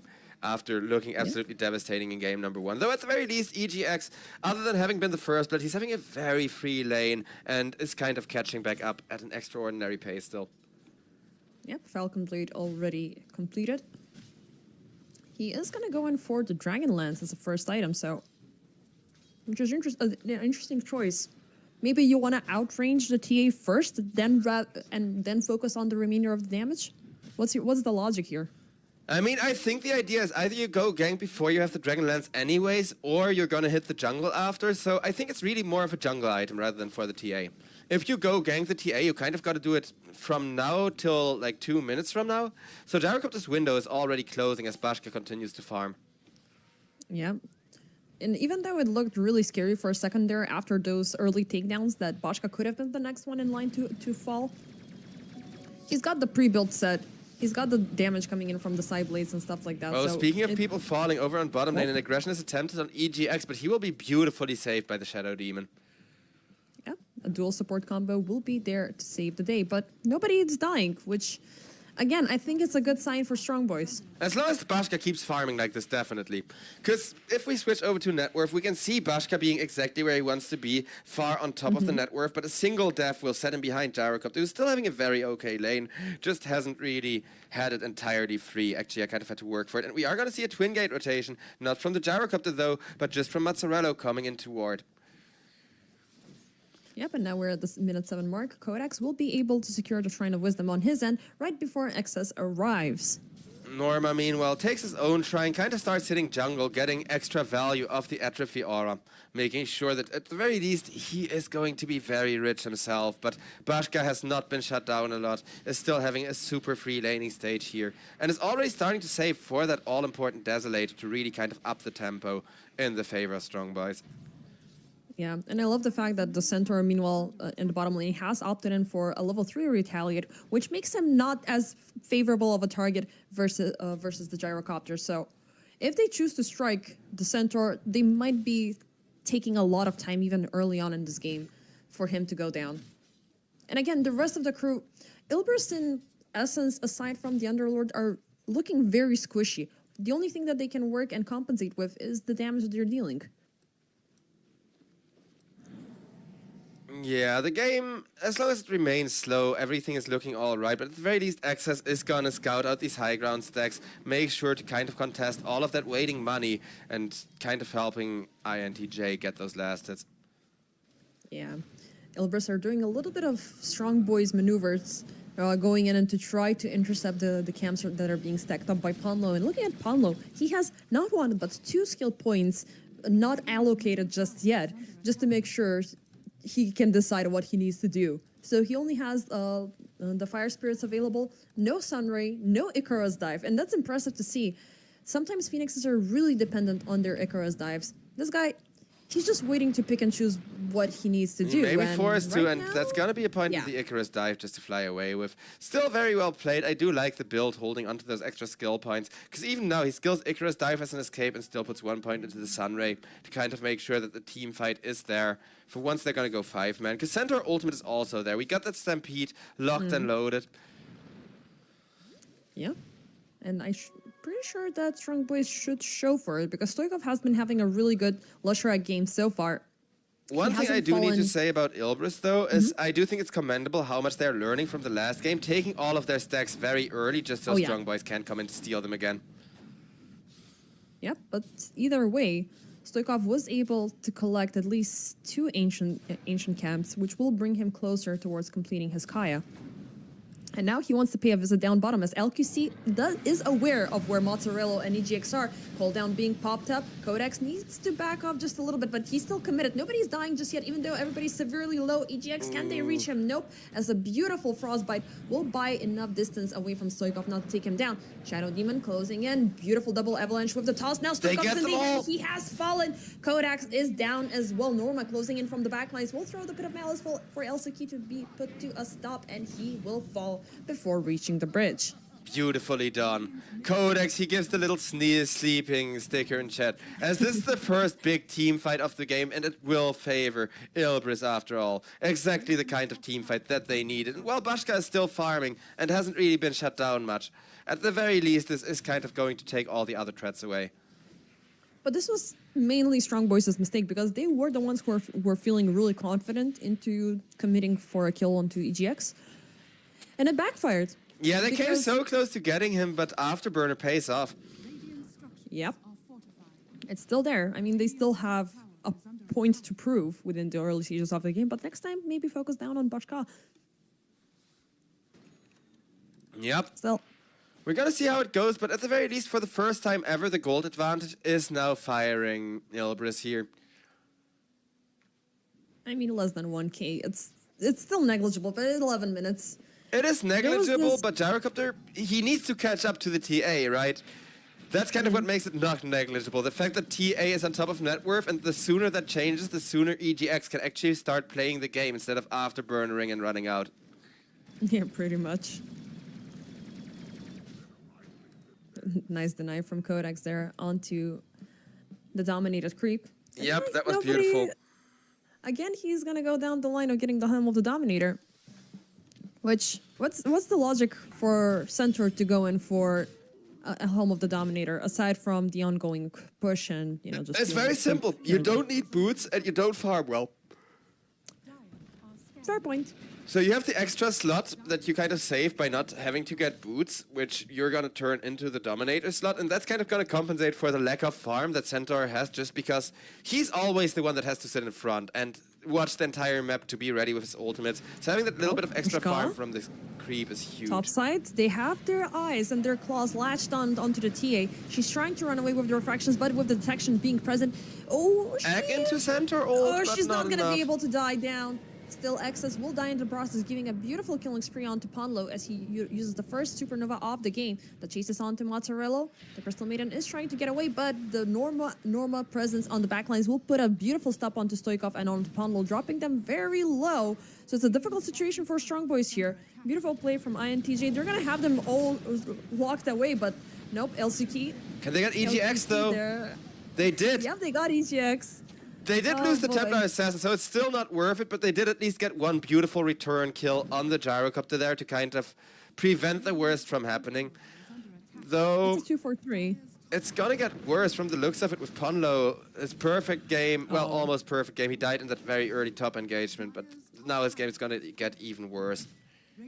11-3 in the favor currently of Ilbris.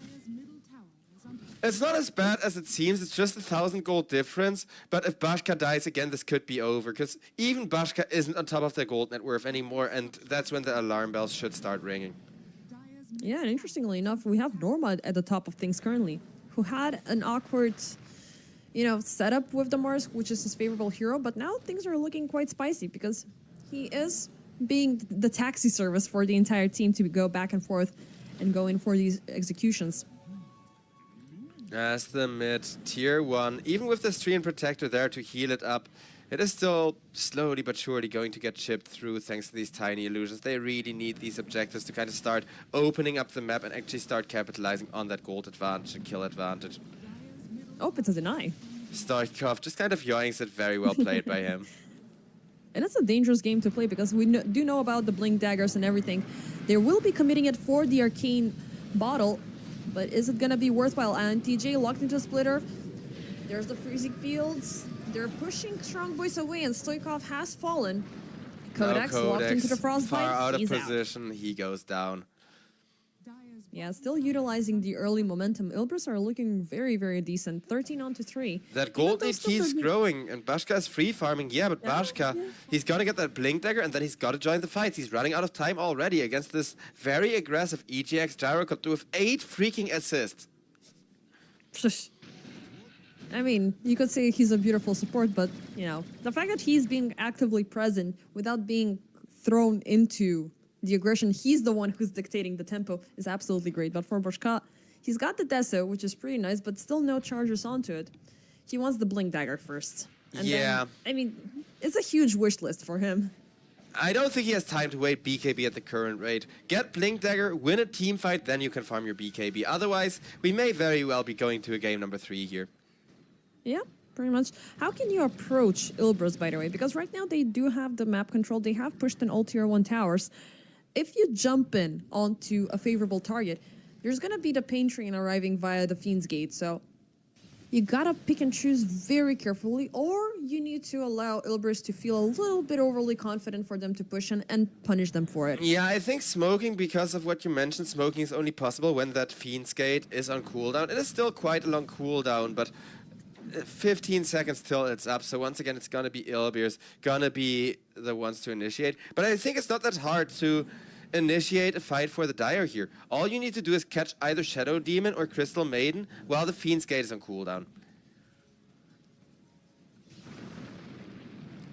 As I say that though, Caster's Curse coming in clutch again. But Stoikov, he's trying to survive this. He's locked into the disruption. There's the Pit of Malice arriving on top of him. The entire team is doing everything they can to protect him, but no, it's just going to be Stoikov dying and Ponlo locked into the river. He is not ticking, though, from a lot of Shadow Poison stacks, so he might as well survive this. But the main focus is LQC. He's going to be caught into the Pit of Malice as well, and yeah. Yeah, that was just rough. Phoenix, he hit a perfect 4-man egg, but there was no follow-up because the damage dealer, Bashka, he's still stuck in the jungle. He got his Blink Dagger, but just a little bit after that fight, and now for the next team fight, he needs to make 100% sure that he's present, and at the very least get some assists for the XP. If we start singing it, are we going to get copyrighted? I don't think so, no. Kick is a lot shitter with that. He's still farming. Yeah, yeah, yeah. Okay, that's it. But here, the aggression might be brought onto him as instantly INTJ commits for the jump, instantly disrupted. LQC is arriving to the spot to try to save him over the overgrowth, but it's too many units, it's too many numbers. They're trying to save him. Bashka saved. They're throwing everything for TA. LQC will fall, but now it's Stoikov who is the main focus here. Codex on the back lines. They Oh, he's could taking get too the much left damage, right though. yet another time. They did manage to let Bashka live, but At what the rest cost? of the crew. 2-0. Wow. Stoikov, he's just too far behind. He had such a free game last game, but this time around there was hardly any stacks for him. He's going 1-6, and he needs that BKB, but even once you get the BKB, you're still too squishy against physical attacks from that flag cannon. And also you had the amplify damage rune available. It was just taking a couple of seconds left before, before expiration, so it was great, but God, it's scary. 17-3. I mean, Ilbris, not only that they learned what Strong Boys are doing, they're trying to master it within this game. Because previously, they were the ones following down the line of going in for the slower, more heavy-to-build sort of draft. Now they're fast-paced. Now they're showing everything that they can to try to suppress Strong Boys as soon as possible. Yep, I definitely like that approach. Because Strong Boys, you can see them kind of buckle under this aggression when really with a Templar Assassin as their choice of hard carry, they're supposed to be the aggressive ones right now. Though Gyrocopter also falls off, so this Gyrocopter versus Templar Assassin matchup, it's going to become very 50-50, where it just depends on whoever initiates first, as long as Gyrocopter doesn't build a Divine Rapier. I mean, if the cores coming in from Strong Boys had a little bit more of extra, at least one item more than they currently have, they would have been able to balance out the game and have a little bit of a pretty much that Counter-Strike against Ilbris. But there's so much of a difference currently. They are close to the Tiny with about 8k worth of net worth, but Underlord is getting big, the Tiny is getting big. You still have Bashka at the top of things, but is it gonna be enough? Well, either way, Ponlo goes down to make a lot of space, being chased around by 3 people for quite a while, but I don't know, it's all gonna depend on that one team fight, and right now it seems like Strong Boys are very reluctant to be the ones to initiate it. Is under attack. I mean, again, they're not supposed to be the one initiating. They should be punishing Ildris when it comes to B. But they're not given any chances as such because Ilbris are now knocking at the tier 2s. We saw what happened earlier with Bashka. Even though the entire team did a very beautiful job at keeping him alive, the cost was a little bit too heavy. You lost the core, you lost a very valuable support at the same time, and you have been able to do absolutely nothing. Even though healing is amazing on the end of Strong Boys. Yeah. It's not enough to sustain. They're lacking the damage output against all of these beefcakes. Tiny, Underlord, both seem absolutely unkillable without Bashka present in the team fights. But Bashka, he needs to focus on his farm. He is actually going for a Dragonlance pretty late before queuing up that BKB. So the Tormentor will be left completely uncontested over on top lane. And that's going to be even more gold lead for the side of Ilbris. I mean, maybe it's a decision made based on the decision that the Gyro brought in. So he's going extra range. Fine, I'm gonna go extra range as well because yeah, that makes sense. If you can reach me, I want to reach you as well. Also, if they lose this, I'm totally blaming EGX, because EGX is going for that Manta-style build, but I think it feels a little bit too defensive this game. Like, given how far ahead they are, an Aghanim Scepter would already start paying for itself right now. Whereas this Manta-style, it doesn't really make any space, because you can see people are already not allowed to leave the safety of their towers. Bashka once again drawn away from the tier 2 just to be obliterated. That's a huge kill. Maybe you can debate if EGX gets locked into an awkward position versus the TA, so he needs to break away or something like that, but that is still not happening. I think it's for the Treant. Maybe on the long run. It's a good answer to the Treant, but that's really the only thing Manta Style offers you this game, and Treant is currently just not having a game at all. Have you seen his items? Yes, he almost has a Blink Dagger. He can almost start playing Dota. He doesn't even have the arcane boots completed, which is pretty sad. I mean, it would have been... you have the Crystal Maiden on the other end, which doesn't need to bother with the arcane, but you always have the arcane available to passively amp up the mana for everybody else. But on the other end, how many arcanes are we having for Strong Boys? I mean, right now they're a little short because, like you said, Treant hasn't completed his yet. Ponlo does probably not want to build arcanes either, so No, he's really got the Trankills. only one arcane coming out at like post 20 minutes is not great when you have a Leshrac as one of your most essential cores. I mean, at the very least, you did mention this earlier, the Chronoptic Nourishment. You are actively restoring mana, similarly to what OD does, but it's not that great. You need to amp up the entire team. Yeah. It's a small, negligible item, but versus the active mana regeneration from the other end, you gotta find a way to work things around. I mean, for now, they're gonna try to aggression? forcibly initiate, and they're gonna catch a beautiful jump on this Underlord, just tearing him a new one. Yep. Norma not allowed to press a single But button. TPs are coming in. They want to punish this. Mozzarella instantly frostbiting Stoikov. He's going to be kicked out right into EGX's arms, but this is bad because Oh, EGX now goes EGX down. is in an awkward position. Strong boy, boys, good this for is the Strong kill they've Boys. been looking for all game, and now that they have it, Templar Assassin jumps forward, double kill for her, double kill for Ponlo, only Tiny survives, and the mid-tier 1 is gonna fall so quickly to that Desolator, which now has some stacks on it. Radiant's middle tower Yeah, and also INTJ was not present because he had used up the TP scroll a little bit sooner before the aggression came in, so he had no way to join in. Without Norma, there was absolutely zero frontline being added to Ilbris, so without that, everybody else was susceptible for the takedown. Well, strong boys, they're gonna go for a move which is gonna make them even stronger, boys, as this Roshan is exactly what they need to kind of contest Gyrocopter, while Templar Assassin is actually strong enough and kind of fat enough to be able to go INTJ, toe-to-toe. does he want to perform a jump here? Nope, he's going to Nope. be scouted out by Yeah, Ponlo. It would have Definitely been not. ambitious. Because even if you do jump in, there's too much AoE. The chances of Oh, yeah. stealing the Aegis are freaking tiny. Ha, pun intended. But respect for INTJ for even considering it. The thought was there. Still, we saw EGX bleed and die even before the completion of his BKB, which could lead to it being a bad sign because this is with this last encounter, Strong Boys have doubled their kills. But let's see if it's going to be enough for them to keep up. The 4 minutes of safety is always great to have, but now they need to cause some damage because they've allowed Ilbris to walk away with so much damage. And now, net worth-wise, Radiant's bottom tower well, they've dropped the difference, which was about 6k a couple of minutes ago. Yep, a lot of that was also tower gold, keep in mind. Because Yeah. the Treant Protector, yeah, he delayed the tower gold a lot, but because of that, all 3 tier 1s were kind of grouped up for and pushed down with overwhelming force, and now finally return towers are coming out. Though Top Ponlo, side. beautiful They found Ponlo, turnaround. but a beautiful supernova. They have Bashka arriving at the spot. Mozzarella has fallen. It seems like INDJ is away from one more strike, and they will get him. Beautiful streak going in for Ponlo. Have they found more? LQC is trying to hunt down somebody else. They have hindered down Norma, but for now, I guess they're fine with what they've obtained.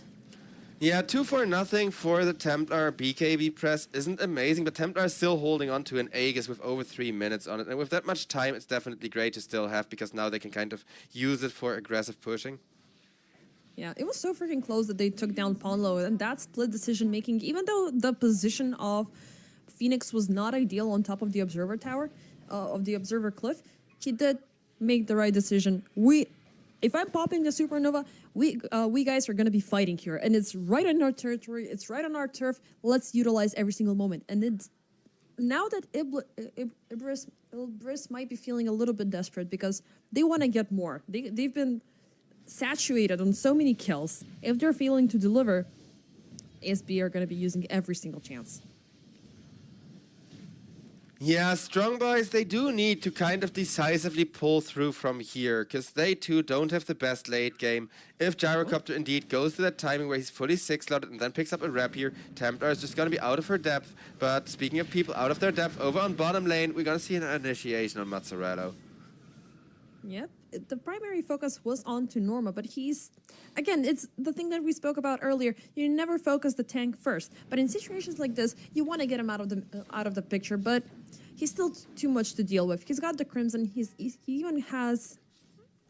Well, the Scepter doesn't help you with durability. It just makes you a little bit more annoying if you want to jump into the fight.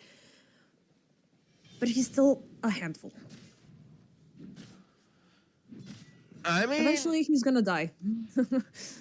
Oh, Cass's curse in action. Shush. Shush. I mean, I'm looking at the TA items. She's got the Daedalus. She's got the Desolator already at 10 stacks. Which, it's a lot of damage to counteract. And she's got the healing power. She's got some extra 8 to bring her back to life. For the Gyro, it will be the Satanic that he still doesn't have. And toss on TA, instant blink back. I just want to finish up this tower and I'm going to get the hell out of there. But Homing Missile has... They need to be careful though. Bashka has the BKB at the ready once again, swapping it into the inventory. Oof, and they used up the Fiend's Gate a little bit prematurely, so the element of surprise is Oh no, be that's so lacking. awkward, because like you've mentioned, the invading force, it's one of the strongest buffs if you get a 5-man Fiend's Gate.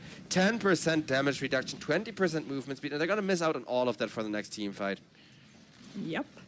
Radiant's bottom tower Well, has fallen. now we have the tower advantage favoring Strong Boys. With the double tier 2 takedown, they have a little bit more control across the map, and guess what? They will smoke right after. Yeah, it So looks let's like, I'm see- afraid we're both calling this correctly, unless Strong Boys really mess up the smoke initiation. Stoikov, he Oh? will find Mozzarella, but jumps away towards the amphibian camp. And he's out all by himself. Avalanche, however, misses out. Still, the Frostbite holds him in place for long enough. Still, Strong Boys, they're not giving up this chase. Kodaks will find INTJ, but the toss is going to put him to a stop. They're still going at it. They want them dead. Excess caught up. Stoikov instantly pops the BKB. He doesn't want a contest against the Shadow Demon and his spells, but it might be a too premature of a move. Either way, a kill. No, I would think be it's claimed. fine, because even, like, sure, it's 40 seconds where you do nothing, where you kind of have to wait for the BKB to be available again. But Shadow Demon, the safe aspect on the Gyrocopter is such a large aspect of the team fights, and the moment Shadow Demon goes down, EGX just walks away, because he knows he can't fight there anymore. Yeah. Oh, Crystal It would Maiden? have been definitely. Oh, nice. I mean, LQC did overextend there. Yeah, he's still having a terrible game. Somebody, like, even with that big comeback, somebody has to stay behind from that big turnaround. Yeah. I mean, it's kind of sad that he only has the Blink Dagger and the Mana Boots, the Arcane Boots available. But it is what it is. Sometimes the life of a support is you gotta die for other people's mistakes and other people's benefits. Support Yep. lives matter. Support lives matter. Okay, whatever. Nah, You know everybody you hate knows me- I know you supports hate me don't for deserve saying this. basic human rights. Go again? Everybody knows supports don't deserve basic human rights. Yeah, because we're not human to begin with. When I have safe We're farm, cattle. like the moment I have safe farm on a carry and I see like, oh hey, my support is in the lane when he shouldn't be. Instant report, stop leeching my XP, go next. See, because it's people like you that don't let me have fun games, and I'm a 4 and a 5 position player. Sometimes I do need the farm, man. I'm fine with greedy 4s. Like, if you want to be greedy, please go 4 by all means. Because look at this game, too. This is exemplary play from both of the 5 positions. Because neither of them has taken any farm other than Treant taking exactly 2 creep waves to get a Blink Dagger. Yeah. But yeah, I did show you the earlier results of me playing Venomancer up to 1 hour. I mean, eventually I'm gonna need to make a Desolator, and I'm turning into a carry. Who gives a damn? Desolator carry under the Venomous. That's such a good meme. I love it. See, my favorite is Weaver Skullbasher. Oh, God. Weaver 4, you build the Aghanim shard, that's gonna be your fire speed, that's gonna be your damage for the team fights, and then you go straight into Skullbasher. Because every team fight, you attack right off the bat, at least 3, usually 4 or 5 enemy heroes with the Sukuchi shard. So you guarantee to get 1 stun and then your team can initiate. It is so fun. It's an absolute meme. I get why people want to report me for playing it, but when it works, it feels too good not to. I mean, who's gonna report you? Your people or the other side? Both, it depends. Like, if I lose, it's my team. If I win, it's the enemy team. You can never win with a build like that, except for the fun you have and deprive everybody else of the moment you hear that Skullbasher proc, kadunk, and you know you got somebody. Yeah, I mean, it puts shame to Slark, not Slardar, and his 4-hit bash. Yeah, every time you Sukuchi, you get 1 guaranteed bash. It's so broken. Hold Speaking that of broken, thought, though, Stoikov. He's going to be caught up in a very awkward fashion, but nothing is going to happen as he has been able to survive that onslaught. Now it's time for Bashka to go on with the heavy hitting. AGX. nice His BKB. is soon to expire. Now he is the one who's on the run. Nobody's dying just yet, even though Stoikov almost paid the full price for it. LQC of pops the overgrowth right before he falls. Rest of SB, they are on the run. That was a perfect response of BKB from the gyrocopter. Bashka can soon turn that fight around again and wants to come in to do just that. They threw. Codex in the backline, EGX. speed of Malice on to 3. Norma is looking pretty low. Supernova for the save, but Stoikov will die eventually. Still, Bashka being alive and well. Norma stunned down. Oh, Force Staff beautifully played out, but he's still ticking from the Fire Spirit burn, but it's being mitigated by the health regen, so he's gonna be fine. Ooh, Even though he's Mozzarella forced to so TP low. back home. But they Codex, will kill Ponlo Ponlo. instead. Oh boy. Goodbye, Templar. That was all down to the gyrocopter. He had the perfect reactive BKB activation, and they get almost a complete team wipe for it, with only the Templar Assassin surviving. Yeah. I mean, it was a very, very awkward situation to begin with, even though we were ranting about some random shenanigans in our stupid builds and pug games. Stoikov was in a very bad position because not only that he revealed that Ilbris were within the vicinity, he was completely isolated from the remainder of the team. So all resources from Strong Boys were being poured into keeping him alive, which unfortunately still led to his own death. But yeah, positioning there and presence was everything. And of course, as you said, the BKB onto the gyro was very important to keep him alive and well. So Ilbris, they will fight. They will get a long overdue team fight, and they have a lock onto Bashka. Bashka Is it gonna needs to be be very enough? He's still careful. fending off the illusion. Sunray for the save. He's gonna be fine, fortunately. Yeah, with Ponlo behind him, he's actually, I think he's kind of debating pressing the BKB and running in there, but they don't quite have enough sustain. And one more thing that's interesting is Leshrac didn't get to use his BKB in the last fight. I think that's why they poured all of those resources into Stoichkov, specifically because if he would have gotten the BKB out, that could have been a completely different engagement. Yeah, maybe at the back of his mind, he still thinks that he has an Omni Knight helping him out for the extra BKBs, so he can prolong using his as much as he can. Yeah, maybe that's it, honestly, because just... Let's just be real, if he would get those BKBs out on the Leshrac, like Templar Assassin uses hers very early in the team fights. Stoichkov is already down to 6 seconds, but he holds onto it till the last bitter second. And that kind of approach also saved Gyrocopter with his 9-second BKB coming in super clutch during the team fight. Yep. I mean, previously, we didn't see Bashka using the BKB until the very last second. I mean, he was chilling with a 9-second BKB for, like, what, 20 minutes? Yeah. Last game it was insane, more like 30. He had Hold up. it in his inventory for Bashka almost secured 10 the minutes double. before pressing it once. He's going to be thrown out of the Roche pit, and the rest of the Ilbris will be trying to take him down, but it's not going to be a success. Even though the setup was really scary, it's going to be an opportunity for Strong Boys to dictate the tempo. They find a Overgrowth, beautiful tree and instantly protector mitigated. ultimate. Supernova into the backline. Sunray, he's trying to burst through Norma, but it's a little bit too difficult. Excess, however, will fall. Mozzarella did force out a buyback to join into the team fight. Oh, Leshrac though, this time around he gets the BKB off immediately. He's gonna fight, and he has his eyes onto EGX. Will pop the Satanic, but he's not dealing that much damage to. He's not gonna get super healed, but I mean, Oh, the crystal. killed in the backlines. Oh, The last bit of damage they need. It was 2 buybacks and a really close call, but Ponlo. with the crystal ultimate they will get 3 for nothing off of that second reinitiation. Damn. Knowing I mean, it Bashka was- has no BKB is huge there.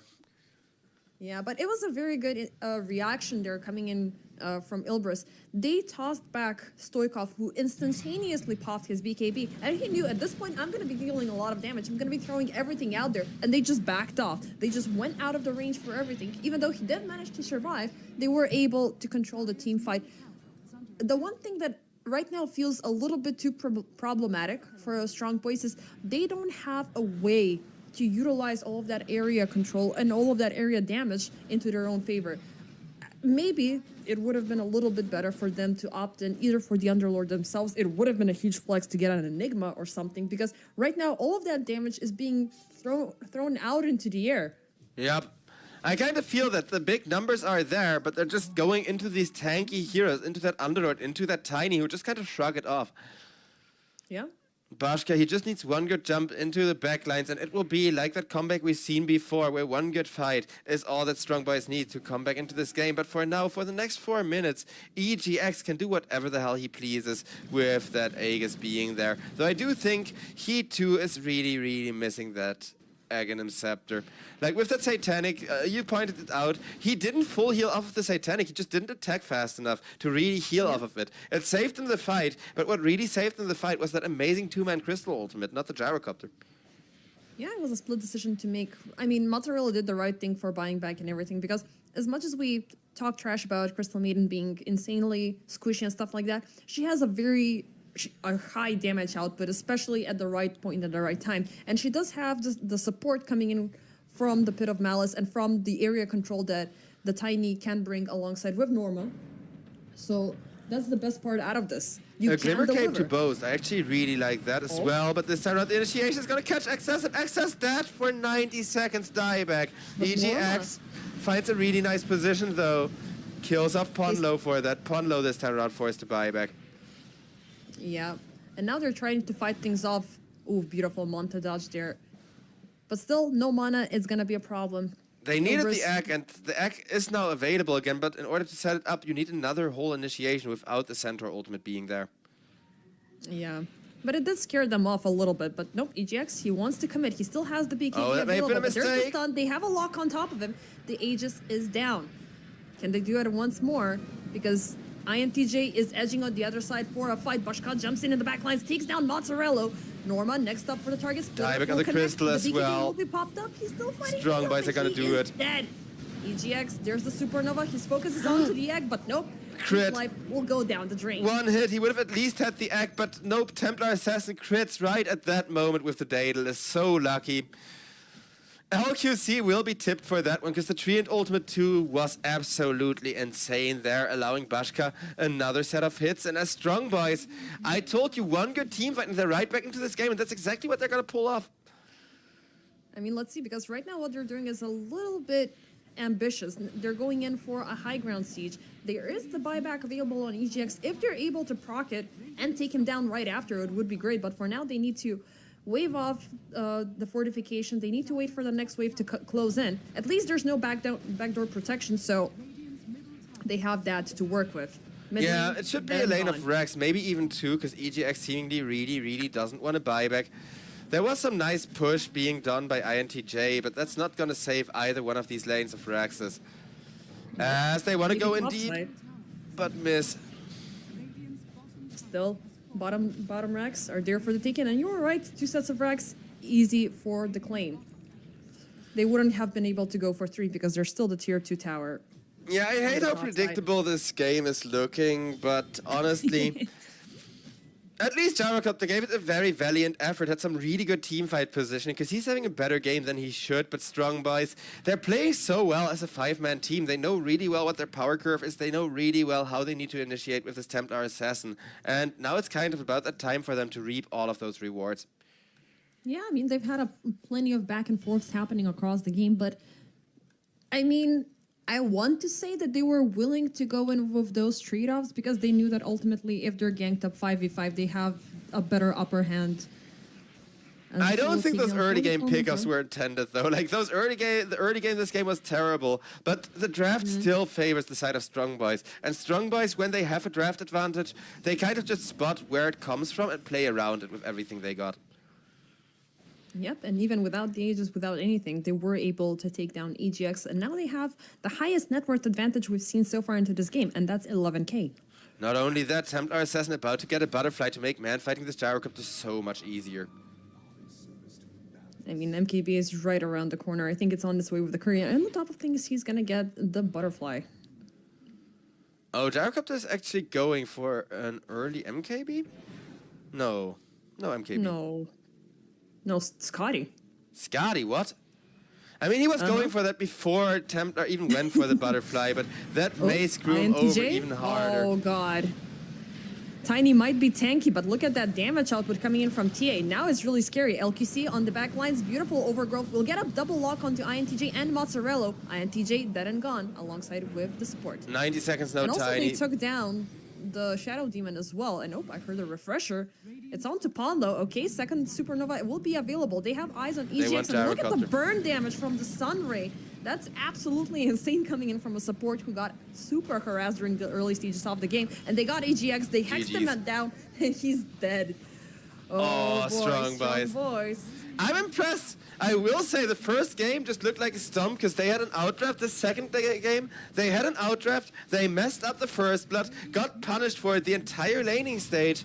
Because, well, weakness was showing. Of course, you're going to capitalize on it. But at the end of the day, the moment Leshrac and TA were both online, they bring their two biggest cores together, allow for that multi-hero Leshrac stun into Psyblade's combo, and the team fight from Strong Boys is once again massive, as they manage to take the second series of the day in a clean 2-0. Yeah, I mean, basically, in a way, Strong Boys did say, trust the process, trust the draft, trust what we can do, and they went all the way, and they absolutely delivered. The saving grace after all of this was the fact that they threw themselves all over the place just to make sure Bashka has a safe game as much as possible, and of course, the TA was able to deliver at the end of things. Stoikov, once again on the Leshrac, they did feel a very shaky moment of the game, especially with the previous argument that Leshrac needs some time to compensate from from the early game towards the late game, but they were able to close the gap really fast. I mean, Ilbris, they had their strong start, they had their very solid mid game, but afterwards they were just falling into crumbles. The tanky boys were no longer tanky. INTJ and Norma were not able to keep up with the front lines, and the rest of the crew just fell into shatters. So, henceforth, 2-0. I think EGX also a very massive kind of mistake from him to go for that Manta Star. Because last game, Manta Star was amazing. They were behind, they couldn't push on the side of Strong Boy, so you go it on the Gyrocopter. Here he went it for no reason, because all of the lanes were already pushing, and that way Manta Star doesn't really pay for itself. I'm a fan of, changing up item builds, but you need to know why you change it. You can't just go, Manta Star keeps saving Gyrocopter. I can press Manta Star at the right time too. I'll buy a Manta Star. Because it did save his life, but then he tried to turn around without the BKB and just got stun locked, despite the Manta being there. Yeah, I mean, you cannot really go down the approach of monkey see, monkey do in some situations like this, even though there were a couple of moments where the Manta was really nicely utilized to avoid the crit damage coming in from Bashka, but it's just often it prolonged the inevitable, and it felt like a very filler item. Yeah, like he was just playing not to lose, and he bought it while they were winning so hard, which is why it feels like such a mistake. Because other than that, I think EGX played really well as far as his ults and the early ganks go, but it just wasn't enough for the side of Ilbris here. Yeah, but this series is over. Strong Boys, they did manage to obtain a 2-0. I wouldn't say it was easy, but it was a very... They knew what they drafted, and they knew how to play it, and they delivered it really nicely. Yeah, it was very clean Dota for sure. So ladies and gentlemen, with that, we are going to go to a bit of a longer break. The stream is going to go down for a little while. We're going to be back in 40 minutes though, with my good friend and colleague Dudai taking over for us for the remainder of the day.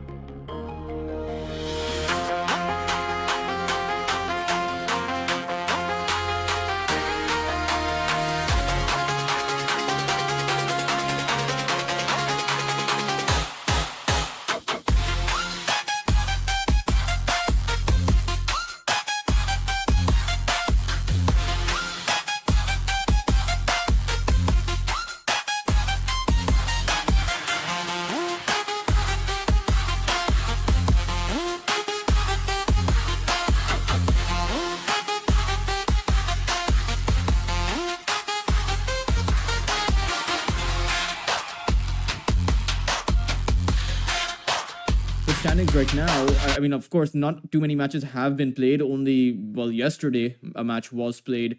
Well, rather, a few matches were played. Team Lynx is at the current top place position, but 10 seconds remaining. in this game, I think this Phantom Assassin is going to struggle. I mean, the fan of the knives has now been put on the scepter slot, so Phantom Assassin will now need to go for the Aghanim scepter to have that break mechanism. And the idea, and the question is, if you're spending 4,200 gold on the Aghanim scepter, you could also just buy the Silver Edge. It's not nearly the amount, it's not the same amount of gold. You'll need to spend more on it, but the Silver Edge will give you additional damage, will give you that invisibility, will give you a lot more. And at the same time, Largo is actually a pretty good phylactery builder, so you could go for a Conda in that scenario too. The big question for Inner Circle will be how they actually manage to keep their Phantom Assassin alive. Sure, you have the Largo's heal, you also have the Shadow Word, so it is a lot of heal coming in, but NPC do have a lot of magical damage. So until you have that BKB, you have that Skyrat's Mystic Flare, you have the Jakiro too. So it's fairly tough, I think, for this Phantom Assassin. At the same time, you do have the Ember Spirit being played by Niche. This is one of his more played heroes. I think he probably will be safe as long as he can avoid the Skewer and that Skyrat's Silence. Now, you do have that basic Dispel. Largo actually comes in with a level 1 basic Dispel. This is one of the, perhaps one of my favorite aspects about that hero, about this hero in particular.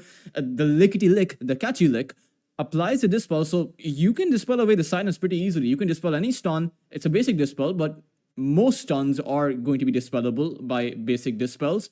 So you can remove the Dragon Tail, the Silence, the Slows, the Jakiro's Ice Path, even the Spear from Stormy. I do think that the role for Lice, despite of playing that core Largo, should be to keep their hero, to keep Niche going, and also to make sure that 423 can dish out the damage. You have the damage reverberation from the Largo as well with that third spell, and then you have the ultimate. So this is, I feel like this isn't my first time casting a Largo. It's I believe it's my third or fourth game, but with this kind of a draft, I actually think that we'll see the full potential of a Largo come out. Or we'll see it fizzle out, one or the other, because the other side has heroes that can punish Inner Circle pretty well. But make no mistake about it, Inner Circle are the dominant team in this matchup.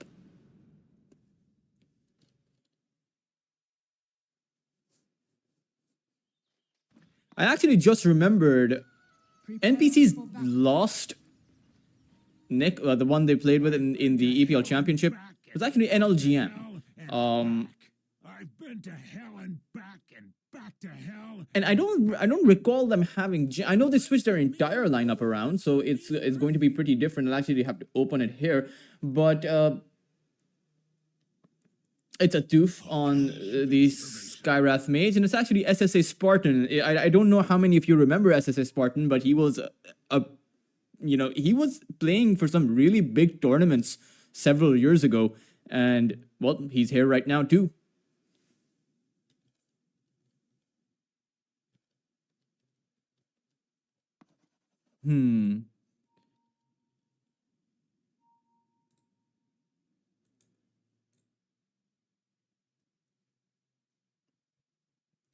Nande will reconnect into the game. I will talk about the laning phase a little bit once we actually head into the game. That is an interesting logo coming up by NPC.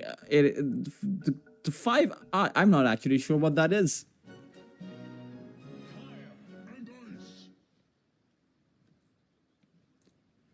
No one really going for a full man smoke at the moment. No one actually in possession of a smoke either. So NPC are clearly not going to go for a smoke. Let's see if Say will drop it down. They do have enough for a level 1 fight. Lion can come in with that AoE stun, so often in those narrow corridors as you're walking up the high ground, you can land a multi-man stun. Right now, they'll only be able to land one stun on towards Stormy. It's a full 5, as Stormy will realize, but it's actually a Tooth who walked on forward. He's gonna get the first hit, and Lice will draw first blood.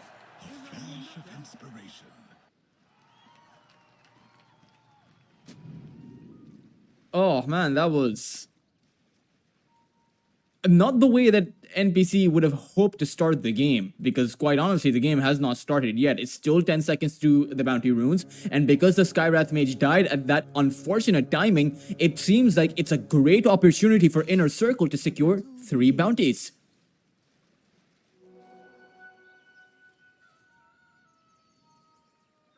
Okay.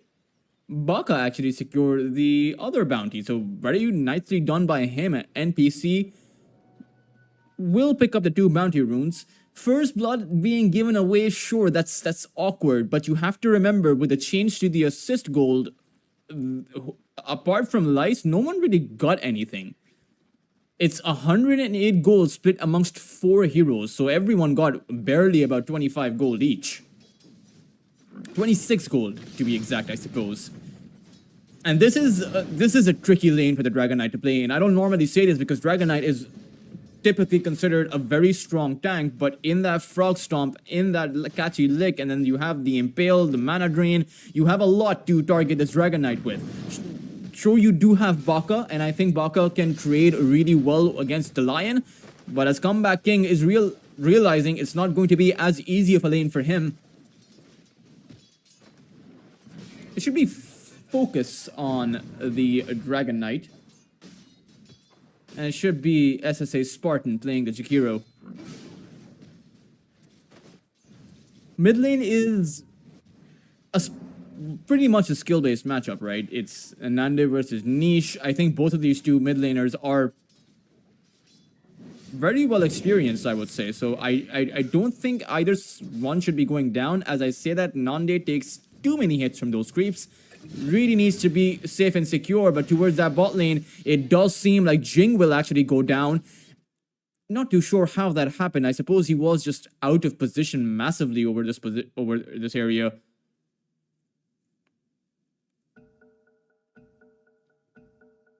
Well, the game will immediately be paused again. It appears there are some mic issues, which should probably be sorted out. Sometimes the software, sometimes you're communicating through, Discord or TeamSpeak or whatever have you, and it's not even your mic. Skywrath Mage plus a Mars against a Phantom Assassin and Warlock. I suppose it's a decent lane for both of these 2 sides here. At the same time, 423 is probably going to play aggressive because he does have the Shadow Word available. So he has that heal, he has the Magic Wand too, as he's going to blink on top of Stormy again. And Stormy will actually go down. Say will pick up the kill. 2 kills up for Inner Circle right now. Certainly playing really aggressive. And NPC are lucky that 423 is not choosing to blink on that Skywrath Mage, because Skywrath starts off the game with 0 armor. Has no defensibility whatsoever apart from that high amount of base movement speed, which is not going to be a factor if you have a Stifling Dagger debuff on you. You're just going to be slowed down. But I suppose Stormy is a more rewarding kill. He is the offlane hero, so you're going to at least try to take him down, even if the Skywrath Mage is an easier target. Dire's courier has been killed.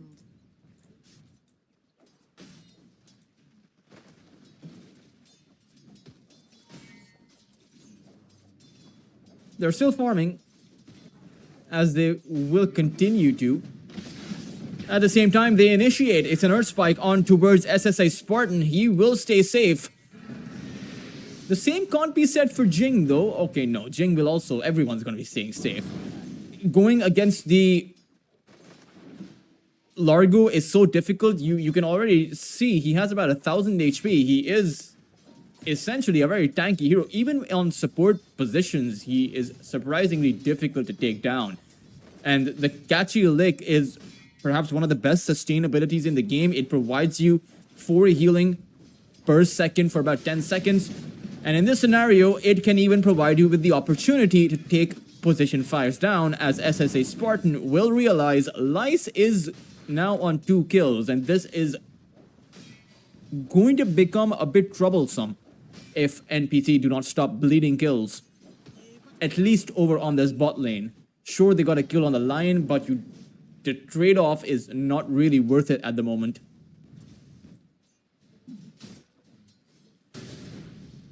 423. Thinking about going in, but no, he's actually not going to. Not inside of the tower. Not when the Warlock isn't anywhere nearby. Say is just pulling the creeps, which means that 423 could potentially be vulnerable. But instead, he's just going to trade daggers against a Tooth.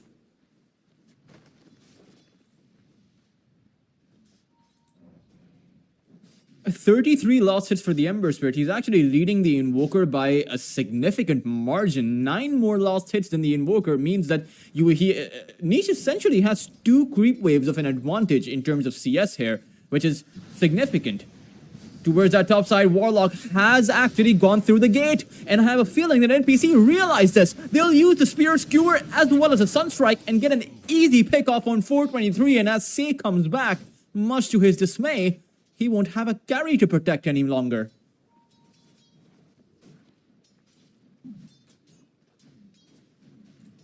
Awkward rotation being made by the Warlock, certainly going to hurt the Phantom Assassin, as the whole idea is that you want to farm as fast as possible for your Battle Fury. Sure, getting kills in the lane is okay, is great, but it's your Battle Fury timing that is going to determine how good of a game that you're going to have.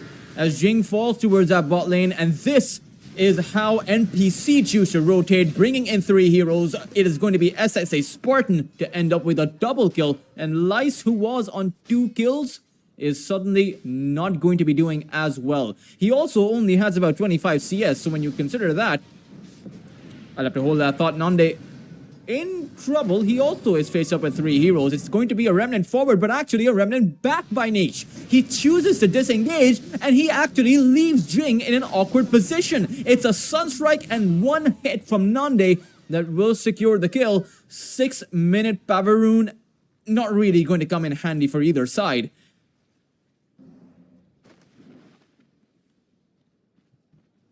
Oh man, this is...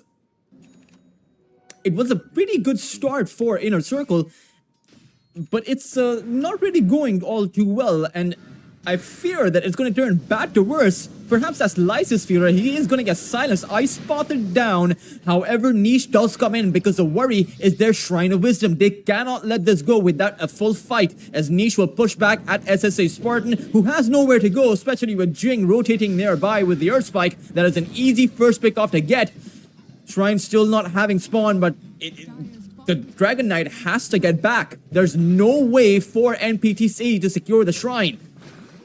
Dragon Knight is going to get a Hex Drop, and even though Nande does come in with a 4-man tornado, the question is, can they actually keep this Dragon Knight going? He's trying to fight back, was able to take out Jing, but does fall shortly afterwards. Nande trying now to make his escape, but a Tooth needs to be dealt with, particularly as he is threatening Say, as it does seem like the Skywrath Mage will go down without being able to get the kill. Ooh.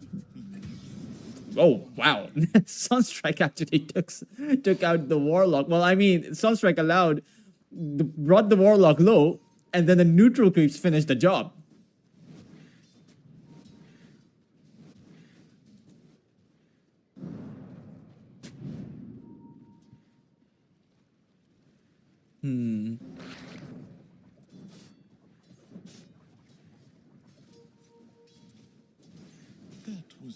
It's a 4-0-2 build for Niche. So he actually is not playing with a Sleight of Fist.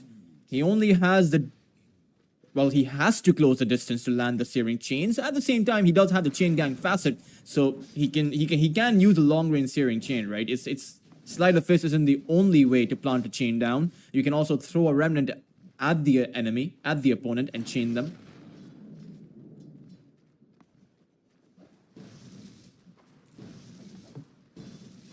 Dragon Knight, he was very tanky to take down earlier on. Focus is, or rather, almost has a Mask of Madness.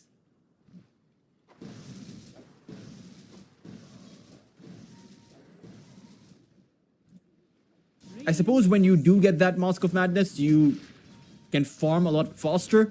As right now, 423 has only 1 component of the Battle Fury that's flying in. Stormy is going to get jumped. Niche is here. The question is Stormy going to drop the arena down? Well, that possibility was taken away by Say dropping the Chaotic Offering. And with this golem, perhaps they will pressure this tier 1 tower. Should be able to take it down. The golem now is kind of like the Shadow Shaman's ultimate. It's kind of like a serpent ward at this point, except it moves. Easy to take a tower early on with the golem because you know that NPC are going to be pressuring your towers much the same way, or rather not the same way, in a different way, but in a similarly effective way. It's going to be SSA Spartan coming in with the liquid fires on your towers pretty soon, and you need to make sure that you have some space for yourself when that happens. Dire's bottom tower is under attack.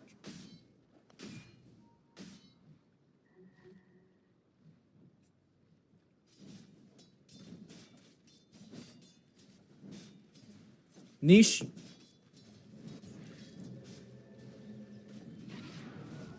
Well, he's doing fine. He has a shield rune. He has 2 power runes to play with. He has shield rune lasts a long while. I think it has the longest duration of any power rune out there. Can't exactly be too sure, but I'm 90% certain.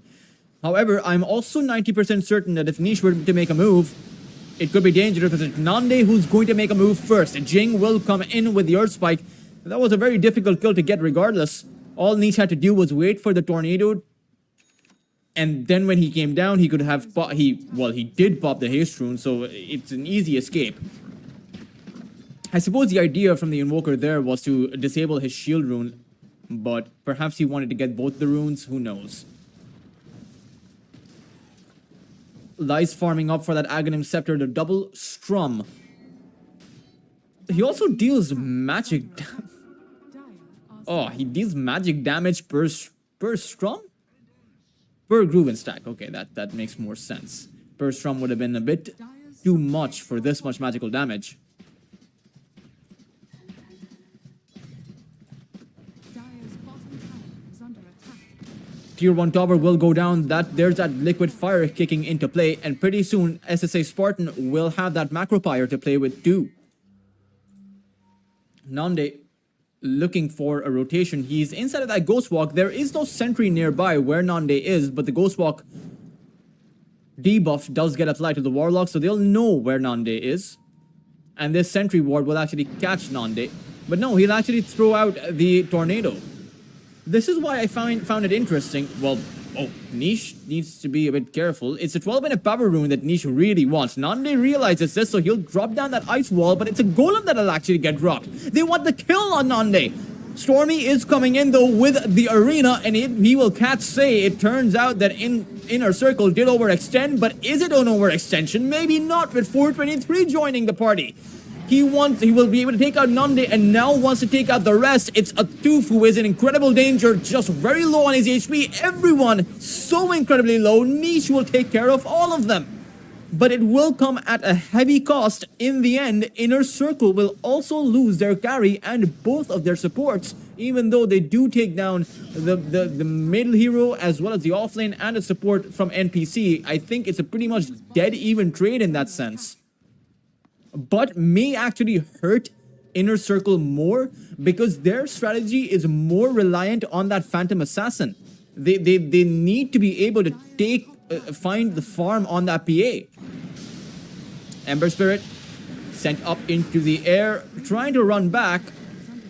Silence Down has no more mana, does use the wand to Remnant away and will be successful in finding it. Sunstrike will not actually land on him.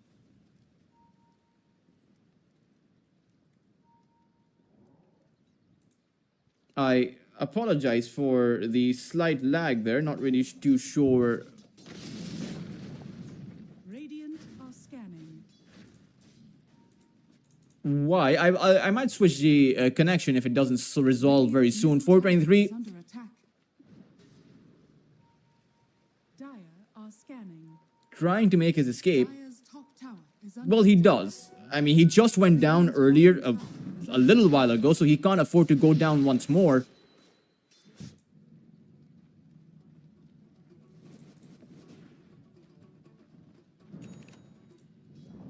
Dire's top tower has fallen.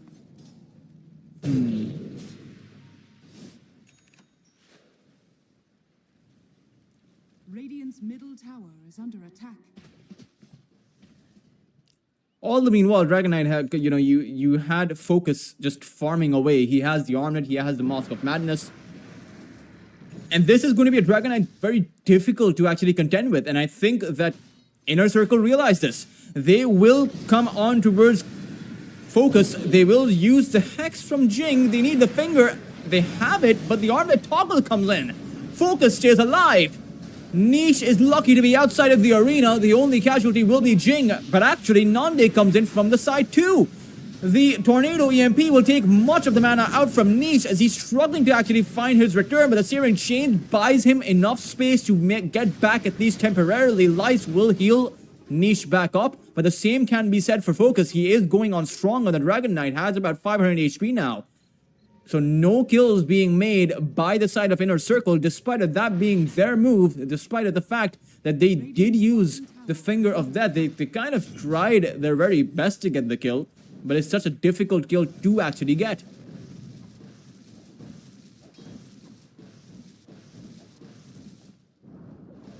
Radiant's bottom tower has fallen.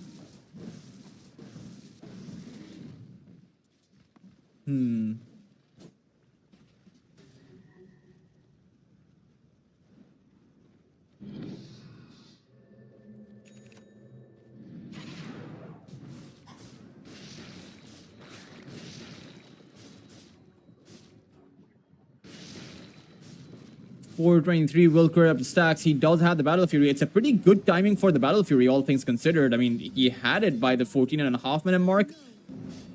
I will switch to the net worth. My apologies for not switching to it earlier. Dragon Knight Focus sitting at about 9,000. Pretty expected considering how much he's just been farming away. 162 CS on this Dragon Knight.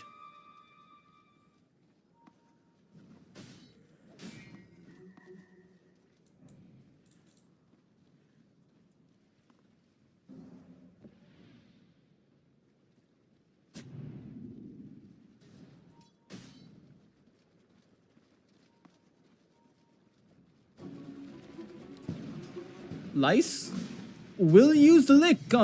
Focus is going to be safe. I will switch. I think I should switch the connection because it's clearly not getting fixed. Niche, though, he needs fixing himself. He has silenced down. We should be able to find the Remnant out, though, easily enough. 423, though, he is spotted down by the Invoker. Nande is there, and with the Cold Snap, perhaps he can take him down. The arena will actually come out by Stormy. 423 is a gunner. Nothing to be had there. Even Say is going to fall. Inner Circle getting collapsed upon by NPC all across the map. As Niche, the one who did find the Remnant away, is now the one struggling to survive. He will find yet another Remnant play, though, as Lice is there with the Lion, but can they actually do anything to focus is the big problem. Lice has a lot of sustain, but not enough damage.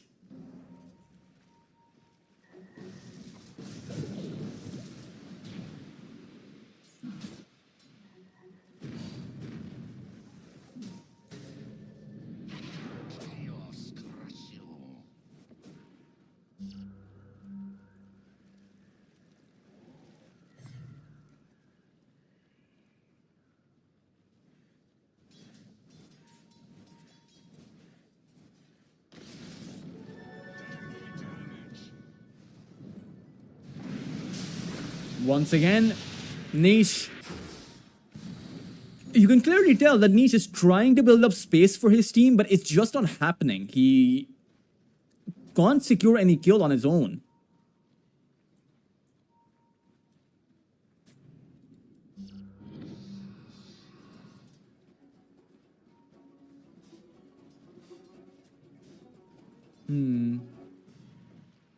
Radiant's middle tower is under attack.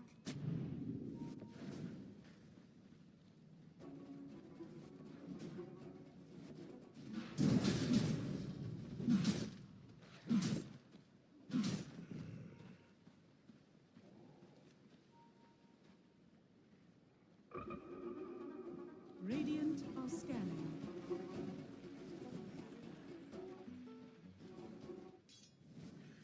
Let's see what everyone is going to be making. Nande decently close to his scepter. Is it an engagement on towards Niche? It is. Ember Spirit will be able to remnant away, though. I feel like this is just happening a lot. I feel like they're just, Niche is trying to chase at them, they're trying to chase at Niche, and no one is really able to catch each other. I mean, there are heroes losing their lives in the midst of that as casualties of war, but Niche is just remnanting away. The Invoker is just trying to tornado him down, and that's been happening for the past 7 minutes. Nande, he will start a tornado. Save will still save. Ooh. The stun on towards Focus before he could get the Dragon Tail, but it won't even matter. You have Stormy coming in with the arena. But 423, he's actually going to blink in. It's going to be Focus who loses life instead, as Stormy, struggling to retreat, cannot actually go anywhere. It'll really a carry, it'll be an offlane that will end up going down, and a Toof will stay safe alongside the Invoker and the Jakiro, but, oh, rather, no, a Toof was caught by Jing. Does not have a Bling Dagger, but still able to catch the Skywrath and able to help the Ember take him down. No, it'll actually be Lice with his Frog Stomp that actually takes out his life. And they'll be able to take a Tormentor suddenly in one fell move, in one swift move. Inner Circle are able to reverse the course of the entire game, bringing it from what was a 1,000 or 2,000 net worth disadvantage to a 4,000 net worth advantage in their favor. And it's a pretty decent shard as well. Level 4 mana drain, which you can apply on 2 heroes now, which will also give you debuff immunity. That's pretty valuable. Right now, though, Nande looks very valuable for 423. He wants to blink in and swipe Nande down. It will be saved. It is supports all across the map, picking up kills.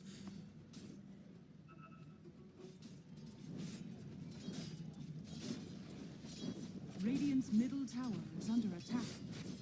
Radiant structures are fortified.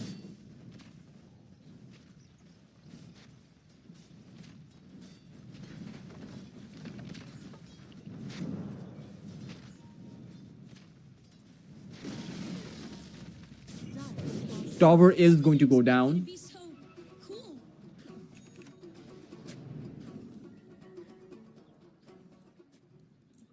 Stormy does have his blink. It's going for that Lotus Orb for the Dispel. And this is why the Largo's first ability is such a great one. Well, I mean, I'll have to wait till he's done strumming his... I don't know if that's a ukulele or a guitar. Or one of the other, because there are a lot of instruments with strings. Just don't know how many there are on this instrument he has. But that doesn't look like a ukulele. Doesn't even look like a guitar. It looks like something else entirely. Oh. 423, he has a BKB. Jakiro will not be able to teleport away. He is going to go down. But it's actually going to be Stormy. Got right beside him. I'm not sure what NPC are attempting to do in this position. They quite clearly don't have their Dragon Knight. He's all the way over on that top lane. He doesn't want to fight. And I feel like that should have been communicated between their team. Because you either fight with your Dragon Knight or you don't fight at all. Those are the two options right now for NPC. After this Aegis, they may not have an option. Their only option may just to be avoiding this Phantom Assassin. 423 almost has that Aghanim Scepter, so he will have the Fan of Knives available. Game has been paused. I did run a packet loss test, which says that I have 0 packet loss, but my game was lagging previously. The lag has been fixed, so I haven't switched my the internet around.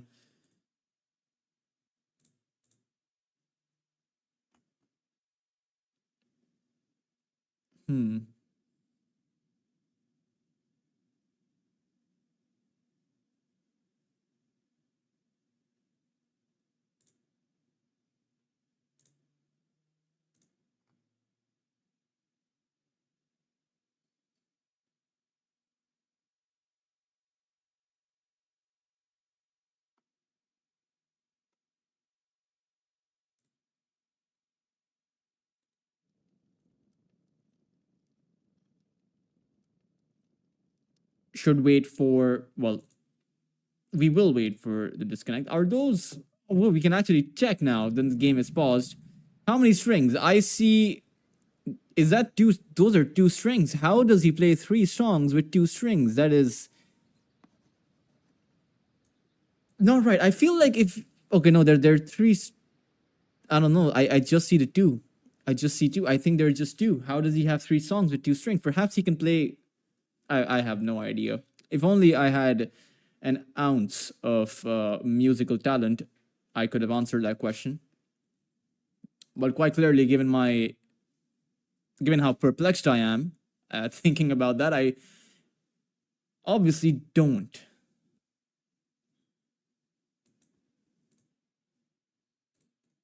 Nande? He is... They need 423 to be able to kill Nande, as, I mean, the Phantom Assassin is nearby, but I doubt 423 is going to stick here. He's going to be done with the last creep. The next creep wave is so far out, and sure, he might not know the creep wave is here, but he knows the creep wave just spawned because it's 10 seconds past the creep wave spawn. So there's nothing to be had by him going forward. He is more likely, or most likely, going to just go back towards the gate, or if he wants to continue farming, he is going to go towards this camp. But most definitely not going to stay. Or he could actually go towards the Lotus, because there are 3 Lotuses available to grab. So let's see, this is going to be an interesting decision. He will go through the gate, or rather towards the gate. And we'll go for a big wraparound, actually going to teleport back.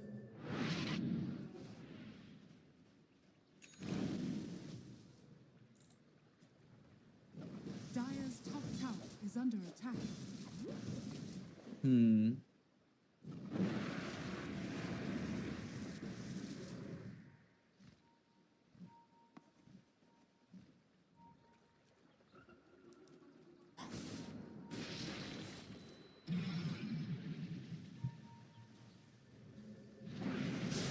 See? Grabbed up by Nande. That's an easy enough kill to be found on the Warlock. They will take that any day of the week. As the Invoker has actually, I just realized this, he never went for the Agent of Galaron facet. He went for the Mind of Tornaris. And I have always... I remember I was speaking to a colleague of mine. You may have heard his costs at one point or the other, Atomo. We were talking about the Mind of Tornaris, and it feels so underwhelming. However, I have to hold that thought as 423, his Aegis should be gone here despite the lick coming in by Lice. Great job done by NPC. Now they just need to disengage from this position. They don't have the arena, or rather they do have the arena. They never use it to get the kill, but they don't actually have focus. He can always teleport back here, but getting the Aegis down is a win in its own right. And the Mind of Tornaris feels so underwhelming when you consider that all it really gives you is mini twisters that honestly don't even last that long. Sure, the duration doesn't start until, each twister lasts for the duration of the tornado, so the first twister is a bit more than just what's said on the screen. But it's still... I don't know. I much prefer the Agent of Galaron. I much prefer the Cataclysm. Honestly, even the Ice Wall seems pretty good. Jing will... he will run around. He will run around. However, Inner Circle seem to be wanting to run towards NPC. Lights will activate the BKB and start strumming forward. With one leg to take out SSA Spartan. It's towards the side there where Focus activates his BKB and pushes Say back. 423 is still not content on going in, but with Focus now running out of his BKB, this is the opportunity. 423 is going to jump in, and he will slice Focus down. Stormy was able to get the kill on Say over on that backline, but that was truly not worth it for NPC. They honestly just got massively outplayed there. All Inner Circle had to do was just wait out that BKB duration.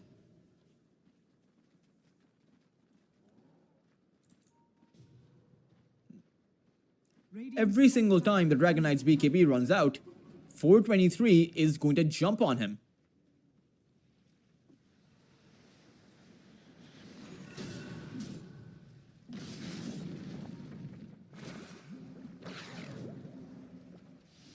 Now I'm ready for feedback.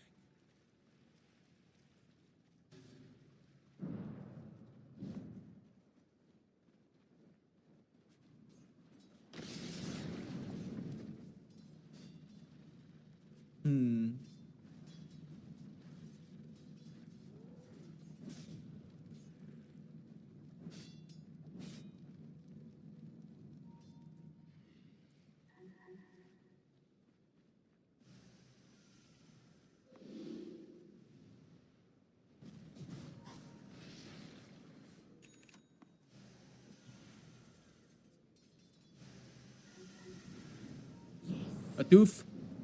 He's under an observer ward, and right now he is under niche. Now he's 6 feet under. Nande, look at them tornadoes, and they'll just disappear.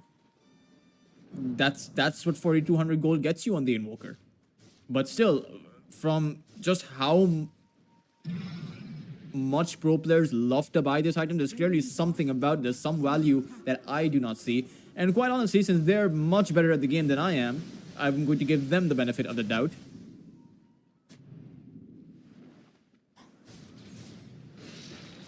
Dire's top tower is under attack. Focus wants to continue to farm. I suppose when he does have that MKB, that's when he's truly going to feel confident enough to take a fight against 423. Are fortified. But Dire's structures are fortified. he needs to conserve his BKB.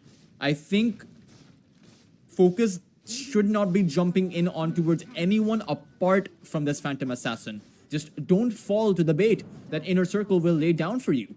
Don't go for Sade, don't go for Jing. Lice does not matter. He's just going to be strumming. He's just going to be healing, providing the auras, providing the buffs. That's it. You need to take out the Phantom Assassin because there's no one else on NPC who can do that. That's the big problem. The focus point is always going to be on Focus here, who has to get the job done. SSA Spartan Dire's middle tower is under attack. is unfortunately, well, it was a bit of a sacrifice, I suppose. And that kill actually reminded me of the first blood, how he ran in front unknowingly and landed in the midst of 5 heroes. That was, and it happened nearly the same place. He went down over here for the first blood, and he just a few steps above, he gave up his life right now.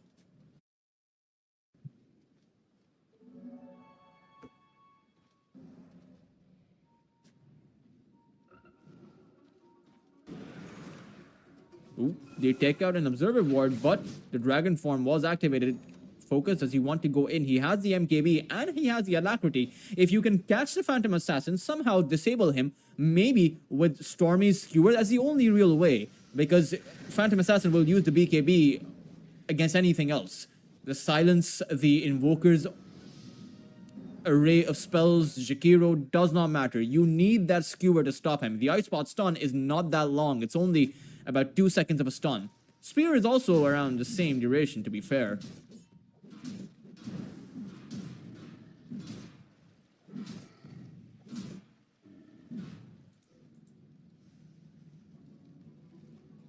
Lotus Orb is also up for Neath, so he can dispel the silence on himself if he wants to.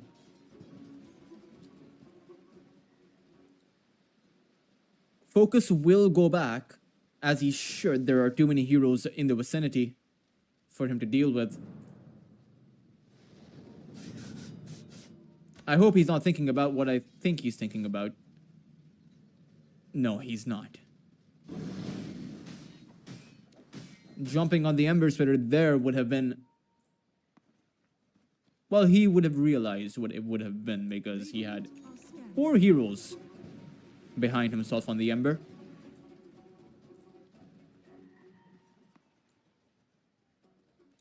NPC going for a 4-man smoke. Jing has just walked away. Where previously it would have been a great disengagement, now it's actually going to be Lice in trouble. Skewered down to the wall, the arena comes out. It's going to be an offlane pickup.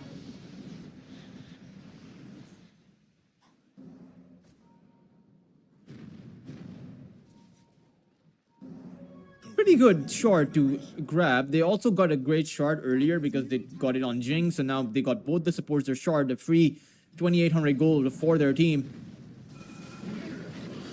Tier 2 tower is going to fall pretty quickly. And this is the big problem. If Inner Circle do not actually respond to Focus when he's on their towers with the alacrity buff, it's all over. Because he can take down a tower within 3 seconds. What a bounty!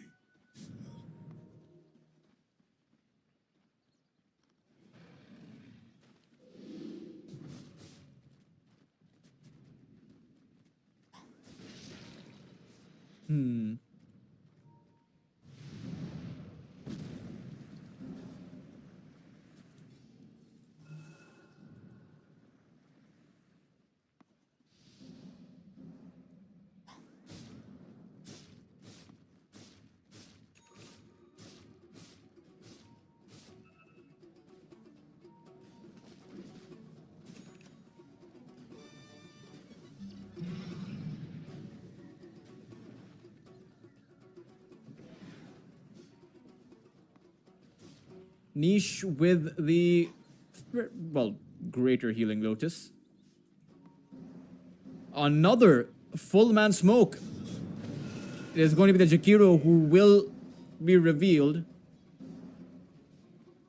Again, for some reason, the lag has come back. Again, I do apologize for that.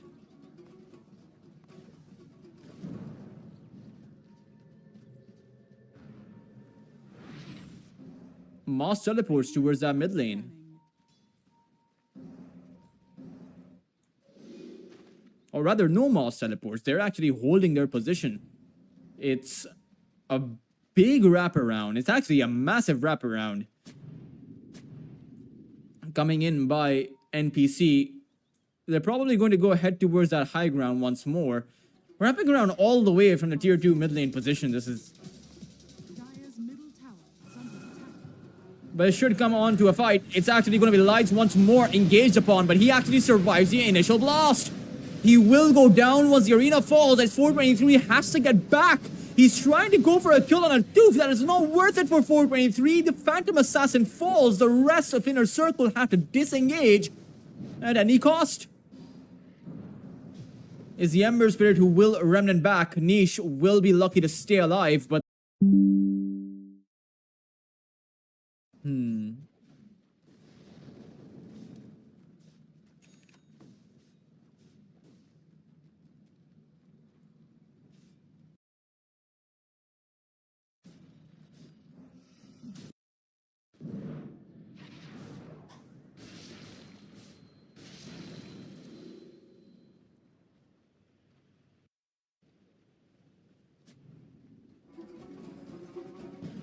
Dire's bottom tower is under attack. 423. Dire's bottom tower has fallen. Does seem like they want to fight once more. It's actually towards the triangle. Stormy will fall before he can drop down the arena. 423 will disengage, but it's actually Focus who isn't all that healthy. He will use his Satanic, but does get hexed down, so he can't exactly heal against all of this. Focus does not have any more leeway to move into. He will try to actually escape, but they will chip away at him until he loses his first life. And now make their play towards SSA Spartan, who will go down as well. And now with Focus having no way to actually fight back, he will end up going down. Nande with that BKB needs to use a Ghost Walk and try to make his escape. Will be successful, but in the end, it is going to be Inner Circle who come out massively ahead.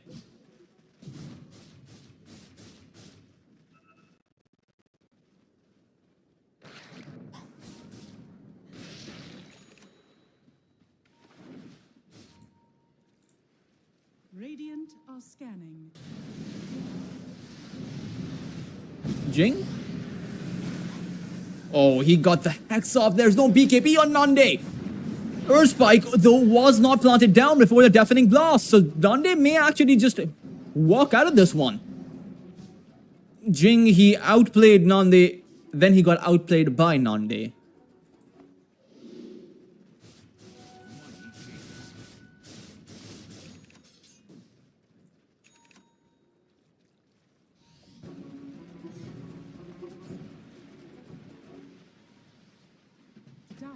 scanned.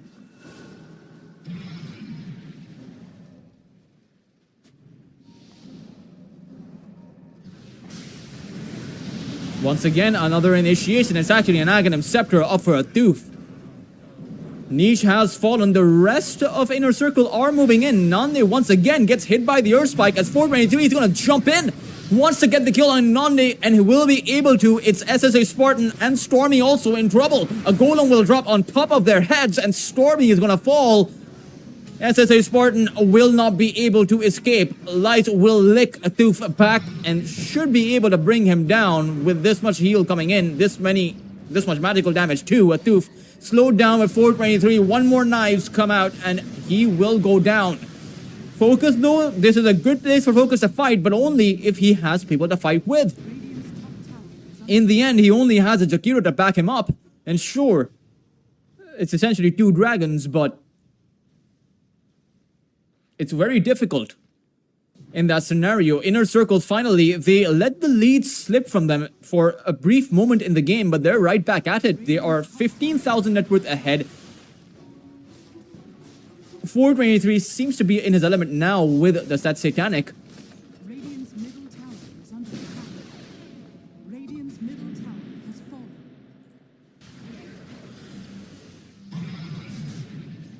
Radiant's top tower is under attack. Radiant's top tower has fallen.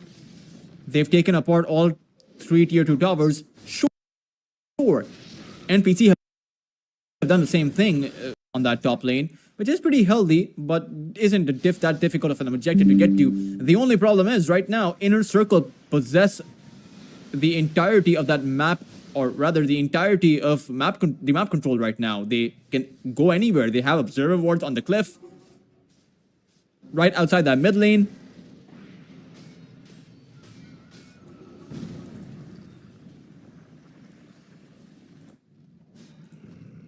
Niche has that Shiva's guard, so the Dragon's Blood is not going to help him as much. Radiant are scanning. Say gets caught with the tornado, so they'll realize that there are at least 2 or 3 heroes there. A support is never going to be alone in that position unless they're going there to D-ward.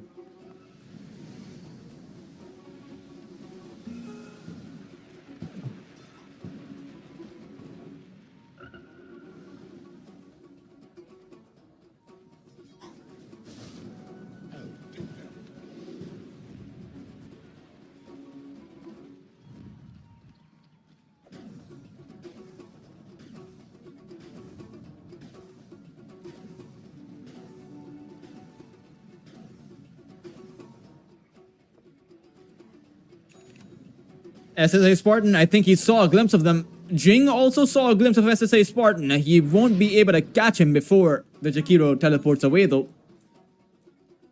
The rest of NPC will also teleport away. Oh, seems like Inner Circle, they're itching for a fight. Jing will actually catch SSA Spartan.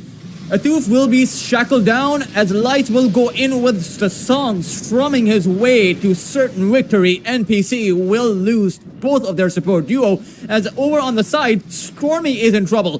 423 did miss his knives, used them too preemptively, but Stormy is safe on the other side of the gate. No, he's not. Jing comes in with a finger. Lice is safe enough with the force staff coming in. And he also has the catchy leg, but it's 423 who will blink on top of Focus, take him down right outside of that fountain. Stormy has come in with a buyback, and NPC can't bleed any more losses. They do have the the backdoor protection coming in, but it's going to wear away with the creep wave entering their base any moment now. Should at least be one lane of barracks. Nande is going to go back. No, it's actually the Mars. Stormy has lost his buyback. He cannot come back into the game for about 100 seconds. This gives a prime opportunity for Inner Circle to make their way and maybe even take two barracks here. Lice can provide them with the heal as he's about to, and you take a look at how much is actually healed. It's a 100 heal every time he strums. This is just Radiant's top barracks has fallen. 3% heal per strum essentially for the Phantom Assassin.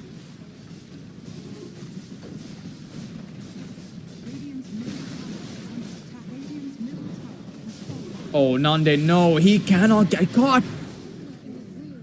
Oh, the Invoker vanishes as NPC. They don't have too many rooms left for error. I'm not even sure if they have much room left anymore. Oh, the only one with a buyback in the game is Nande. And the big question is, will they actually expend that buyback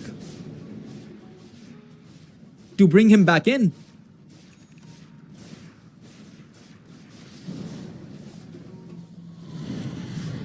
It's SSA Spartan as well as Atuf who get caught towards the side as they try to make a cheeky outplay. And I feel like this game is coming to a close with only Focus as well as Nande left to defend. How can they possibly manage this? Lice is on top of the Invoker. Nande activates his BKB to do what little he can, but Focus will be focused down by 423, who is on a godlike streak. GG will be called by Focus as the Dragon Knight gives up. NPC will lose the first game in this best of 3.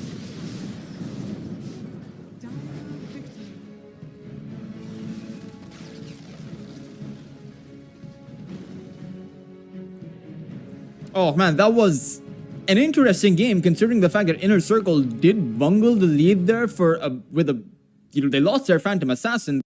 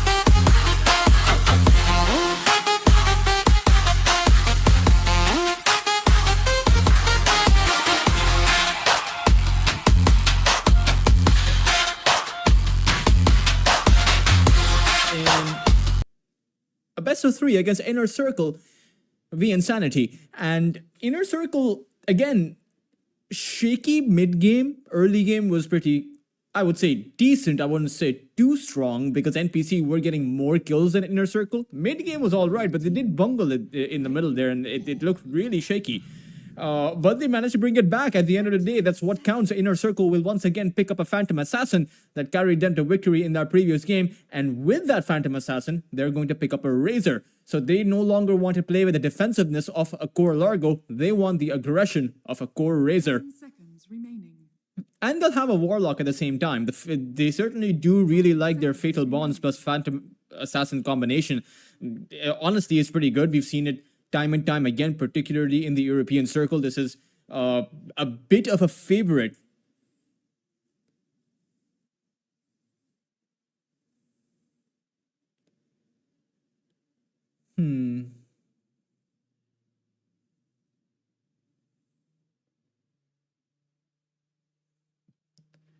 Tusk plus Jakiro Radiant also available for NPC. Templar Assassin. As they pick up a Templar Assassin, not too sure how I feel about that because Razor is traditionally pretty good against a Templar Assassin. Sure, if you can damage, if you can use the Melt Strike, if you can keep your distance from the Razor, TA does do well. But as soon as Inner Circle close that gap, TA can't survive. And not to mention, you know, Refraction does give you that plus 60, plus 80 damage, but the Phantom Assassin still has the evasion, so now the Templar Assassin will have that requirement to build up an MKB. Sure, most other heroes, almost definitely every other hero would have that too, but you could have picked up a Silver Edge Builder as well. You could have Radiant team banned. maybe gone for something else, maybe a Morphling or a Gyrocopter, something like that would have probably been a whole lot better, but NPC do not go for it. It's a Templar Assassin. Let's see what, honestly, it will be able to do. 10 seconds remaining. 5 seconds remaining. Dire team ban. Radiant team pick. Ember Spirit plus the Storm Spirit being picked up by NPC.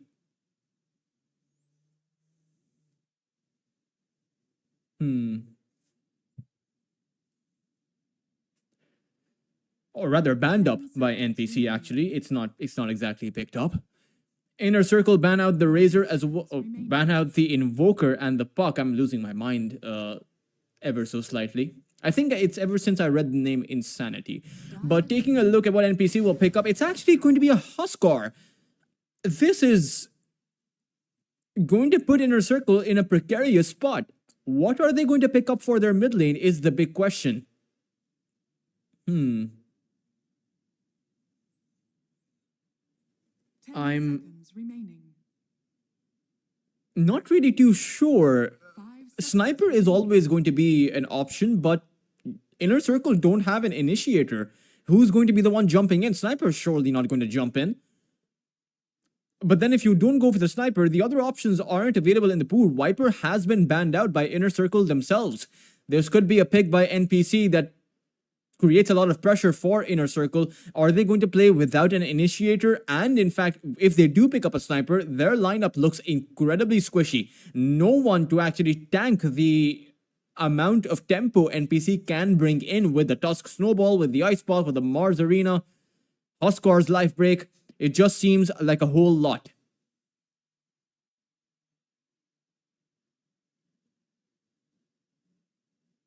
And it does seem like they're thinking about it too.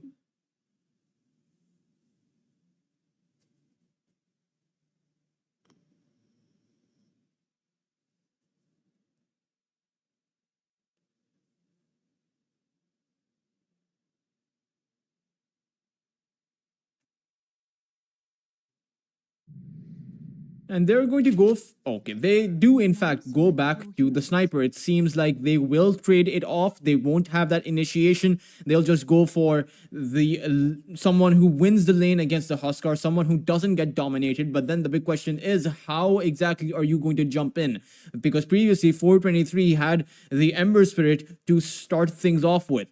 You know, they had someone to go in with. They had the sustain coming in from the Largo and the frontline tankiness the Largo provided. No one frontlines here, not even the Razor, not against the kind of tempo, the kind of control and utility NPC bring in. They don't have a tank. They don't have, honestly, they don't have disables either, because there isn't a single stunner on an inner circle. There's not a side. There's no silence. There's no stun. Apart from the Warlock's fatal chaotic offering, sure, that's a stun.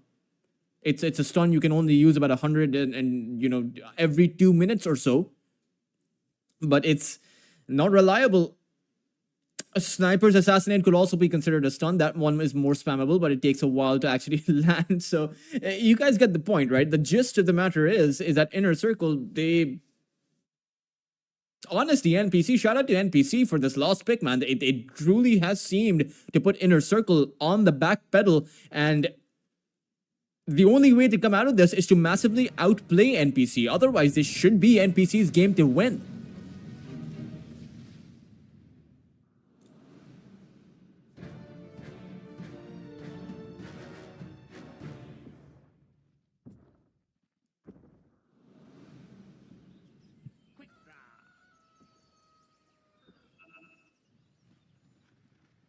Let's see what they'll have, or rather, let's see what they'll be able to carve themselves in this game.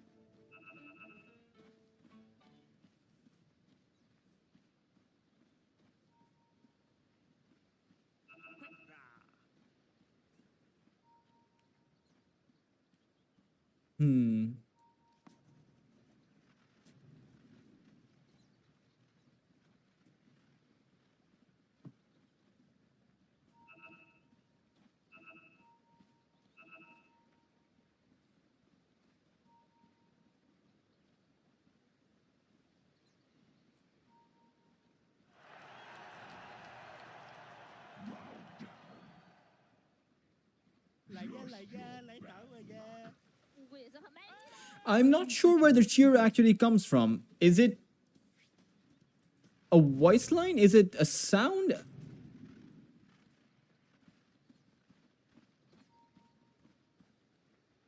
I have no idea. Maybe it's the Mars. It could actually be the Mars. But I heard it last game too, and to be fair, there was a Mars last game as well. And Stormy did have some really nice initiations. Last time around, Inner Circle were able to acquire First Blood. I do not think that is going to happen here. 2 and 2 bounty runes each will be the way it goes. Stormy does not have a magic stick early on in the game. A Tooth, though, is there with the tag team at the ready. But Stormy will just instead use the spear. He's going to take quite a lot of damage as well. It is, or rather, it's not his tangos coming in. It's actually, he's only getting a salve, so he'll probably have to rely on the tangos being brought to the Tusk. But the Tusk only has one set of tangos, so I'm not exactly sure of what the game plan is here for Stormy. He has another, okay, okay. I have no idea. But he has a salve, so at least he'll be able to replenish his HP there. Taking a look at the lane, though, overall, you know, you have a Toss, you have the Mars. Against a Warlock, sure, the Warlock can heal 423, but if you can get on top of the Warlock, block his escape with a nice set of shards, Say has no recourse in that position. You can use the tag team, and Say should be dropping down, but speaking of dropping, it's actually going to be SSA Spartan. Jing will draw First Blood, and in that last game, it was SSA Spartan who got the kill on Jing over on this bot lane. So it's a bit of a reversal that Inner Circle will dish out towards the other side. As, again, this is a lane that Inner Circle should win. Sure, you do have a Jakiro on the other side who can trade really well, but you do have the static link. Lice is playing a Razor, and really, there are very few heroes that can dominate a Razor. I'm not sure if Jakiro can do that, at least not by himself. Maybe if Shadow Demon goes out to help, maybe gank. Or actually, there's really no lane to gank here, as the Huskar is pushed out. Nande, this is one of the tricky spots. When you pick up a Huskar, you do have the advantage of forcing the enemy to draft a hero like the sniper, where they won't have lockdown, won't have frontline, won't have sustain, but you also don't have a lane to play in. Every single time you show up to the lane, Niche is just going to, well, shrapnel you, headshot you, just, use his rifle on you all the time, and you're going to be forced out anyway. So might as well jungle from the get-go. It's SSA Spartan once again who will go down. Lice might actually be traded out, but no, the Templar Assassin decides to go back. Perhaps Force thought he would not have the movement speed advantage, despite the fact that he did have the movement speed advantage. But Lice would have probably been able to throw down a plasma field as he was running back. Nonde will come back into the lane, but...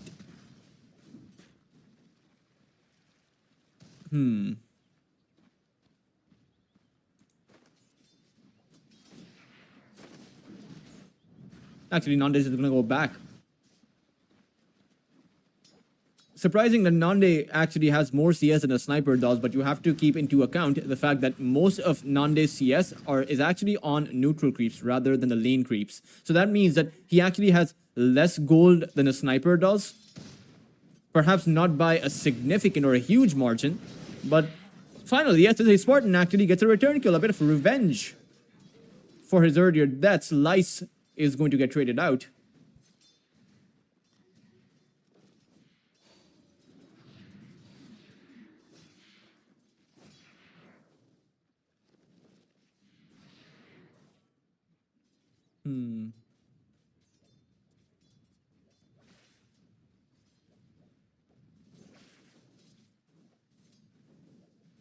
Radiant are scanning.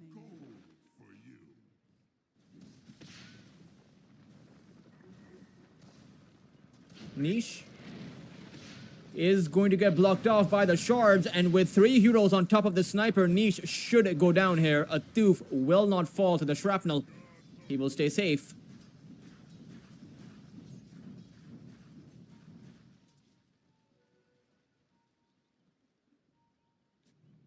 Radiant's bottom tower is under attack.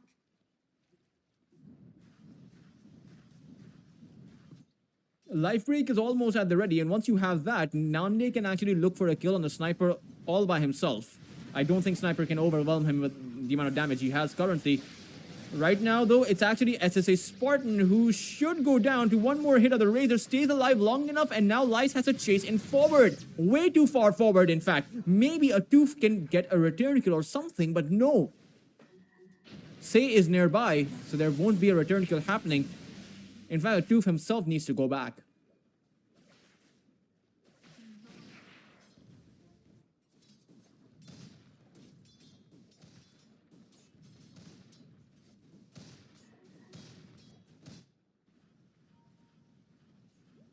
Dire are scanning.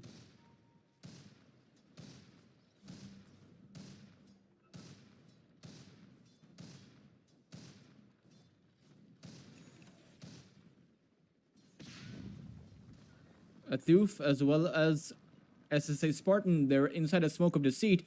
The only question is, where do they want to venture into? Because the 7-minute Shrine of Wisdom is not spawning for another minute, but maybe they want to get a kill on Lice, who maybe in a false sense of security here. Lice will spot out the Jakiro as well as the Toss Shards, though, are going to block his escape, and they should have enough damage to actually take him out, but a disruption comes in by Jing. Lice will still fall, though, despite of that neat little play coming in from the Shadow Demon.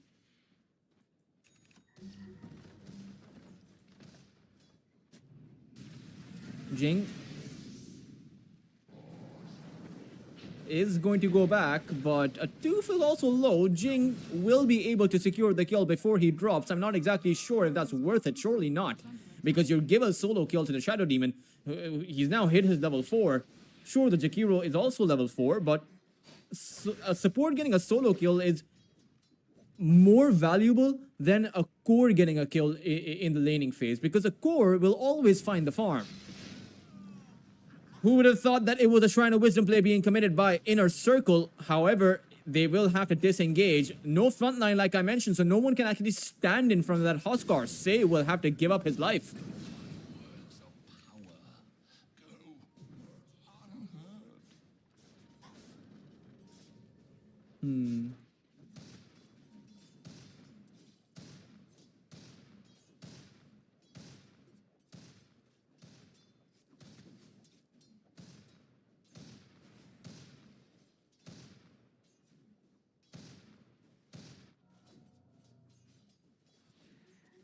Force farming away for that Desolator, so he's not actually going for a Dragon Lance, he's not going for a Falcon Blade, he's not going for anything, he just wants to straight up rush the Deso. No, actually, he just got the Falcon Blade.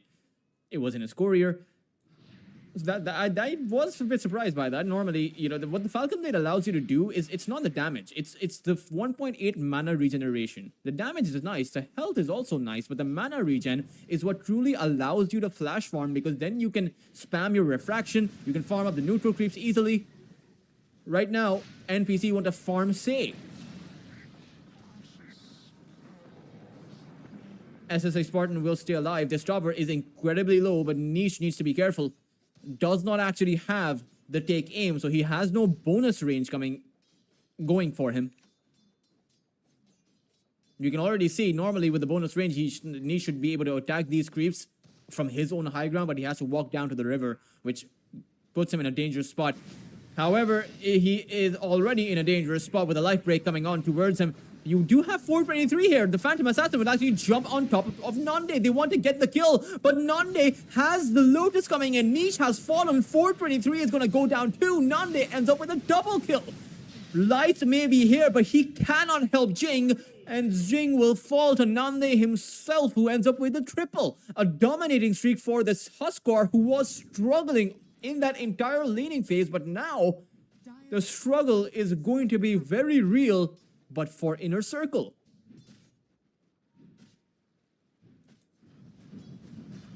Dire's bottom tower is under attack. Oh man, they committed their Phantom Assassin for that, and the fact of the matter is the Phantom Assassin dying without BKB means that 423 has to walk to the neutral cramps. He has to farm these, because if he doesn't, his GPM drops too low. All the meanwhile, Nande will be running Rampage all across the map. Dire's top tower is under attack. Dire's top tower has fallen.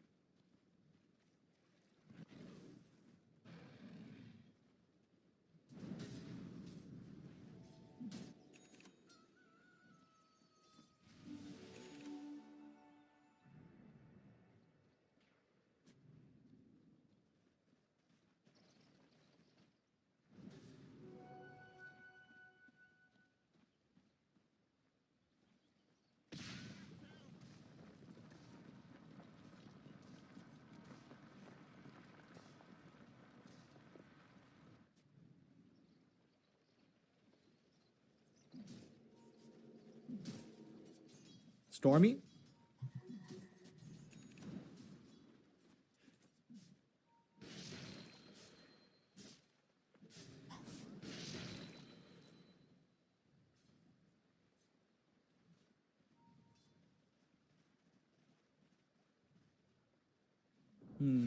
Radiant's middle tower has been denied.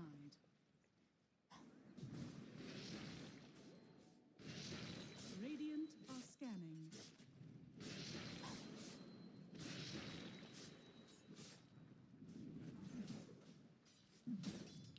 Stormy is going to go for a Blink Dagger.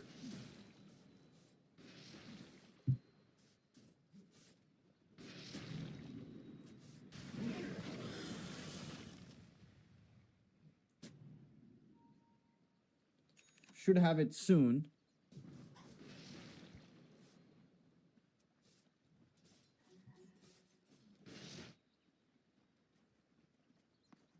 I'm trying to see where the next break will be for Inner Circle, because quite honestly, they're going to need it. Dire are scanning. 423's Battle Fury is going to be very far away. Niche will not have any item to speak of for a while. He has the weighted dice, so I suppose his farming will be ever so slightly more. But that's all it's going to be. If the weighted dice, the calculations don't exactly add to too much value. But I suppose the maximum damage on your damage difference is worth it for a ranged hero more so than it is for a melee hero, because sniper will be dishing out hits for free anyway.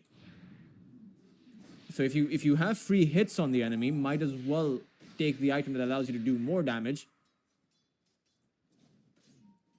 Radiant are scanning.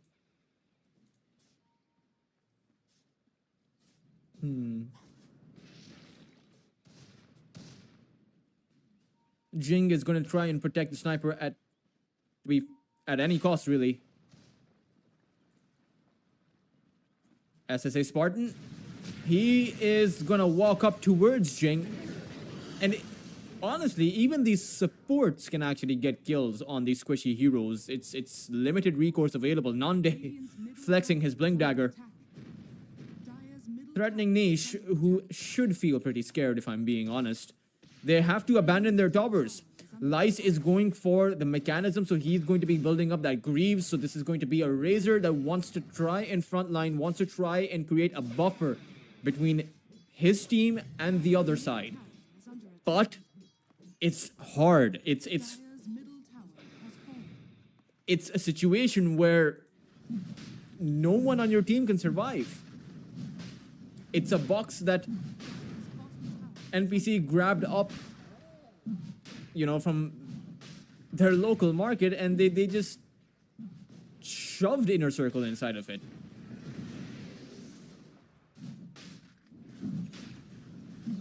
All the box has are just two small holes that you can get some oxygen, but it's so little. Pretty soon Inner Circle might just start to struggle to breathe, Dire's bottom tower is under attack. as you have two blink daggers on NPC, and this is always a warning, this is always a danger sign. When the enemy has numerous ways where they can initiate on top of you, but you don't, that means you're always going to be in a position where you're going to get jumped from anywhere. It can be Stormy within Arena, it can be the Huskar with the life break, it can even pretty soon be Force with a Templar Assassin. Not to mention, even the Tusk, a Tooth has a blink dagger. So if you have four heroes against you that have a blink dagger, but no one on your team can build a blink dagger, that is when, Bottom tower is under attack. you know, that's a new meaning to the word despair.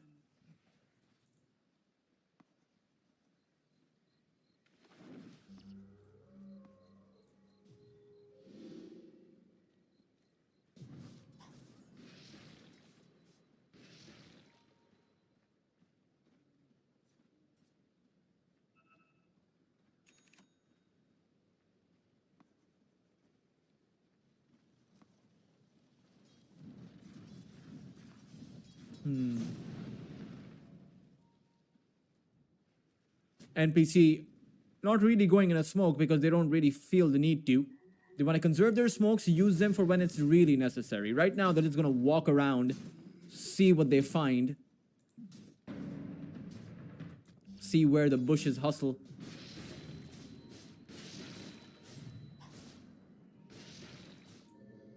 Bot lane, Moss teleports coming in. There are so many traps from the Templar Assassin. Force, essentially in a playground of his traps, as the shards from a tooth are going to trap Lice.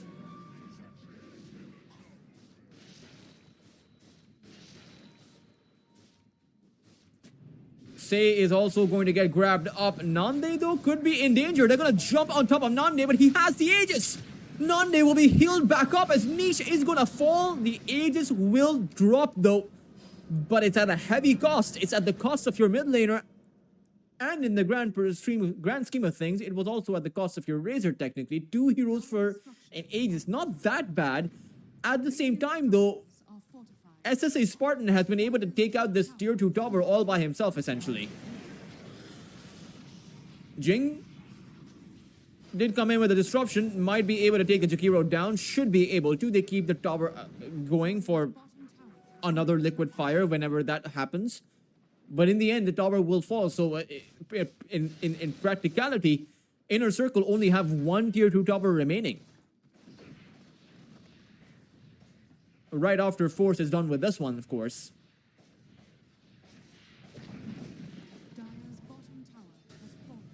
And it's ironic how Inner Circle were actually attempting to box NPC in because they took a first pick Razor, which is normally a flex pick, plus it's also a lane dominator, so you can send it down towards the mid lane if the mid lane matchup is favorable for you.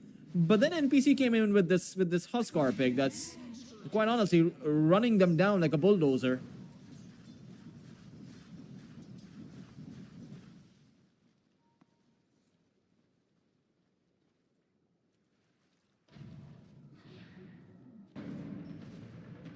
Dire's middle tower is under attack.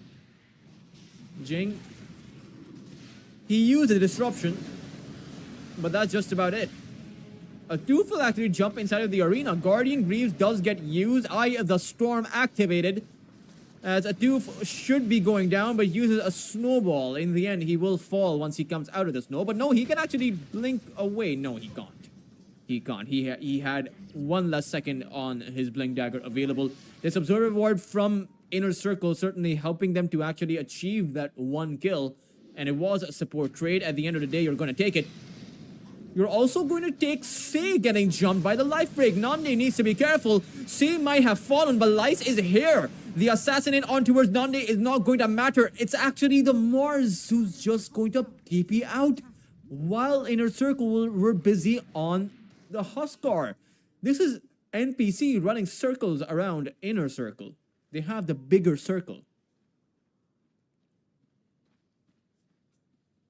All you really need to do is form a bigger circle, the circumference, I wouldn't say the area, I would just say the circumference is more.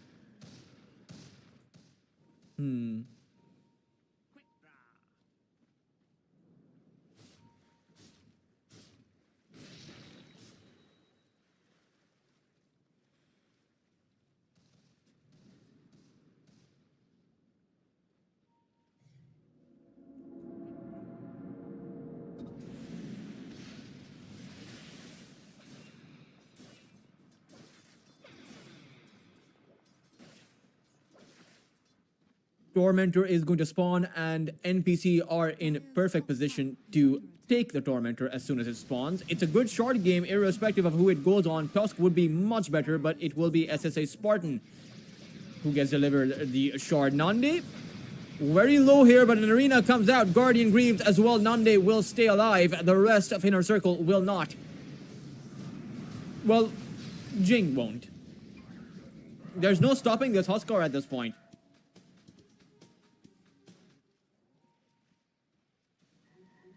There was no Greaves, actually. Huskar just heals. It's just... I get the idea behind trying to overwhelm the Huskar's armlet by trying to take him down. The only problem is it's just not happening this game. You need to go back to the drawing board. You need to call in the think tank.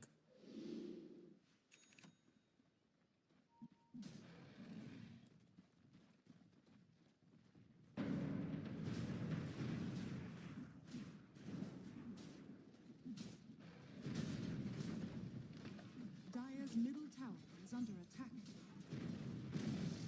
Dire's middle tower has fallen.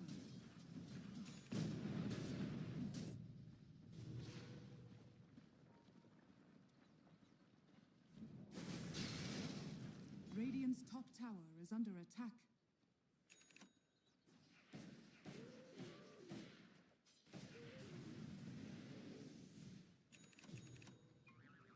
Radiant's top tower is under attack.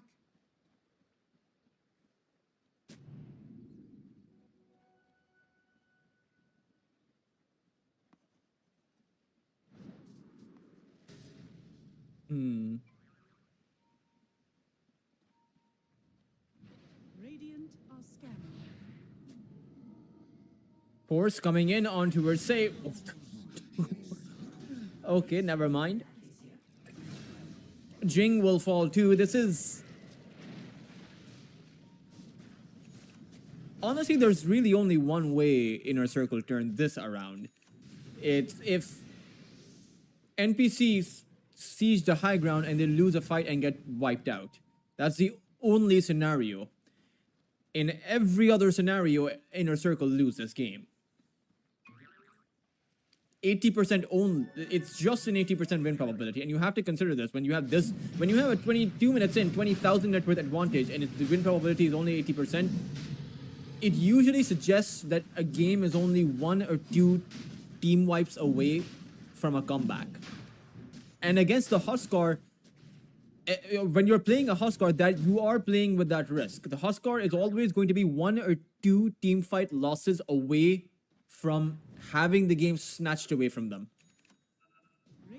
And for NPC, you want a series win.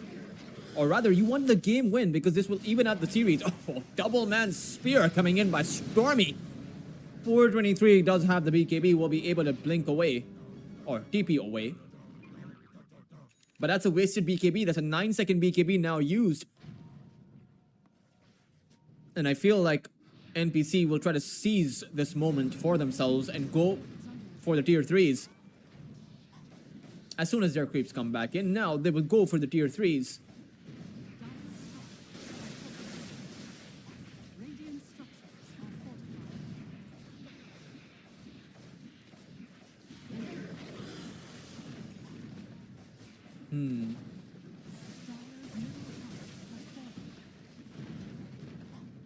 middle barracks has fallen.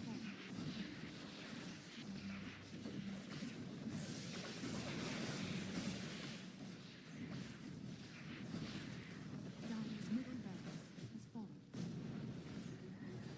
Nande. They have taken out the barracks. And so far, no real response has come out from Inner Circle. And there's no point responding once your barracks have fallen.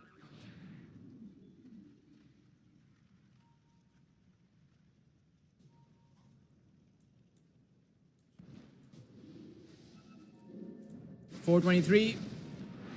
No scepter on Nande. However, Nande is on that high ground. The only problem is, so is the rest of his team. Nande though will lose the first life, but they do capture lights inside of that arena. It's forced towards the side, outside of the arena. Lights still somehow going on strong. However, in the end, this may look like Inner Circle is trying to fight back, but that's all that it is. It is an attempt. It is 423 with the BKB activates it, goes against Force, actually takes him down, and 3 buybacks coming out. Everyone coming back into the game to try and take Nande out as he has overextended, but Nande somehow isn't even falling. Jing forced back to the fountain, assassinates Static Link. They're throwing everything they can, and finally they get the job done. They do find their team wipe, but it was at the cost of 5 buybacks.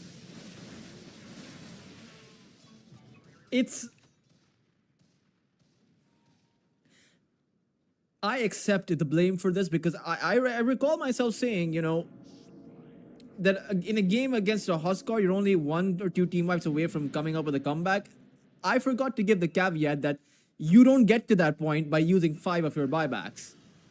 Because at that current point, the tier 3 had not taken a single point of damage. They were fighting for nothing. They did not need to fight that. They could have cut their losses because the Templar Assassin had died at that point. And 423 was alive. The rest of your team did not have to, you know, angry click their left key on the buyback. But in the end, I'm not even sure what to call it.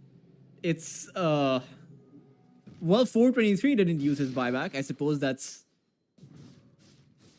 something.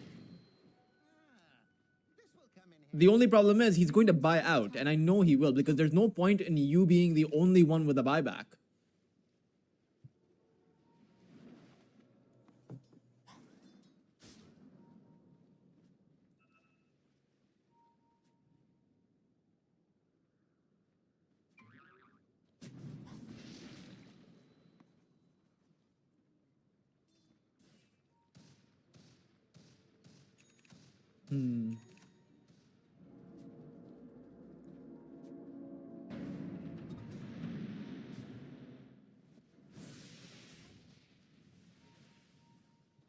Stormy coming in with the Mars.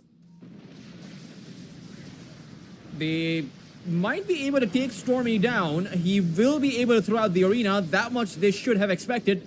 The rest of NBC cannot actually come to the aid of the Mars.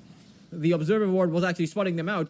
As NPC do need to be careful, okay? In all seriousness, there is a chance of a comeback as Lights, he has so much damage stolen from that static link. You cannot get hit by this Razor.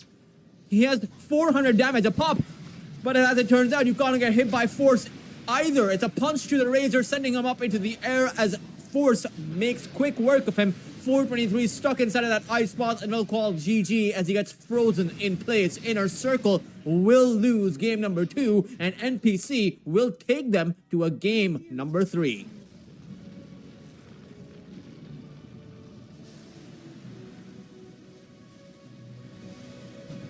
Oh, this game was, honestly, it came down to the drop, right? When you saw the sniper come out, there were glaring difficulties in Inner Circle's draft. The fact that they did not have a single stun, the fact that they had no one to come up with some sign of sustain, the fact that they had no front line, just glaring problems in the draft, but not by their own design. It was by the design of NPC, who picked up that 5th pick Huskar.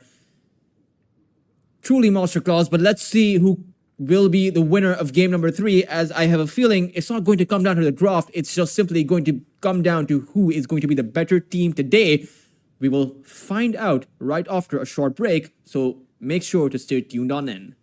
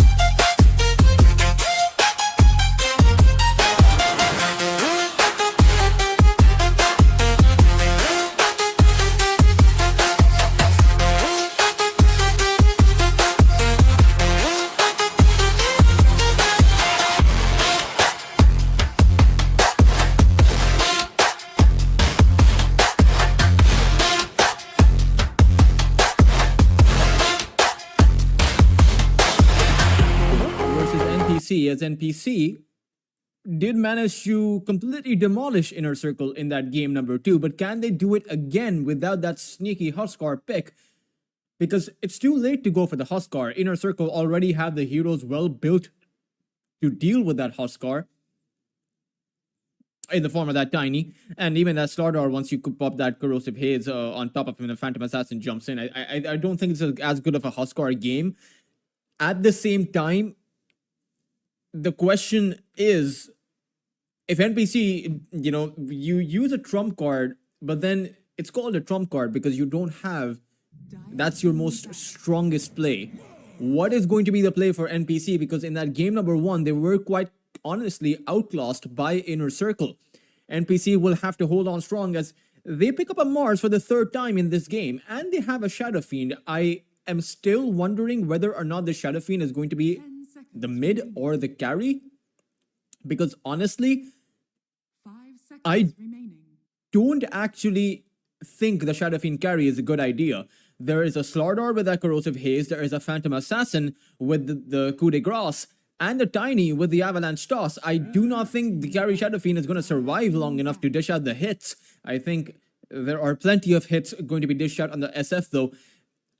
Even the mid Shadow Fiend is going to struggle, but it's going to be less of a struggle when your job is to drop down the Requiem. I think when you have the Yasha Kaya and the Blink, when you jump on top of the opponents and you have that faster cost speed because of the Yasha and Kaya, you can send the Requiem out, and the overwhelming amount of magical damage that deals is most of the time something that can carry you in those team fights. You have the Requiem for that too, so it's a good setup. It's a, or you can pick up a standard carry and then you can take the game from there. Physical DPS Shadow Fiend, the requirement completely shifts around. You'll have the Tiny charging in at you, you will have the Slardar charging in at you, Phantom Assassin. All you really need to do is blink on top of the SF with the BKB, and SF is done. NPC, let's see, because the roads do converge. It is a best of 3, so there were 2 roads, and now they will converge. That makes no sense, but it's what we're going with. 10 seconds remaining. 5 seconds remaining. Let me know in the chat, guys, if the in-game volume is fine for you guys. I have just increased it very slightly, but if it's low, let me know. I will increase it. My mic is obviously fine. I know that much because I looked at the stream.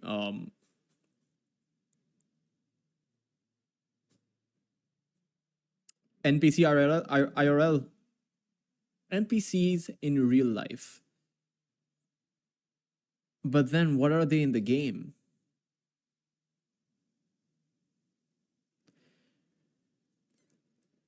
And the bigger question is, what are they going to pick? It's a Luna that they'll come out with. I am not so sure about this because Luna comes in with very little attack range. And if you're going for an Aghanim Scepter Luna, that might be able to work because you're playing against several melee heroes. 3 of them. 10 seconds remaining. 2 of them are going to be cores. Maybe even the full 3 are going to be cores. You'll see with Inner Circle's last pick, they have plenty of reserve time, so they can think about what they want to go with. Honestly, I think a Puck would be pretty darn good for Inner Circle here. Puck's not banned out. You can also go for the Void Spirit, but Puck is a safety net. You drop down the Dream Call, you create a setup for 423 to go in with the Phantom Assassin, you just destroy the Shadow Fiend or the Luna. It's very simple and straightforward if you want to play it like that. And then you can have a position 4 Tiny. Sure, with the starter, position 4 Tiny with the starter is actually not that... Actually, it's actually fine, I think. I think against the Luna, it's fine. Against the Shadow Fiend, it may have been worse. But honestly, yeah, just go for the Puck here if you're Inner Circle. And they will just pick that one up because honestly, it is a very straightforward pick. It is, I mean, it's there. It's really obvious what they want to do with this, right? It's the Dream Call to hold people in with. Phantom Assassins goes in. The Dream Call will hold people for the Avalanche Toss to come in too with the Slaughter's Sithirine Crush. Also for the Chaotic Offering. Honestly, this Puck closes the circle on Inner Circle. It completes the circle.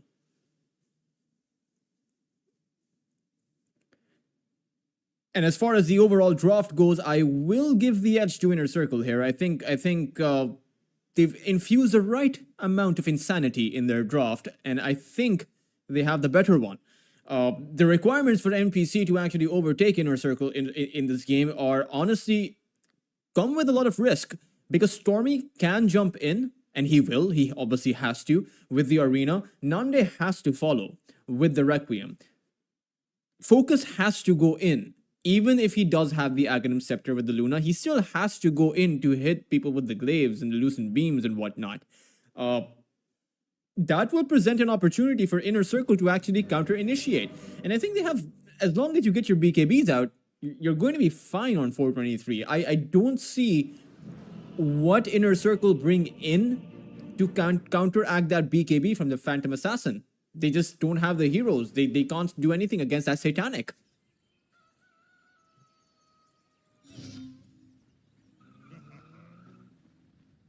It's hard Prepare to be for this battle. good. My apologies. Cry some more. My thanks will come later, when you least expect it. This is Dota! This is Dota!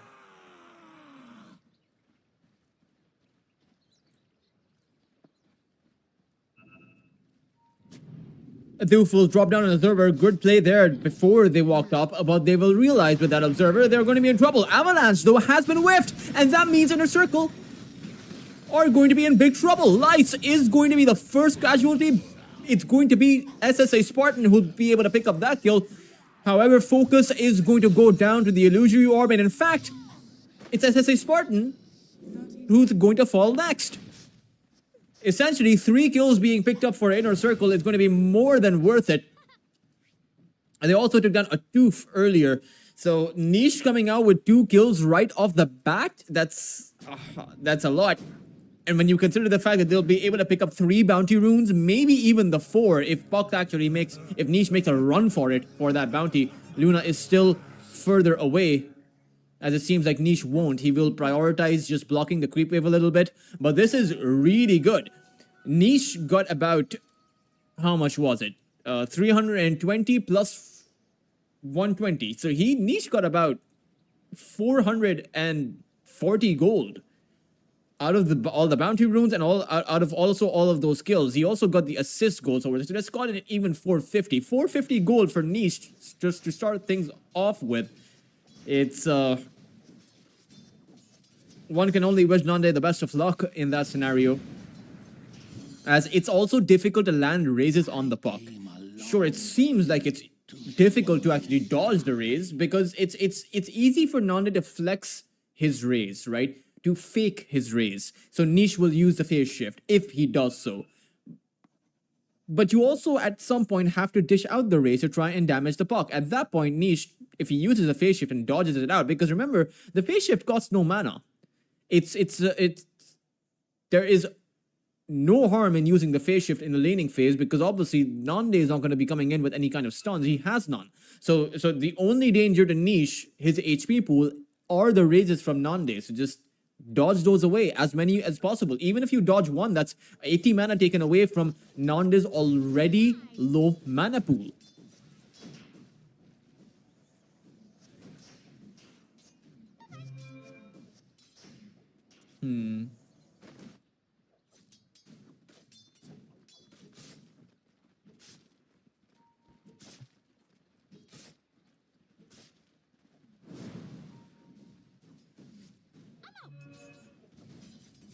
Dire's courier has been killed.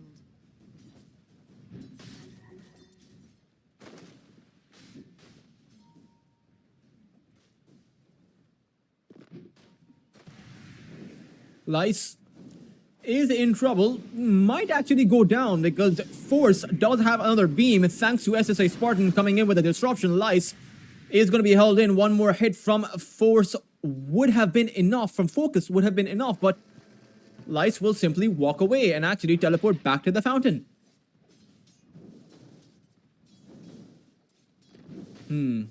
That was almost enough to take Focus down. But he'll stay alive.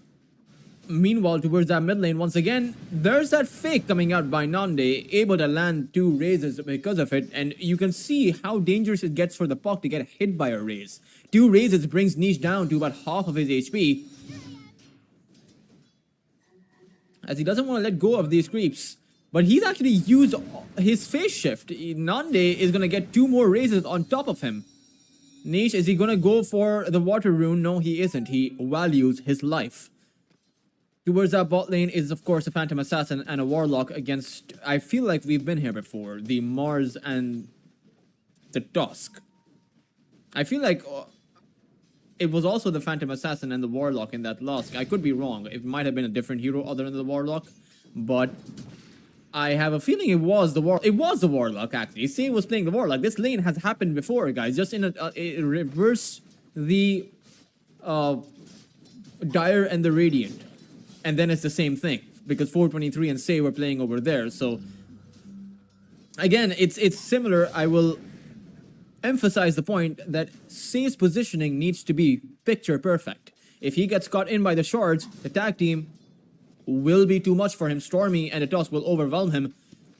Speaking of Stormy, he is going... Atuf walked in.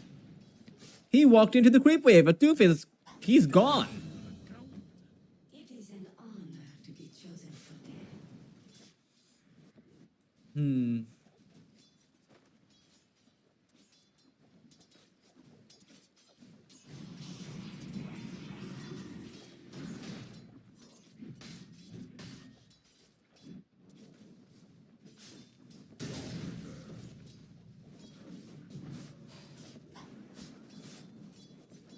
Dire's structures are fortified.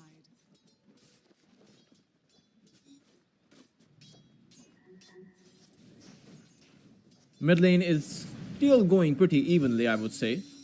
Ooh, Nande narrowly misses, or rather dodges, the illusory orb, able to stay outside of its range. Jing will secure the water rune.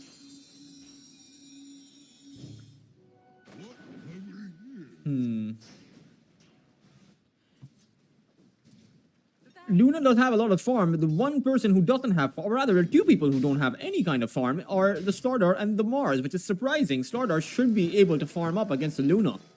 Luna doesn't exactly have too much attack range, but I suppose it's the weakness of a 2 melee core against SSA Spartan. The Shadow Demon, honestly... Oh, wanted to hold that thought. Shadow Demon, SSA Spartan actually got caught tossing into the tower. He'll take some tower hits. Jing just needs 1 more hit to secure the kill, and will be able to find it. SSA Spartan walked himself right into that avalanche.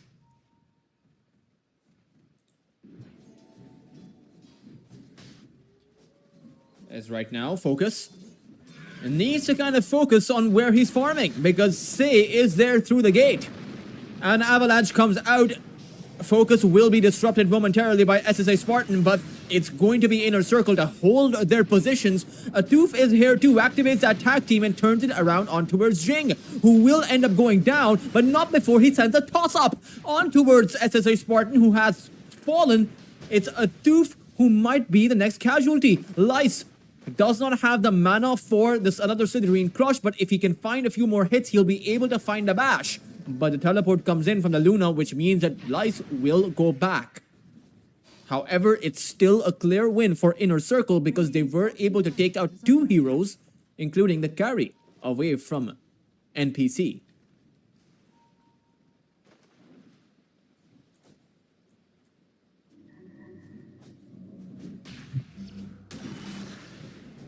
Focus really needs to be careful. I mean, the tag team is great, but I think that Lice can actually turn it around. They could have gotten the kill on Atuf. I wonder why Lice chose to go back, because he also had the Healing Lotus. He would have gotten enough mana for the stun, another crush. Atuf barely had around 200 HP at that point. Mid lane, it's a Requiem. It will land. Did seem a bit shaky there, but they will be able to get the kill, and it doesn't matter how you land the Requiem as long as you're able to get the kill. You're going to be happy about that every single time. Jing is...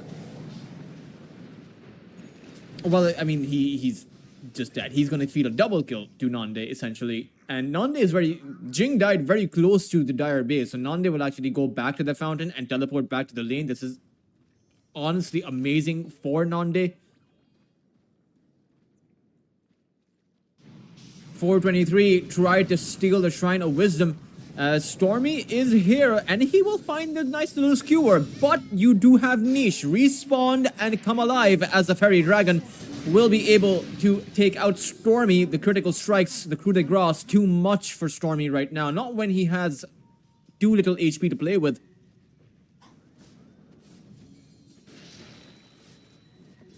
Radiant's middle Shrine of Wisdom was secured by Lice, but it was only over on that top lane. Jing able to drop the avalanche before getting hit by the snowball. Very well done by him.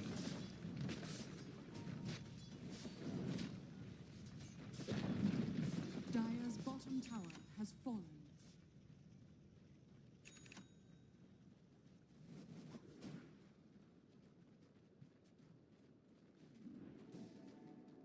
Dire's middle tower is under attack.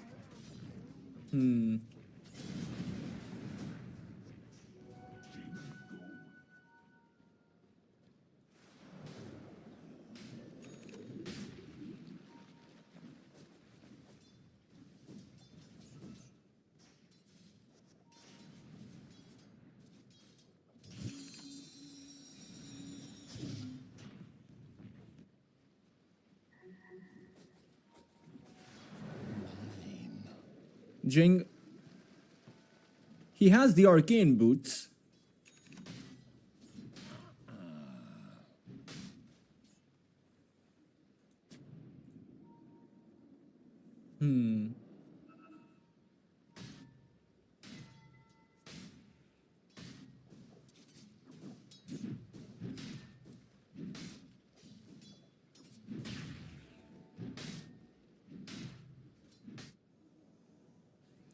Amplify damage up for Niche. And they should be able to do something with this. He's going for the Witchblade. Honestly, I think the puck is going to be the most critical factor in this game. I know you have the Phantom Assassin. He's probably going to be stomping heroes if he finds a farm. But in the super late game, the puck has no one he needs to be afraid of. You only really have two sources of a catch, or rather, only one source of a catch here for the puck, which is a spear. And you can also disrupt into the spear. That's true. That is also another combination. Walrus Punch, Blink Dagger into Walrus Punch could be another one. And we're talking about the late game, so those will be possibilities, even the eventual Hex. So you will have multiple ways to take the puck down, but, you know, Niche can itemize as well. He can create a Lincoln Sphere. Thoof leashed in, so that means he does not have a snowball to play with, and will go down. 3,000 of a net worth advantage right now for Inner Circle. Nande, despite the fact that he has been farming, still does not have his first key item, which is either the Kaya or the Yasha. Luna continuing to farm, focused on farming. Dire's middle tower has fallen.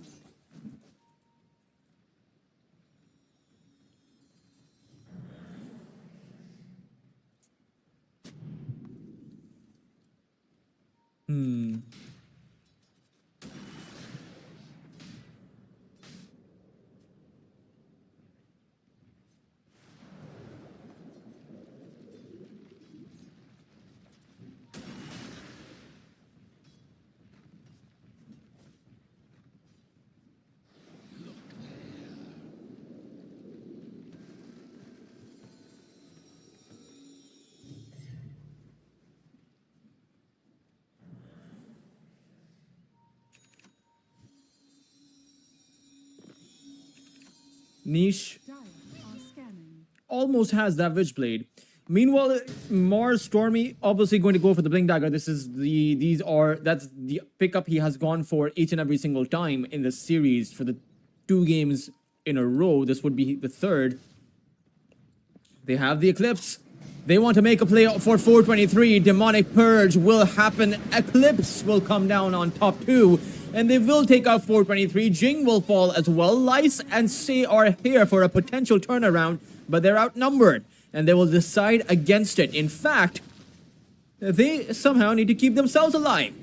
SSA Spartan will disrupt, and it will be the Mars who will skewer Lice in to place for Nande to come in with a raise. You did have Niche acquire a kill over on the mid lane. He did take out a Tusk, but in the end, it is essentially 3 deaths. One, your carry was lost, your offlaner was lost, and you lost a support. And all you've really found was a support kill. At the same time, you also lost a tower. So it's honestly, I feel like NPC got a lot out of that play. And they need to continue this tempo. Requiem on top of Say, that's a mega kill streak going the way of Nande. Certainly going to value that farm. He actually went for a Blink Dagger rather than the Yasha or the Kaya. I suppose that's fine considering that how much value you got from it. A full mega kill streak is around 522 gold, and you can always farm the Yasha and Kaya up now if you want to. Essentially, that one Blink Dagger gave him back the Bands of Elven Skin or the Robe of the Magi, whichever he wants to get, right? He got back 450 gold. So the practical cost of that Blink Dagger was around 1800.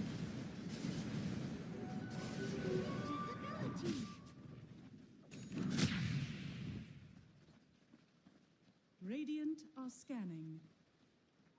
Dire's top tower is under attack. Top lane, oh no, focus. Can't farm towards that top lane, my friend. Not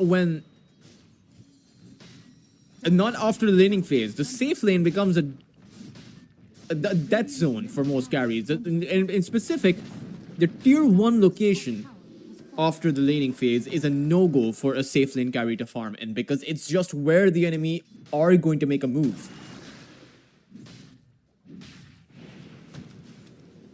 Say's Golem will go down.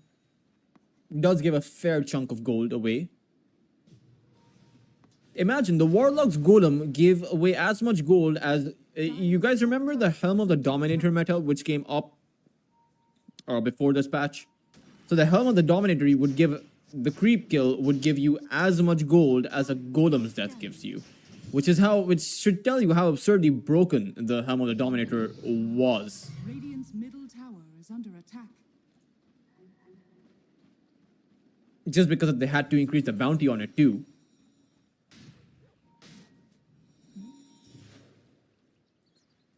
Nande, they see Niche, but they need to find the perfect initiation. It's a banishment first. Requiem will land on top of Nande, but is it enough damage? It is. They find the kill and get it done.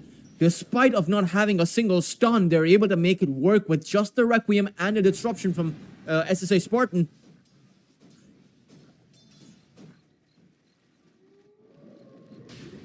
Radiant's middle tower is under attack. Radiant structures are fortified. Dire structures are fortified.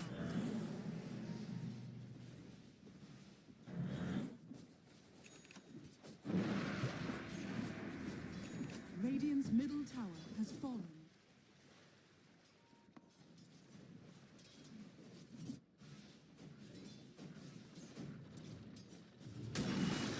Nande disrupted to provide him a little bit of a buffer, but it won't be enough. The puck can chase you for miles. It's going to be SSA Spartan who's going to get grabbed up by Lice over on the side. Niche to end up with a quick little double kill. And this is going to happen consistently now that Lice has his Blink Dagger. Every single time he sees the Shadow Fiend, every single time he sees focus, he's going to focus himself on the Luna. Just to be a menace right now is just to annoy the Luna out of position. Just dissuade him from farming as much as you can.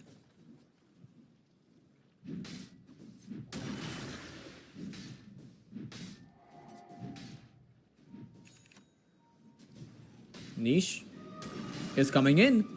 They have the Dream Coil too, but Niche will actually spot out perhaps a better kill. No.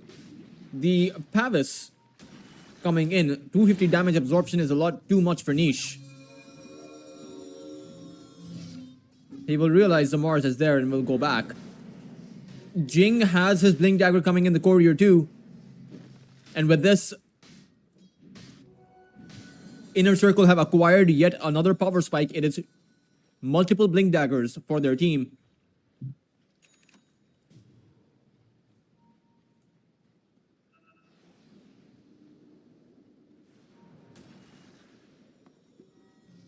Dire are scanning.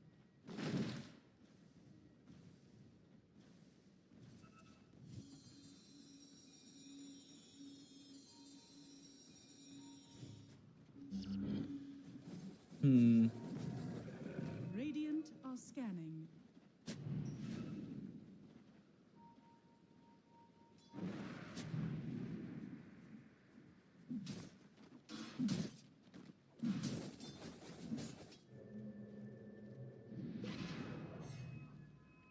Teleports to come in. Radiant's top tower is under attack.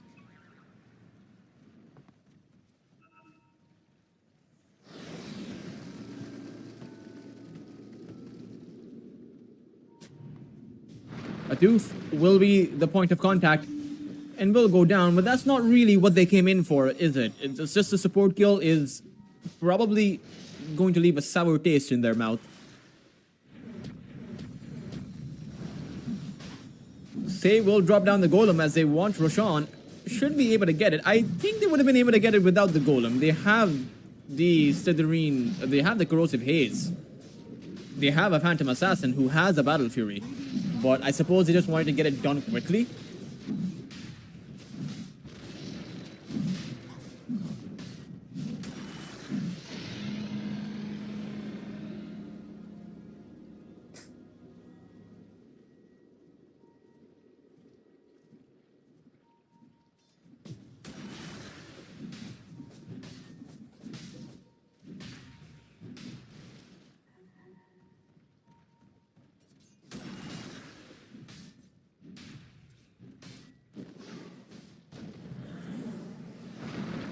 SSA Spartan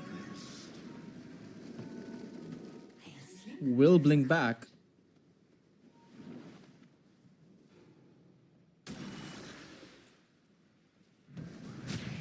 Atuf, he's there, so too is Nande. He'll come in with a Requiem, but 423 able to activate that BKB in the nick of time. Will take out Nande. Spear is not going to do anything as it's Focus waiting for the silence to wear out so he can activate the Eclipse. However, he needs to actually join his team for the Eclipse. They're waiting for Stormy to bring them back, and now the Eclipse comes out by Focus. Will be able to take out Jing, but they've lost Stormy. Niche will go in, no more Eclipse to play with. It's Focus who against the puck, but he needs his team. Or they must realize the Focus really has nowhere to go but to hold his position and try and fight back. Might be able to take out Nishi is. Can he actually take out 423 too? He takes out the Aegis.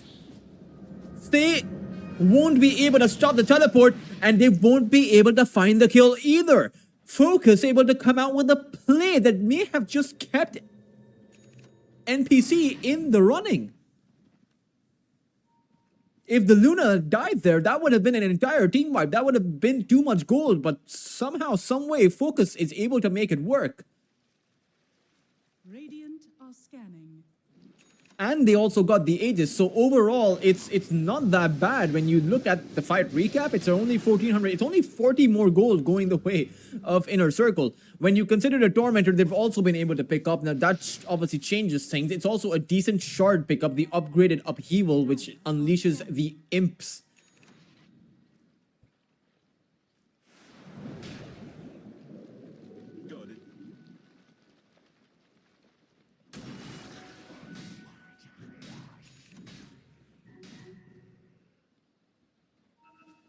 Where falls my shadow, fells my blade.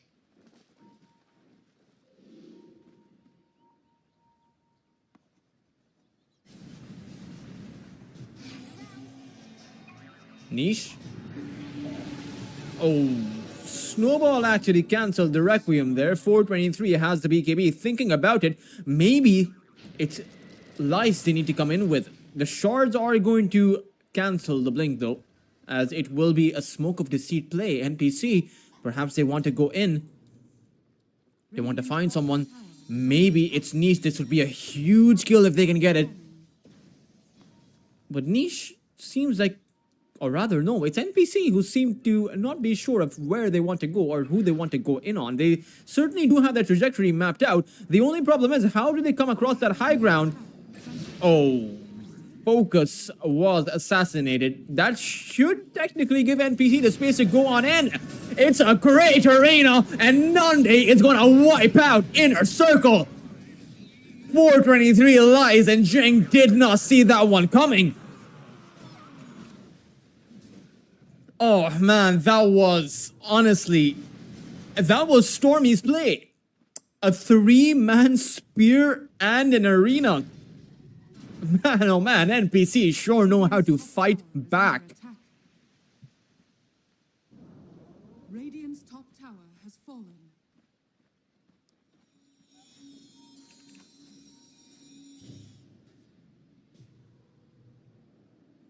$14,500 net worth for the Phantom Assassin, but the Shadow Fiend and the carry from NPC Focus, they're in a close contention for that second and third place, or rather for that first place position.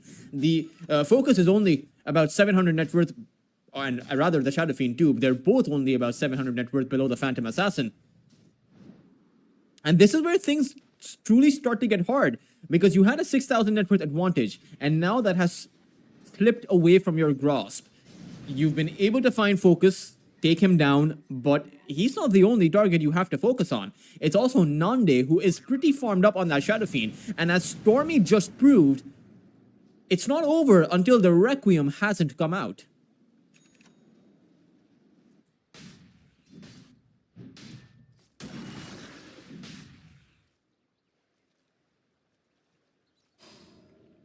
Or rather, it's not over until the Requiem has come out.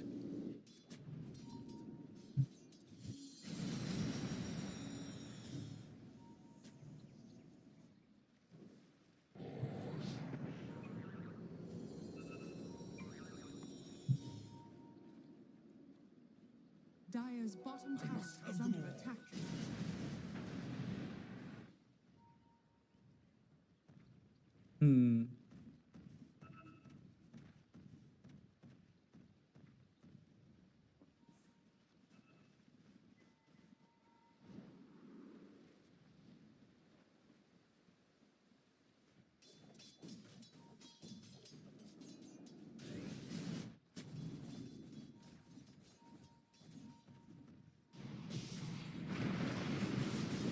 Shadow Demon. Well, as soon as I said Shadow Demon, he died. But the thing about the no Desolator Phantom Assassin is the fact that he doesn't stack up in damage the same way. Because of the coup de grace, if you have a Desolator, every instance of stack you have on the Deso, well, I have a... Oh. Lice is dead. Niche may be able to get a return kill, especially with Jing coming in. Shadow Fiend, though, he has the BKB teleport out, otherwise he would have gotten tossed up. But the Desolator, with every stack you get, you increase your damage, and then your coup de grace does more damage too. So in a way, it compounds the amount of damage you deal over time. But 423 is going for a different build. He's going for the Basher, I suppose, ideally to stop that Requiem from coming out. Focus once more in trouble, able to activate the glaives, but the only problem is, or rather, it's Stormy who's the problem. Jing will go down. It turns out that there are problems on both sides. For the Luna in a good way.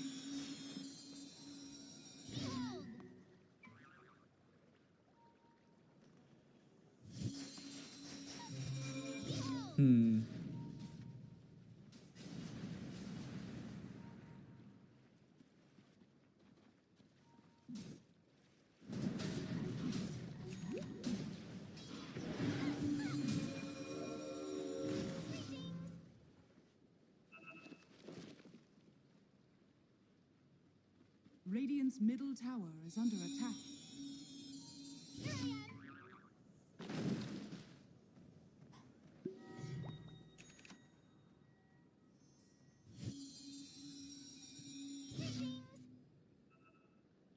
Radiant's bottom tower is under attack.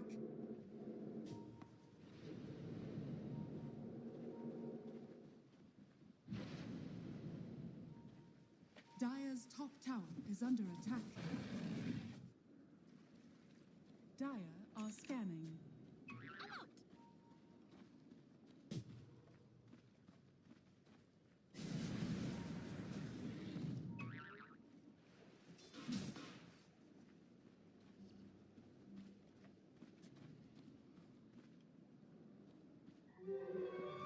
1,000 of a lead still exists for Inner Circle, but it's barely a lead right now. Anyone that wins a full-on team fight will be significantly ahead, around 4 to 5,000 net worth. So it's the next big move that both teams are waiting for.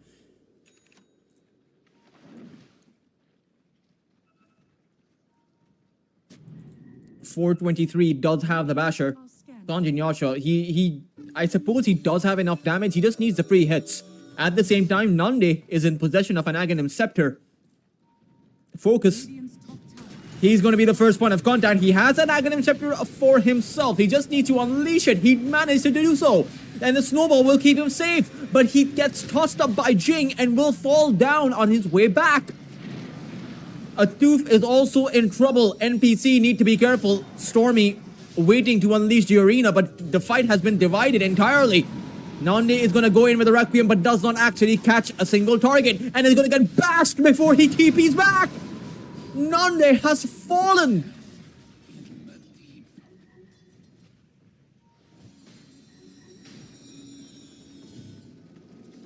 And with the 3 losses there, Inner Circle will proceed on further to take apart this tier 2. Maybe they even start poking at that high ground, because the Luna is 40 seconds away from a respawn. Shadow Fiend is 50 seconds, but I think they'll just go back after the tower is taken care of. Because there's going to be another glyph, and there's no point pushing anymore. However, there is a point to Roshan. There's a very big point to Roshan. It's the Aegis, it's the banner. It's a lot of tools that you get at your disposal. And most of all, it's for free. Shadow Fiend and Luna are not yet back into the game. 423 picks up the Aegis, Lice picks up the banner. As 423 is quickly making his way towards that MKB. Just needs about 2100 gold before he can create that. And once he has that, this Luna's Butterfly that she just managed to pick up is not going to be of much value. It's going to be about 30% value, because technically the MKB has a 70% chance to pierce evasion. So it has a 70% chance to have a 100% chance to land a hit. Dire's top tower is under attack.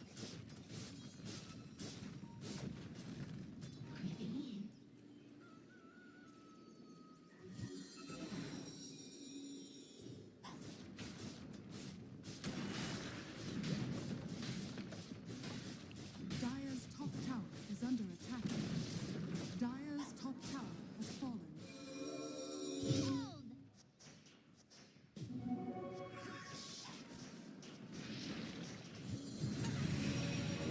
Puck able to jaunt away. Nande's Scepter Requiem did not come in handy, but they were able to take out the Phantom Assassin. And it's a great arena towards that backline, capturing Say. The fight has again been divided, but it will be SSA Spartan, the only one to actually fall.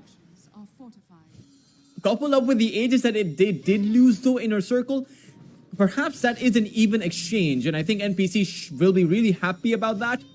Sure, the Requiem was used, as long as they don't... Oh, no, never mind. Stormy did not use the BKB when he was teleporting away. He thought he was safe, and suddenly, as it was an even trade, now it has turned for the worse. Inner Circle come out ahead. Dire's top tower is under attack.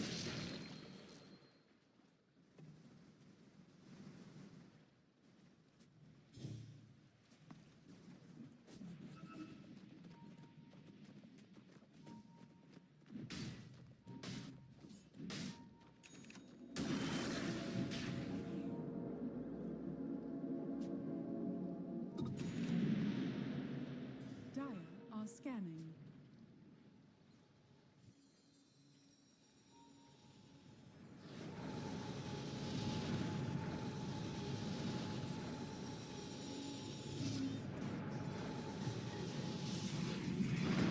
SSA Spartan tried to get the cheeky disruption on top of the puck, but Niche is too strong for that. However, it's a great Requiem! Nande once more keeping his team in the running, able to take out Niche, and now with this kill on the puck, perhaps they can chase for more. Lice is incredibly low right now, but is able to just blink back. It's Nande who's in danger, and even the Tusk can't save him. A tooth will fall beside Nande. I can't believe Lice stayed alive throughout all of that. Dire's courier has been killed.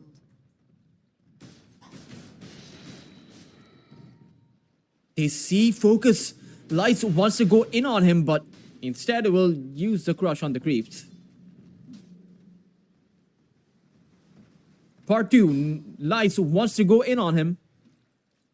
And this time around, he will most definitely use the crush on Focus.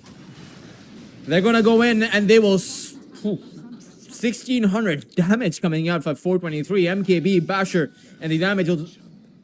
It's not going to increase as much from this point, but it should still increase. And the Abyssal Blade, the value you get from the stun, is going to be the best thing of all. It's not the damage, it's the fact that you can lock someone down, prevent the Requiem, prevent the disruption, maybe even prevent the snowball. It's all 5 heroes from NPC are a great Abyssal target.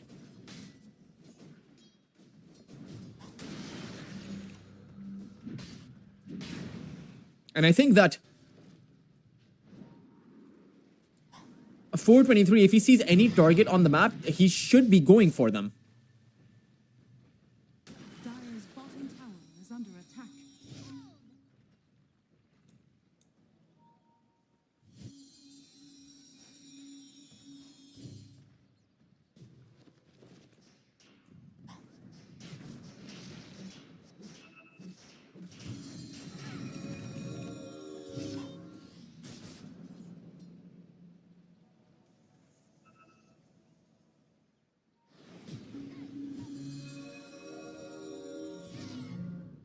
Dire's bottom tower is under attack.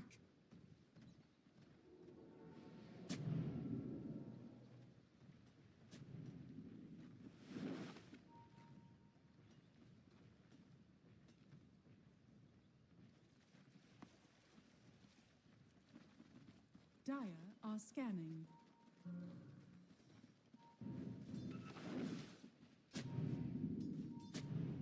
Dire's middle tower is under 423. It's actually going to be Lights who will initiate self-disruption to come out from the Shadow Demon. However, it's towards that backline. SSA Spartan will still fall. No BKB having been activated by 423 means that NPC need to take a very careful fight. They've missed the spear. The Tusk towards that backline. A Tooth will go down without doing a single thing. Jing will go in on some more. A toss on top of the Mars. Stormy has had a great game so far, but it seems like Inner Circle are closing the circle. Dire's bottom tower is under attack.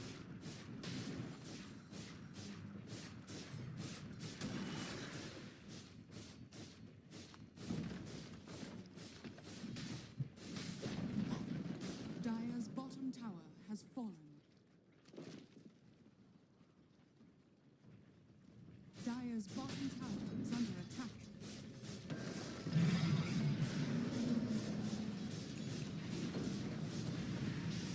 Phantom Assassin will fall back, but not before eating a Requiem. Nande once more still has something to prove. And it's surprising that they let the Phantom Assassin go up there in the first place.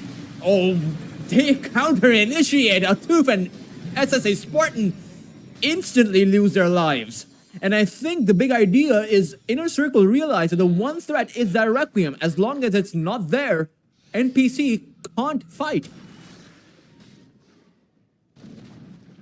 Dire's bottom tower has fallen. Niche with the Octarine Core, the Shiva's Guard, will go in on towards Focus. I doubt it's to try and get the kill, but Focus also takes 600 damage just from the Parasma hit. Ooh. Jing cheeky play with the toss. Stormy, though, will whiff the arena. It's okay. This one is fine. He's found some great arena plays. He's found some great skewers.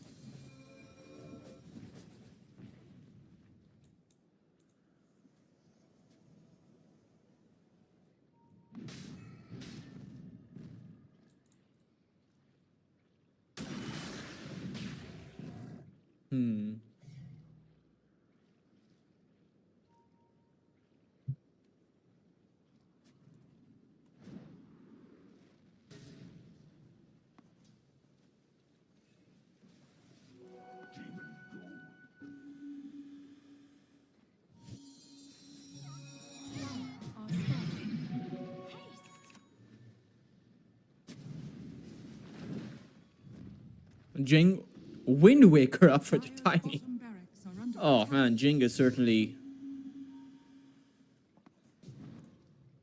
very well farmed on the Tiny.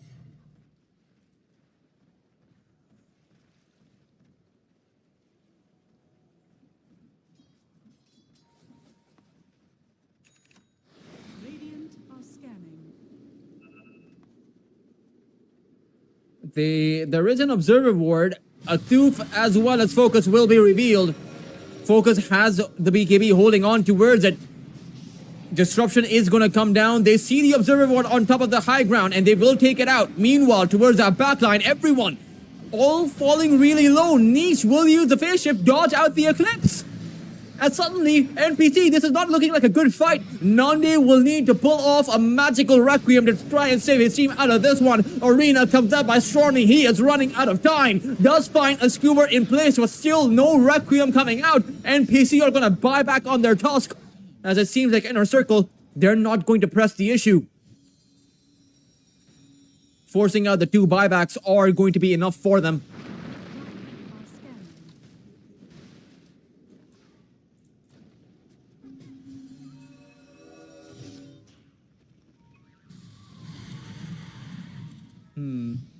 Ooh, SSA Spartan got clipped by the orb. And that is a dieback for the Shadow Demon. Jing even found the Tusk and will toss him back. He has a level 20 talent, which means that he can toss anywhere he wants to. He does not need a unit nearby, which means that for a Doof, well, he's going to be down for about 70 seconds. No recourse available. NPC cannot defend this without both of their supports.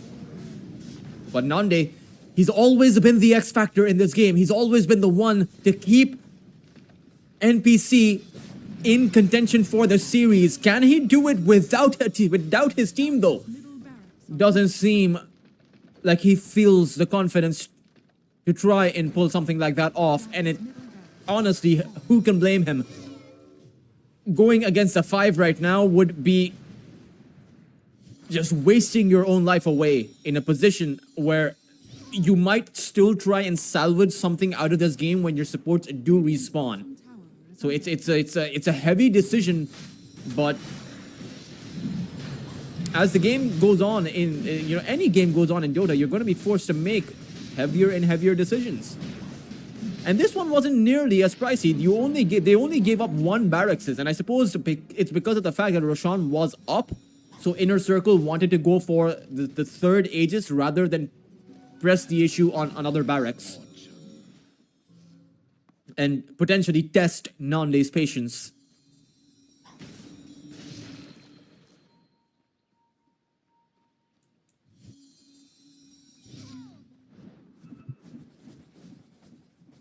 Radiant are scanning. Niche looking for a way in. Focus is there. Niche is gonna spot them all out. A 2-man dream call. The support's gonna lose their lives once more. It's a self-disruption coming into play. Nande comes in with a Requiem and it catches 423, but he still has the Aegis. Nande needs to unleash that 2nd Requiem. He throws it out to do what he can. It's the puck in danger towards that backline. However, Inner Circle hold on together.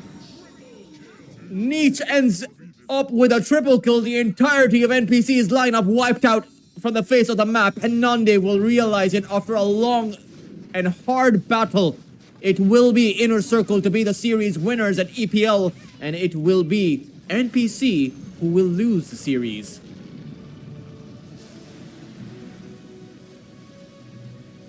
Oh man, honestly, this was a very hyped series, if I'm being honest. I truly enjoyed this game. I honestly can't wait to see what more Inner Circle and NPC, both of these two teams, have to offer. For Inner Circle, it'll be good news. They get extra points. It is a group stage round robin format. You are in two different groups, but it's still a group stage. So you will have plenty of more chances, you know, to come up with series wins. The majority of the teams do proceed further into the playoffs. Only 2 teams are eliminated. So 8 teams in total out of the 12 progress to the playoffs. 4 teams are eliminated. So as long as you're able to come up with 3 or 4 wins, you should be good to head into to qualify for the playoffs. And I hope to see both of these 2 teams here, as I hope to see all the teams there. That's not really possible, I know, but can't wait to see what the other teams have in store. Speaking of other teams, we of course have another best of 3 lineup for you. It is going to be Navi Jr. going at it against Valinor, who are a full Turkish squad. You have seen the players from Valinor play before. It is going to be GZ, Stoic, GTI playing. They were with NLGM back in the EPL Championship. They're now here with Valinor, and they're going to be playing at it against Navi Jr., the academy squad of Navi. And that should happen actually about right now. We are behind schedule, so we will be heading right into that second series, or rather that last series for today. So make sure to stay tuned on in, and we will bring you Navi Jr. versus Valinor in about 5 minutes. So stay tuned.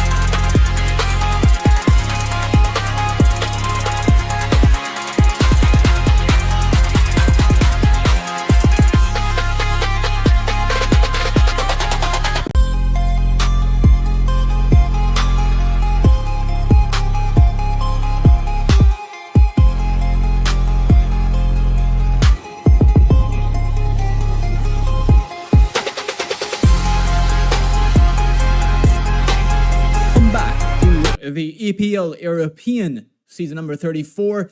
This is Valinor versus Navi Jr. to close out the day. A best of 3 between the academy squad of Navi versus the full Turkish squad of Valinor. Dire team pick. And when we take a look at the draft here, it's an interesting pick coming up by Valinor. They actually go for a Morta. They have a Hoodwink and a Centaur and a Treant. The Treant has to be a support. Centaur has to be a core. Hoodwink should be the support. So that technically means this is going to be a Morta carry. Now, whether or not this works out all really depends on whether or not Navi Jr. are actually going to be playing the Shadow Fiend on the mid lane or as a carry. Because as a carry, the Morta destroys the Shadow Fiend. But as a magic damage SF, the roles get reversed. Morta cannot actually take out the SF that way. The Requiem is just too much magical damage. At the same time, Navi aren't actually picking up heroes that can create that easy setup for that Requiem. So it makes me feel that this is probably going to be a Shadow Fiend on that carry position. They have the Grave to theoretically keep the Shadow Fiend alive. They have the Snowball to reposition him, and the Brewmaster who can throw the Morta up into the air, maybe even throw the Centaur up into the air. You have the Dispel. So you do have a fair few ways to play around the Shadow Fiend with if he is going to be a carry. Valinor certainly expect him to be so because they're banning out the Storm Spirit. I'm giving a lot of emphasis on the Shadow Fiend because ultimately it is the Shadow Fiend who is going to face the brunt of Valinor's initiation, or rather Valinor's aggression. 10 seconds remaining. 5 seconds remaining.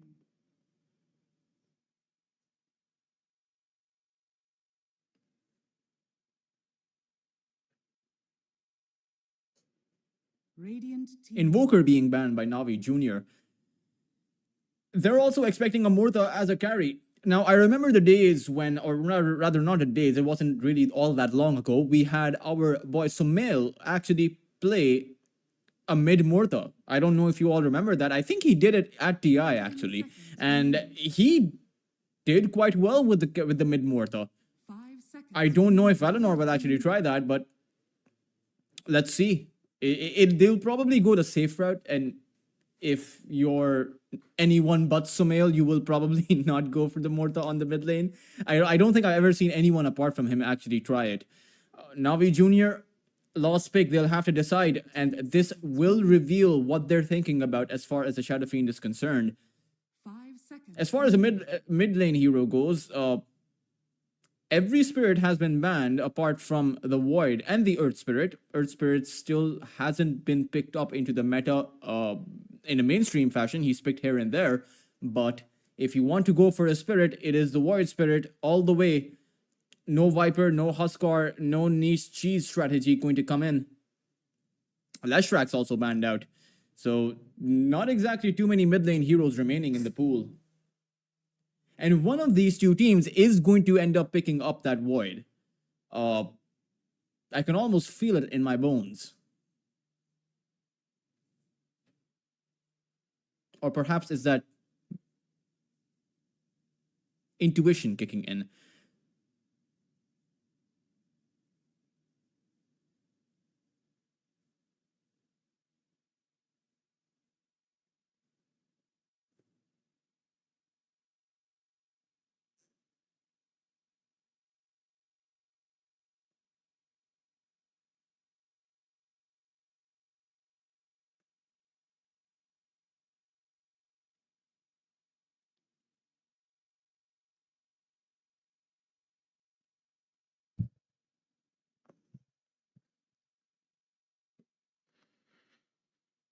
Radiant team pick.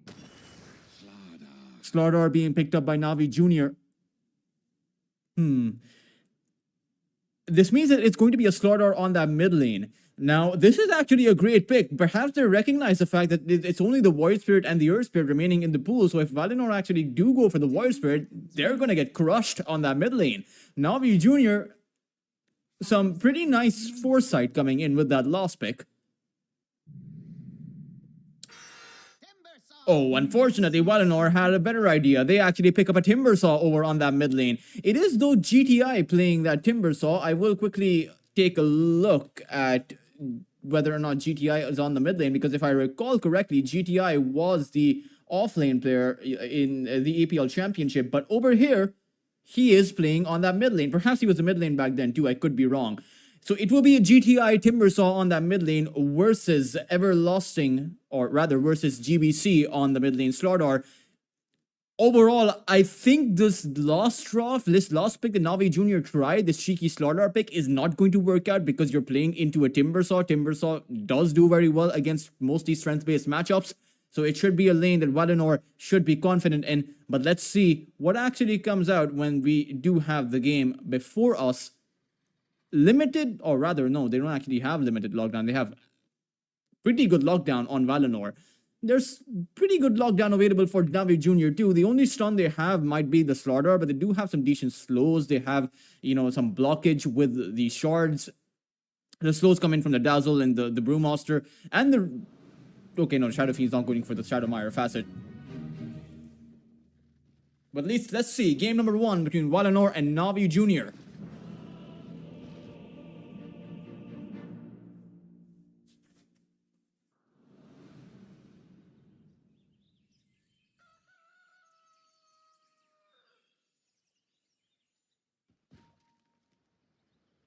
Prepare for battle.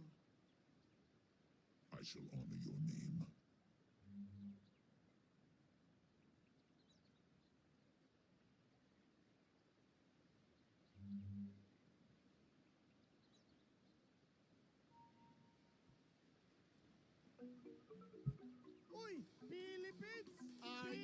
The good lucks have been sent out.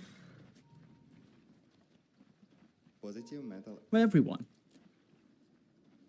Positive mental attitude. That's good. That's how you know it's an academy squad. You know, when they reinforce these things, the GLHFs, you know, the good luck have fun. You have to throw them out. So it's like first day at the academy, guys. You know, lesson number 1: always throw out the good luck, have fun. And the final lesson might be the GG easy. I'm just kidding. There's never going to be, or maybe you never know. Maybe when you reach TI, you're in the grand finals. Ironically, I happen to broadcast or rather, I happen to cast a lot of the old Navi Junior, the main now main Navi, right? They used to be Navi Junior. They literally grinded their way to become better than the main Navi squad at that point. They actually qualified to several tier 1s by defeating their, you know, their so-called A team. And that's how they went from Navi Junior to Navi. They literally, you know, as the saying goes, the pupil becomes a master. That's literally the story of Navi Junior and now Navi. Not sure if this Navi will be able to do that anytime soon, but who knows? The rise of that Navi Junior to Navi was meteoric.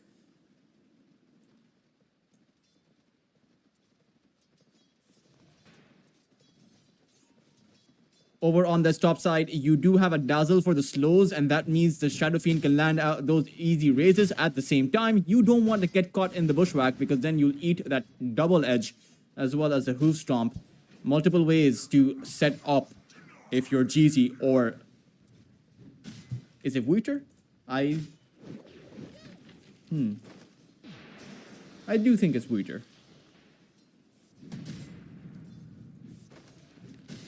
Mid lane is going to be, well, we talked about this. Mid lane Slardar versus GTI on the Timbersaw. Should be a good game for the Timbersaw, but as I'm saying that, it does seem like GTI is struggling.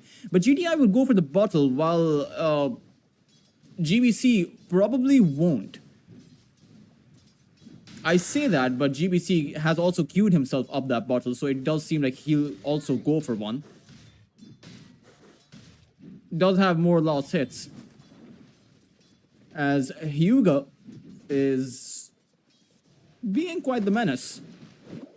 Bushwhack lands on Hyuga, and they do have the double, or rather the hoof stomp. A few more hits will do the trick. Hyuga will give up first blood to Wheater, as you do have Omnital trying to secure the return kill, won't be able to find it.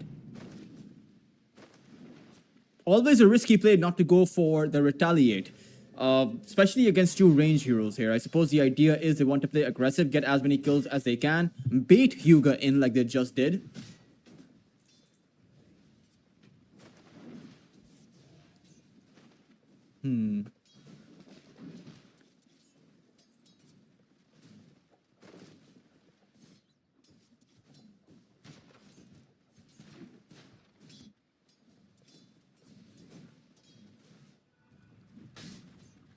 Everlasting Haru, or rather GBC. Radiant's bottom tower Navi Jr. has Radiant's not exactly been killed.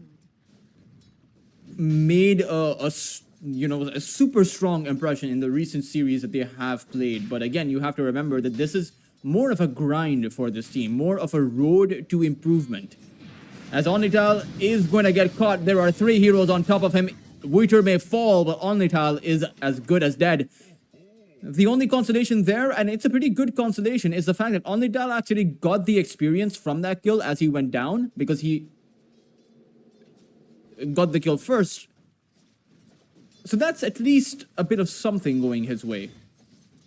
But still, you can expect this to happen again and again, because honestly, if there's anyone that Valinor should press, it is going to be Onlital. It is that Shadow Fiend. Every single game there's a Shadow Fiend in, you know you want to target the SF.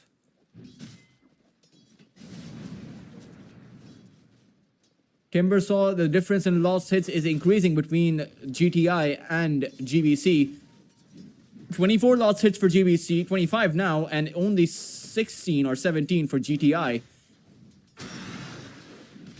But as the levels come up for GTI, perhaps he will be able to contest a bit better against GBC. Has decent attribute steal as well. No one can really rotate towards the Slardar because he just has too much movement speed, especially with that sprint. Which is interesting because Slardar doesn't have any legs, so how is he sprinting? But, jokes aside, Sauron will actually take Gothic down. Interesting kill to be found there. Koblack as in, that should be Sauron's verified name. Perhaps he's changed his in-game name. Onlital actually goes down towards that top lane. Jeezy able to acquire a kill. And it does seem like Valinor, they're quite honestly successful in shutting down Onlital. Dire's courier has been killed. And even Koblack over on this safe lane is doing pretty well.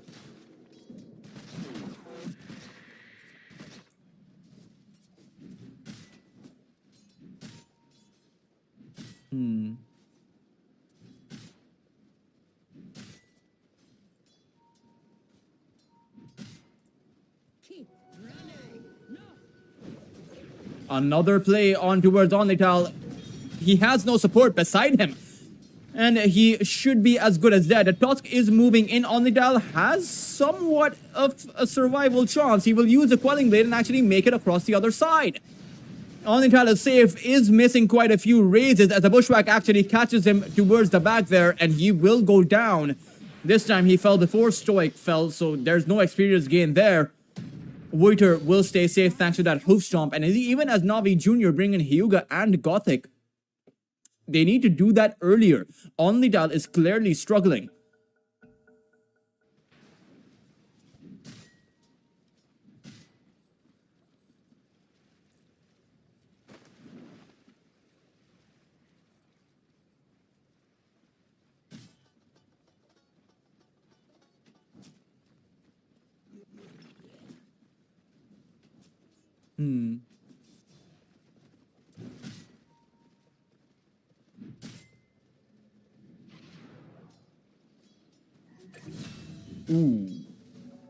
Brewmaster, Krolash actually ends up going down. And Navi Jr. are bleeding kills across the map. There's a 2,000 net worth advantage already built up for Valinor. If things continue, this is not going to be sustainable. 7-minute Shrine of Wisdom play. Onlital making a wraparound, but you have to remember this is a level 4 Shadow Fiend trying to steal a Wisdom Shrine. But they do have the numbers. However, they do not see GTI's presence here. It's going to be GBC who will fall back. Gothic will not be allowed to fall back, though. He is going to end up paying for this over excursion with his life. GZ will be able to pick up both the kill as well as the Shrine of Wisdom, and Valinor supports are going to be pretty happy. GZ is almost level 6. Radiant's middle tower is under attack. Stoic may be level 4, but he's playing a Treant Protector. As long as he hits his 6, it's all good. Radiant are scanning.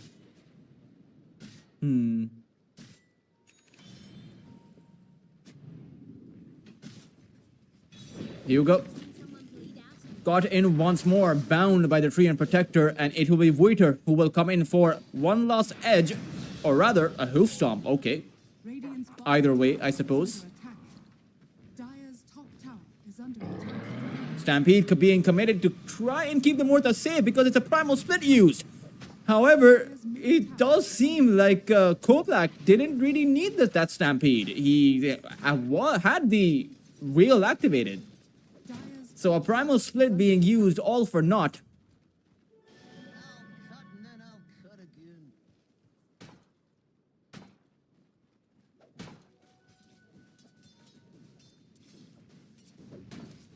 Radiant are scanning.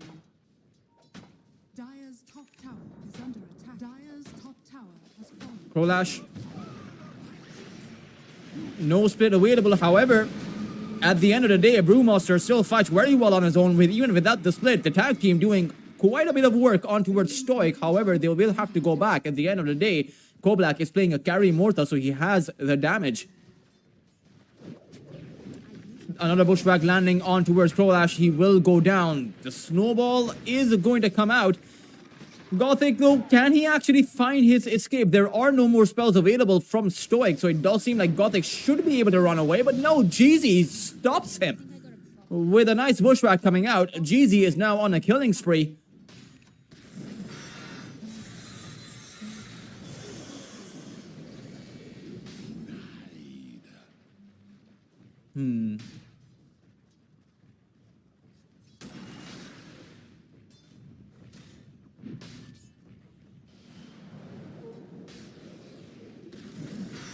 Slaughter, GBC trying to juke around, but in the end, GZ's bushwhacks. There's no running around that. On a battlefield. Yeah, right. And I have been costing GZ since quite a long time, you know, even when he was playing with Endgame. Honestly, GZ's performance on his support heroes, or rather, he is a support player. GZ's performance on the support position is very impressive, especially on these playmaking supports.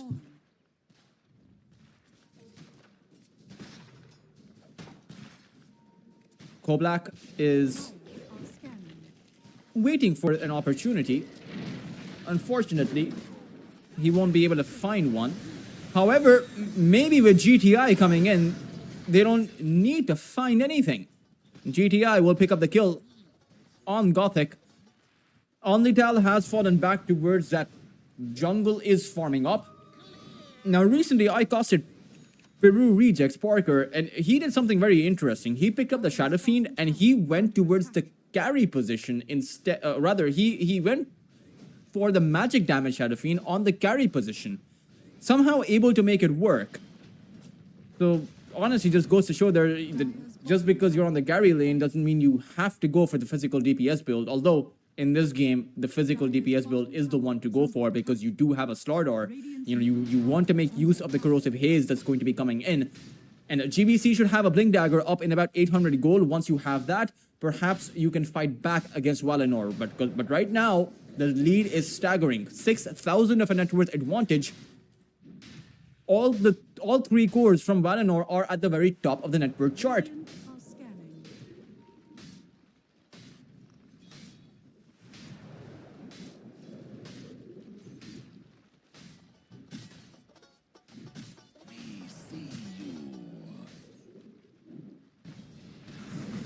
Gothic just takes in so much damage. Every single time he is revealed, he's gonna fall. He is level 4, 12 minutes in. This is not a good game to be a level 4 Tusk. it's never a good time to be a level 4 Tusk at the 12-minute mark. Even the Treant Protector, even Stoic is level 6. But, I mean, to be honest, there's no blame to be had because at the end of the day, their lanes quite simply did not work out the way that they probably hoped they would. Hyuga will fall too.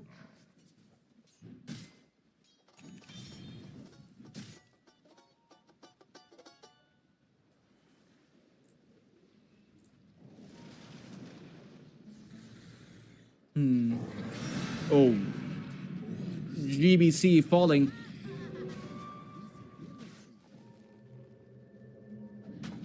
Towards that bot lane, GTI comes in.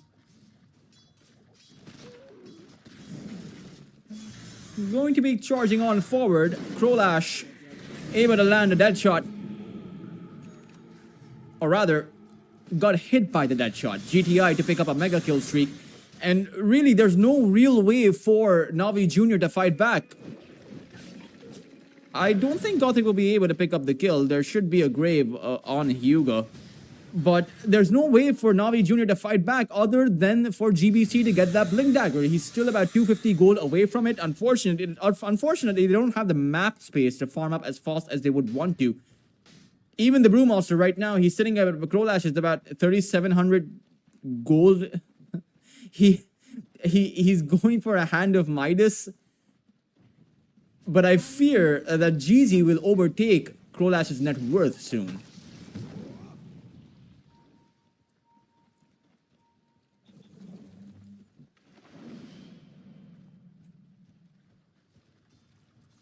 Dire are scanning.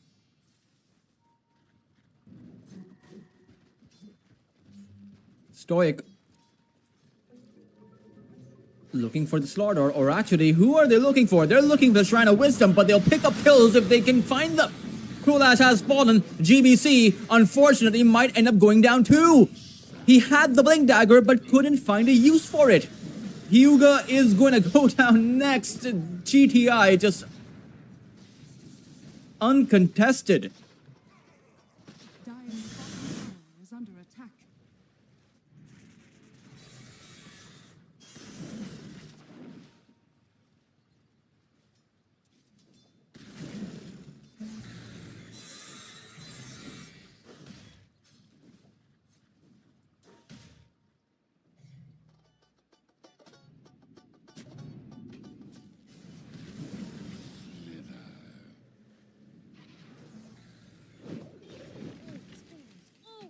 Gothic.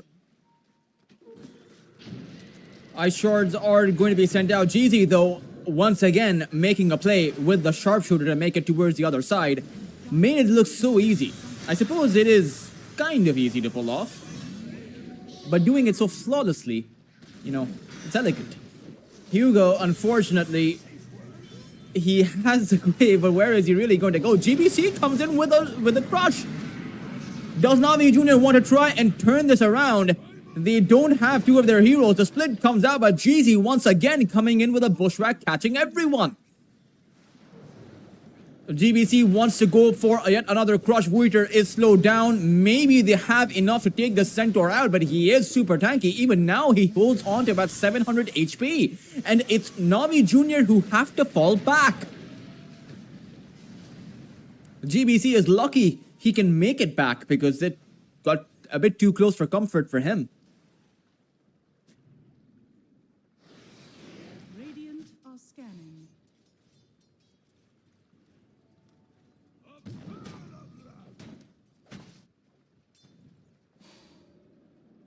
Onlital has the Yasha up, Dragonlance as well. No Mask of Madness, so can't accelerate his farm. And the only problem is it's so difficult to play a Shadow Fiend from when you're this far behind. It's almost never possible to win, especially as your Shadow Fiend keeps getting picked off like this. Grave is going to be there. In fact, Hugo was there as it was GBC who tagged the sharpshooter. It's a perfect counter initiation coming in by Navi Jr. However, they do lose their carry. Onlital has fallen. But Navi Jr., they're going to press the issue. They want revenge for their fallen carry. It is going to be GZ who will attempt to make a play, but it's straight up impossible to actually make your escape out of this position, especially with the corrosive haze on top of you. It's going to be GBC to pick up that unstoppable streak. So a nice 2,000 bit of gold going the way of Navi Jr. Sure, your Shadow Fiend dies, but that is still additional space. You do find a bit of recovery. Krolash is not having a good time. He is 0-5 on the Brewmaster.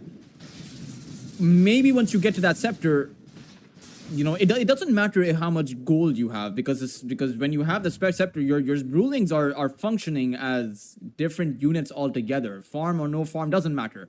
So it's still okay for the Brewmaster not to be as farmed up on his main hero per se. Oh no, on the Tal, he ate the sharpshooter this time around. You do have Hyuga nearby for the grave. He will keep GTI safe, but on the Tal is gonna held in. His way out is blocked off by Stoic.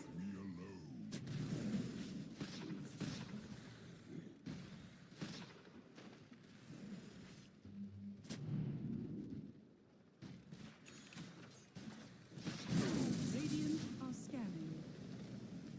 Dire's top tower is under attack. Radiant's bottom tower is under attack.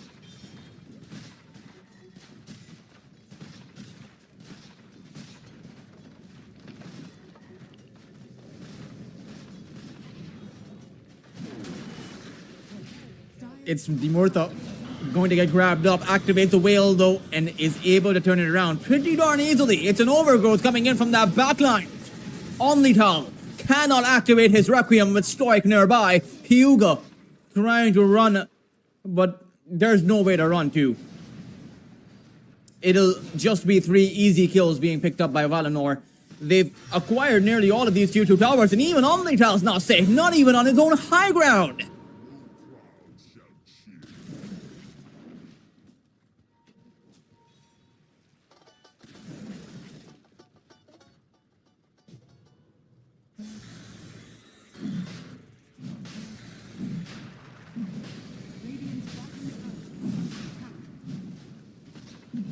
Roshan Dire's top tower is under attack. being eyed upon by the side of Valinor. Radiant's bottom tower is under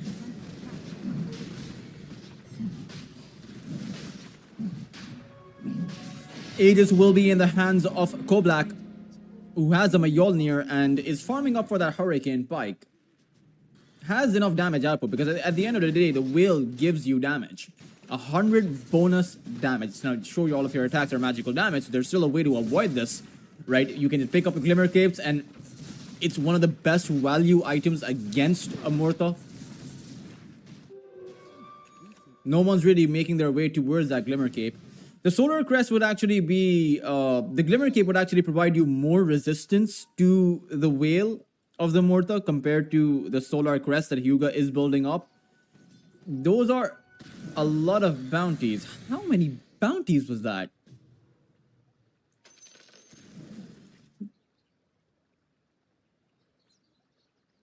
One?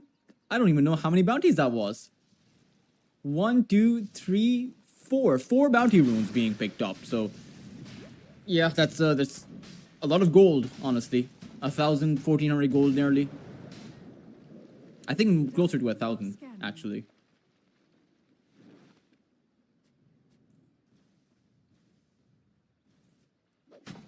Krolash very close to his Aghanim Scepter.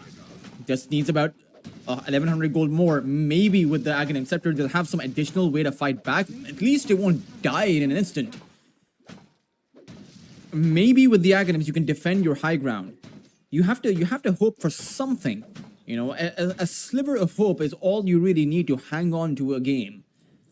At least in Dota. It can be different in other games. But I think it even applies to, you know, even in CS2, you're down 13 and comebacks can still happen. 13 and 2, sorry, I think it's up to 30. I don't actually play that much CS. 12, if you're 12 and 0, and you're on your Has fallen. save round, you know, it's comebacks can still happen, I suppose. I don't know. I don't play CS. I don't watch CS, but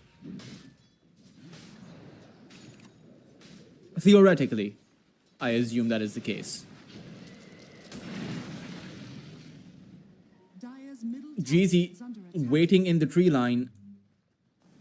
Radiant's top tower is under attack.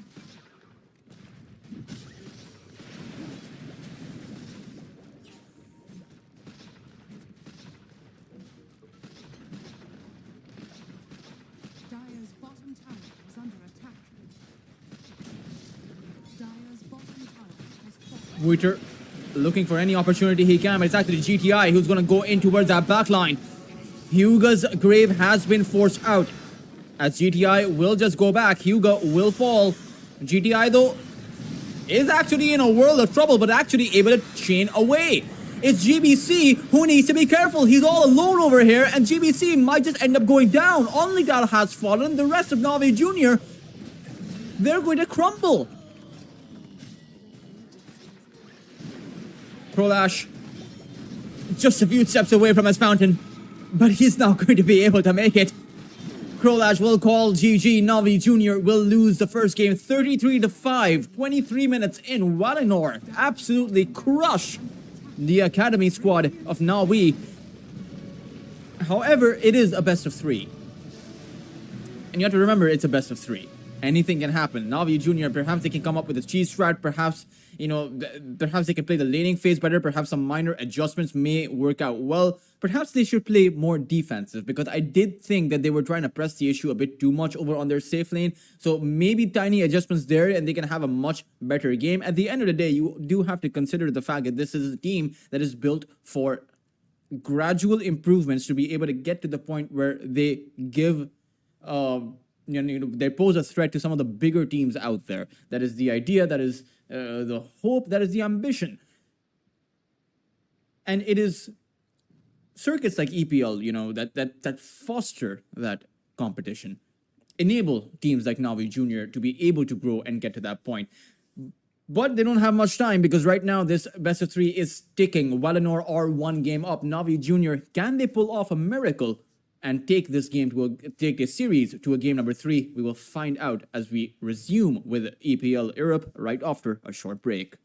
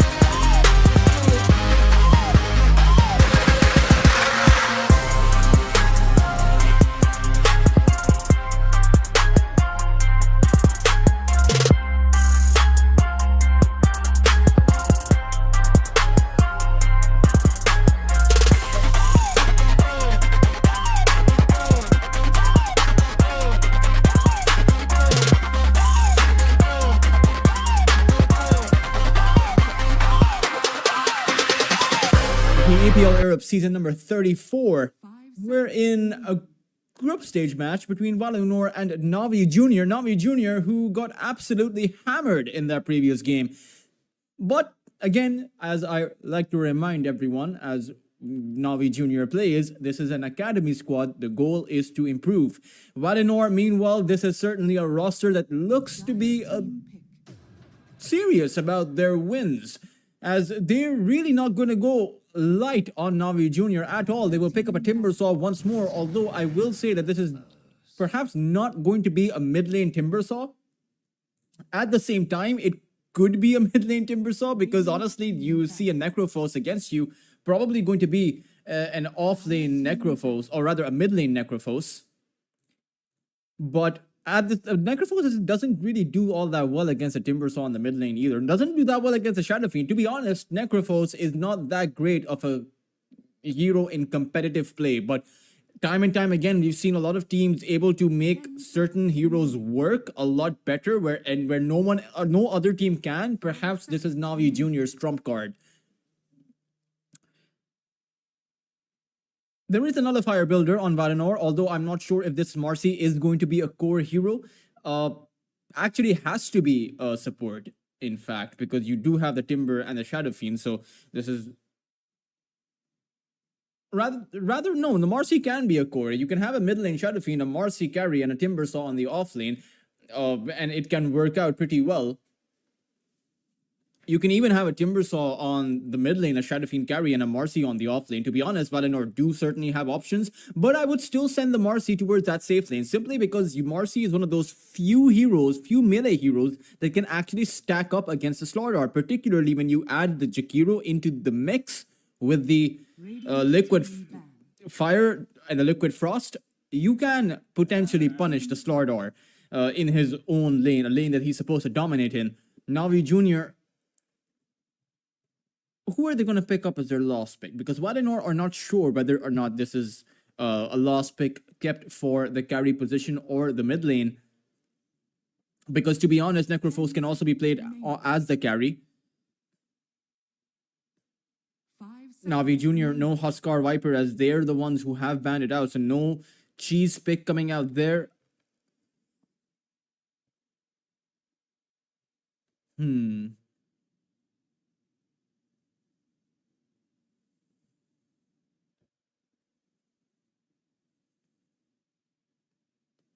Radiant team pick. Leshrac will be picked up by Navi Jr., so it does seem like it's going to be a Necrophos on that mid lane, a Leshrac as a... or rather, sorry, a Necrophos on the carry position, a Leshrac on the mid lane, and a Slardar as the off lane. Pretty decent combination. You know, you have the physical damage coming in from the Slardar, you have great magical damage coming in from the Leshrac, and overtime damage, you know, just to keep that extended teamfight capacity in with the Necrophos. Although Valinor come in with some pretty significant burst, right? The Timbersaw, the Marcy, the Shadow Fiend, all heroes designed to burst someone or even actually burst entire lineups down. With the Requiem, with the Timbersaw's plethora of spells, or rather his entire arsenal of spells is designed to burst people. Marcy with the Unleash. But the big question is, who will Valinor pick? Because even Navi Jr. are not sure whether or not this is going to be a carry or a support. All just depends on what Valinor want to play, or rather where they want to position this Marcy. It will be an Invoker picked up for Valinor, so it will be a Shadow Fiend on that carry position. Koblack playing the Shadow Fiend, GTI on the Invoker, and then it will be Voiter on the Timbersaw. Meanwhile, it is, I forgot to mention, I got the news a bit later on. It is going to be Dursko on the middle lane for Navi Jr. So it's not GBC playing, it's Dursko.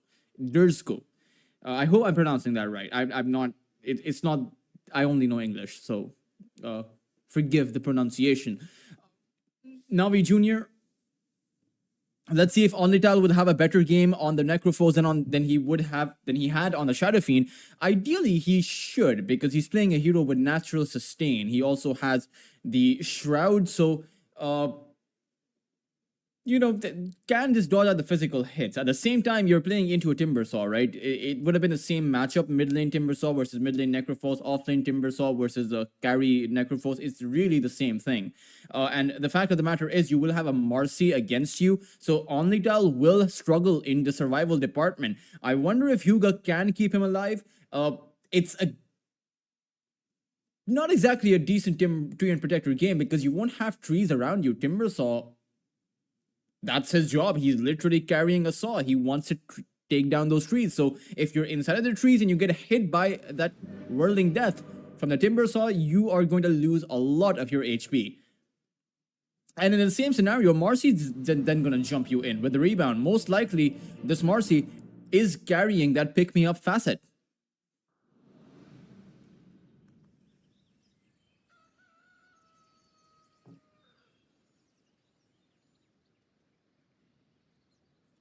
Prepare for battle.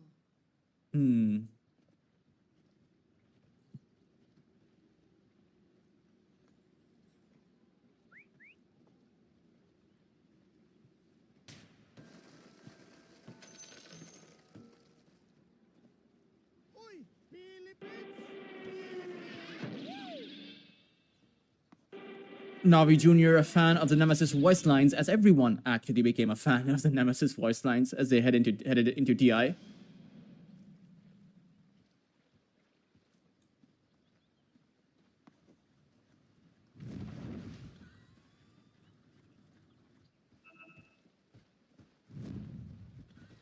A 5-man smoke coming out from both sides.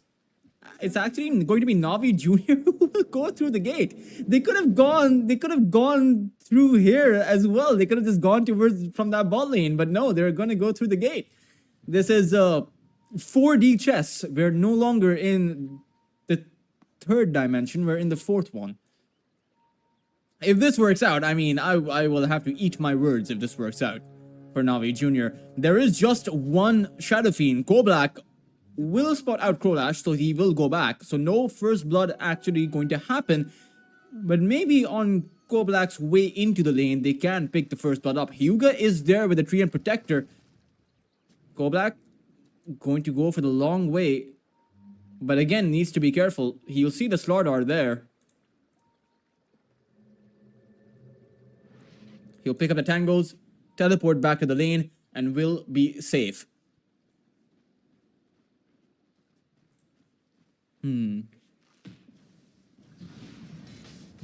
It's actually a Shadow Fiend and Marcy lane. It's not, they're not playing with Timbersaw, or rather the Timbersaw and the Marcy, they're playing with the Timbersaw and Jakiro. Now, taking a look at this lane, you do have the raises against Krolash. You do have a fairly high amount of attack damage too, if I think about it. And against Gothic, who's playing a hero with no armor to start off with, 0 armor on the Skywrath, if he gets picked up, you know, with the dispose, maybe Koblack can actually take him down. Getting a kill on Krolash is going to be a very difficult task. And at the same time, I think if you have some kind of rotation coming in from the Tree and Protector, then you can, you know, do the same thing to Koblack as what Valinor did to Onlydal, his Shadow Fiend. Just constantly try to take the Shadow Fiend out. Stoic, he has ventured a bit too far forward. There is no bash coming in, but they won't need it. Gothic will draw first blood. Valinor overextended. Gothic will even take the courier out despite needing the extra hit. As over on that mid lane, you do have an Invoker versus Leshrac. Less of a skill-based matchup. This is, at the end of the day, Invoker with the Forest Spirit should be safe. There's no way that Dursko should be able to close the gap and land the Edict. He hasn't even gone for the Edict, so he doesn't have that increased damage. He's gone for the Chronoptic Nourishment facet.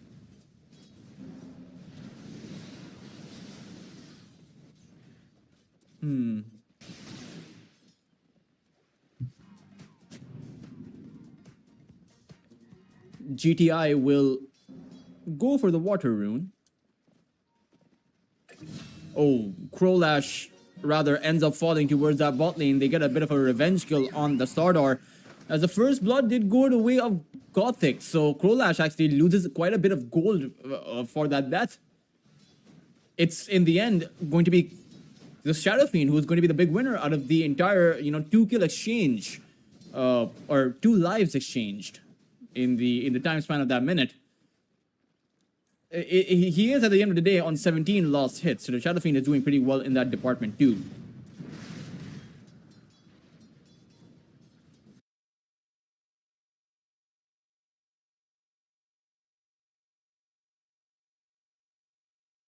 Dire are scanning.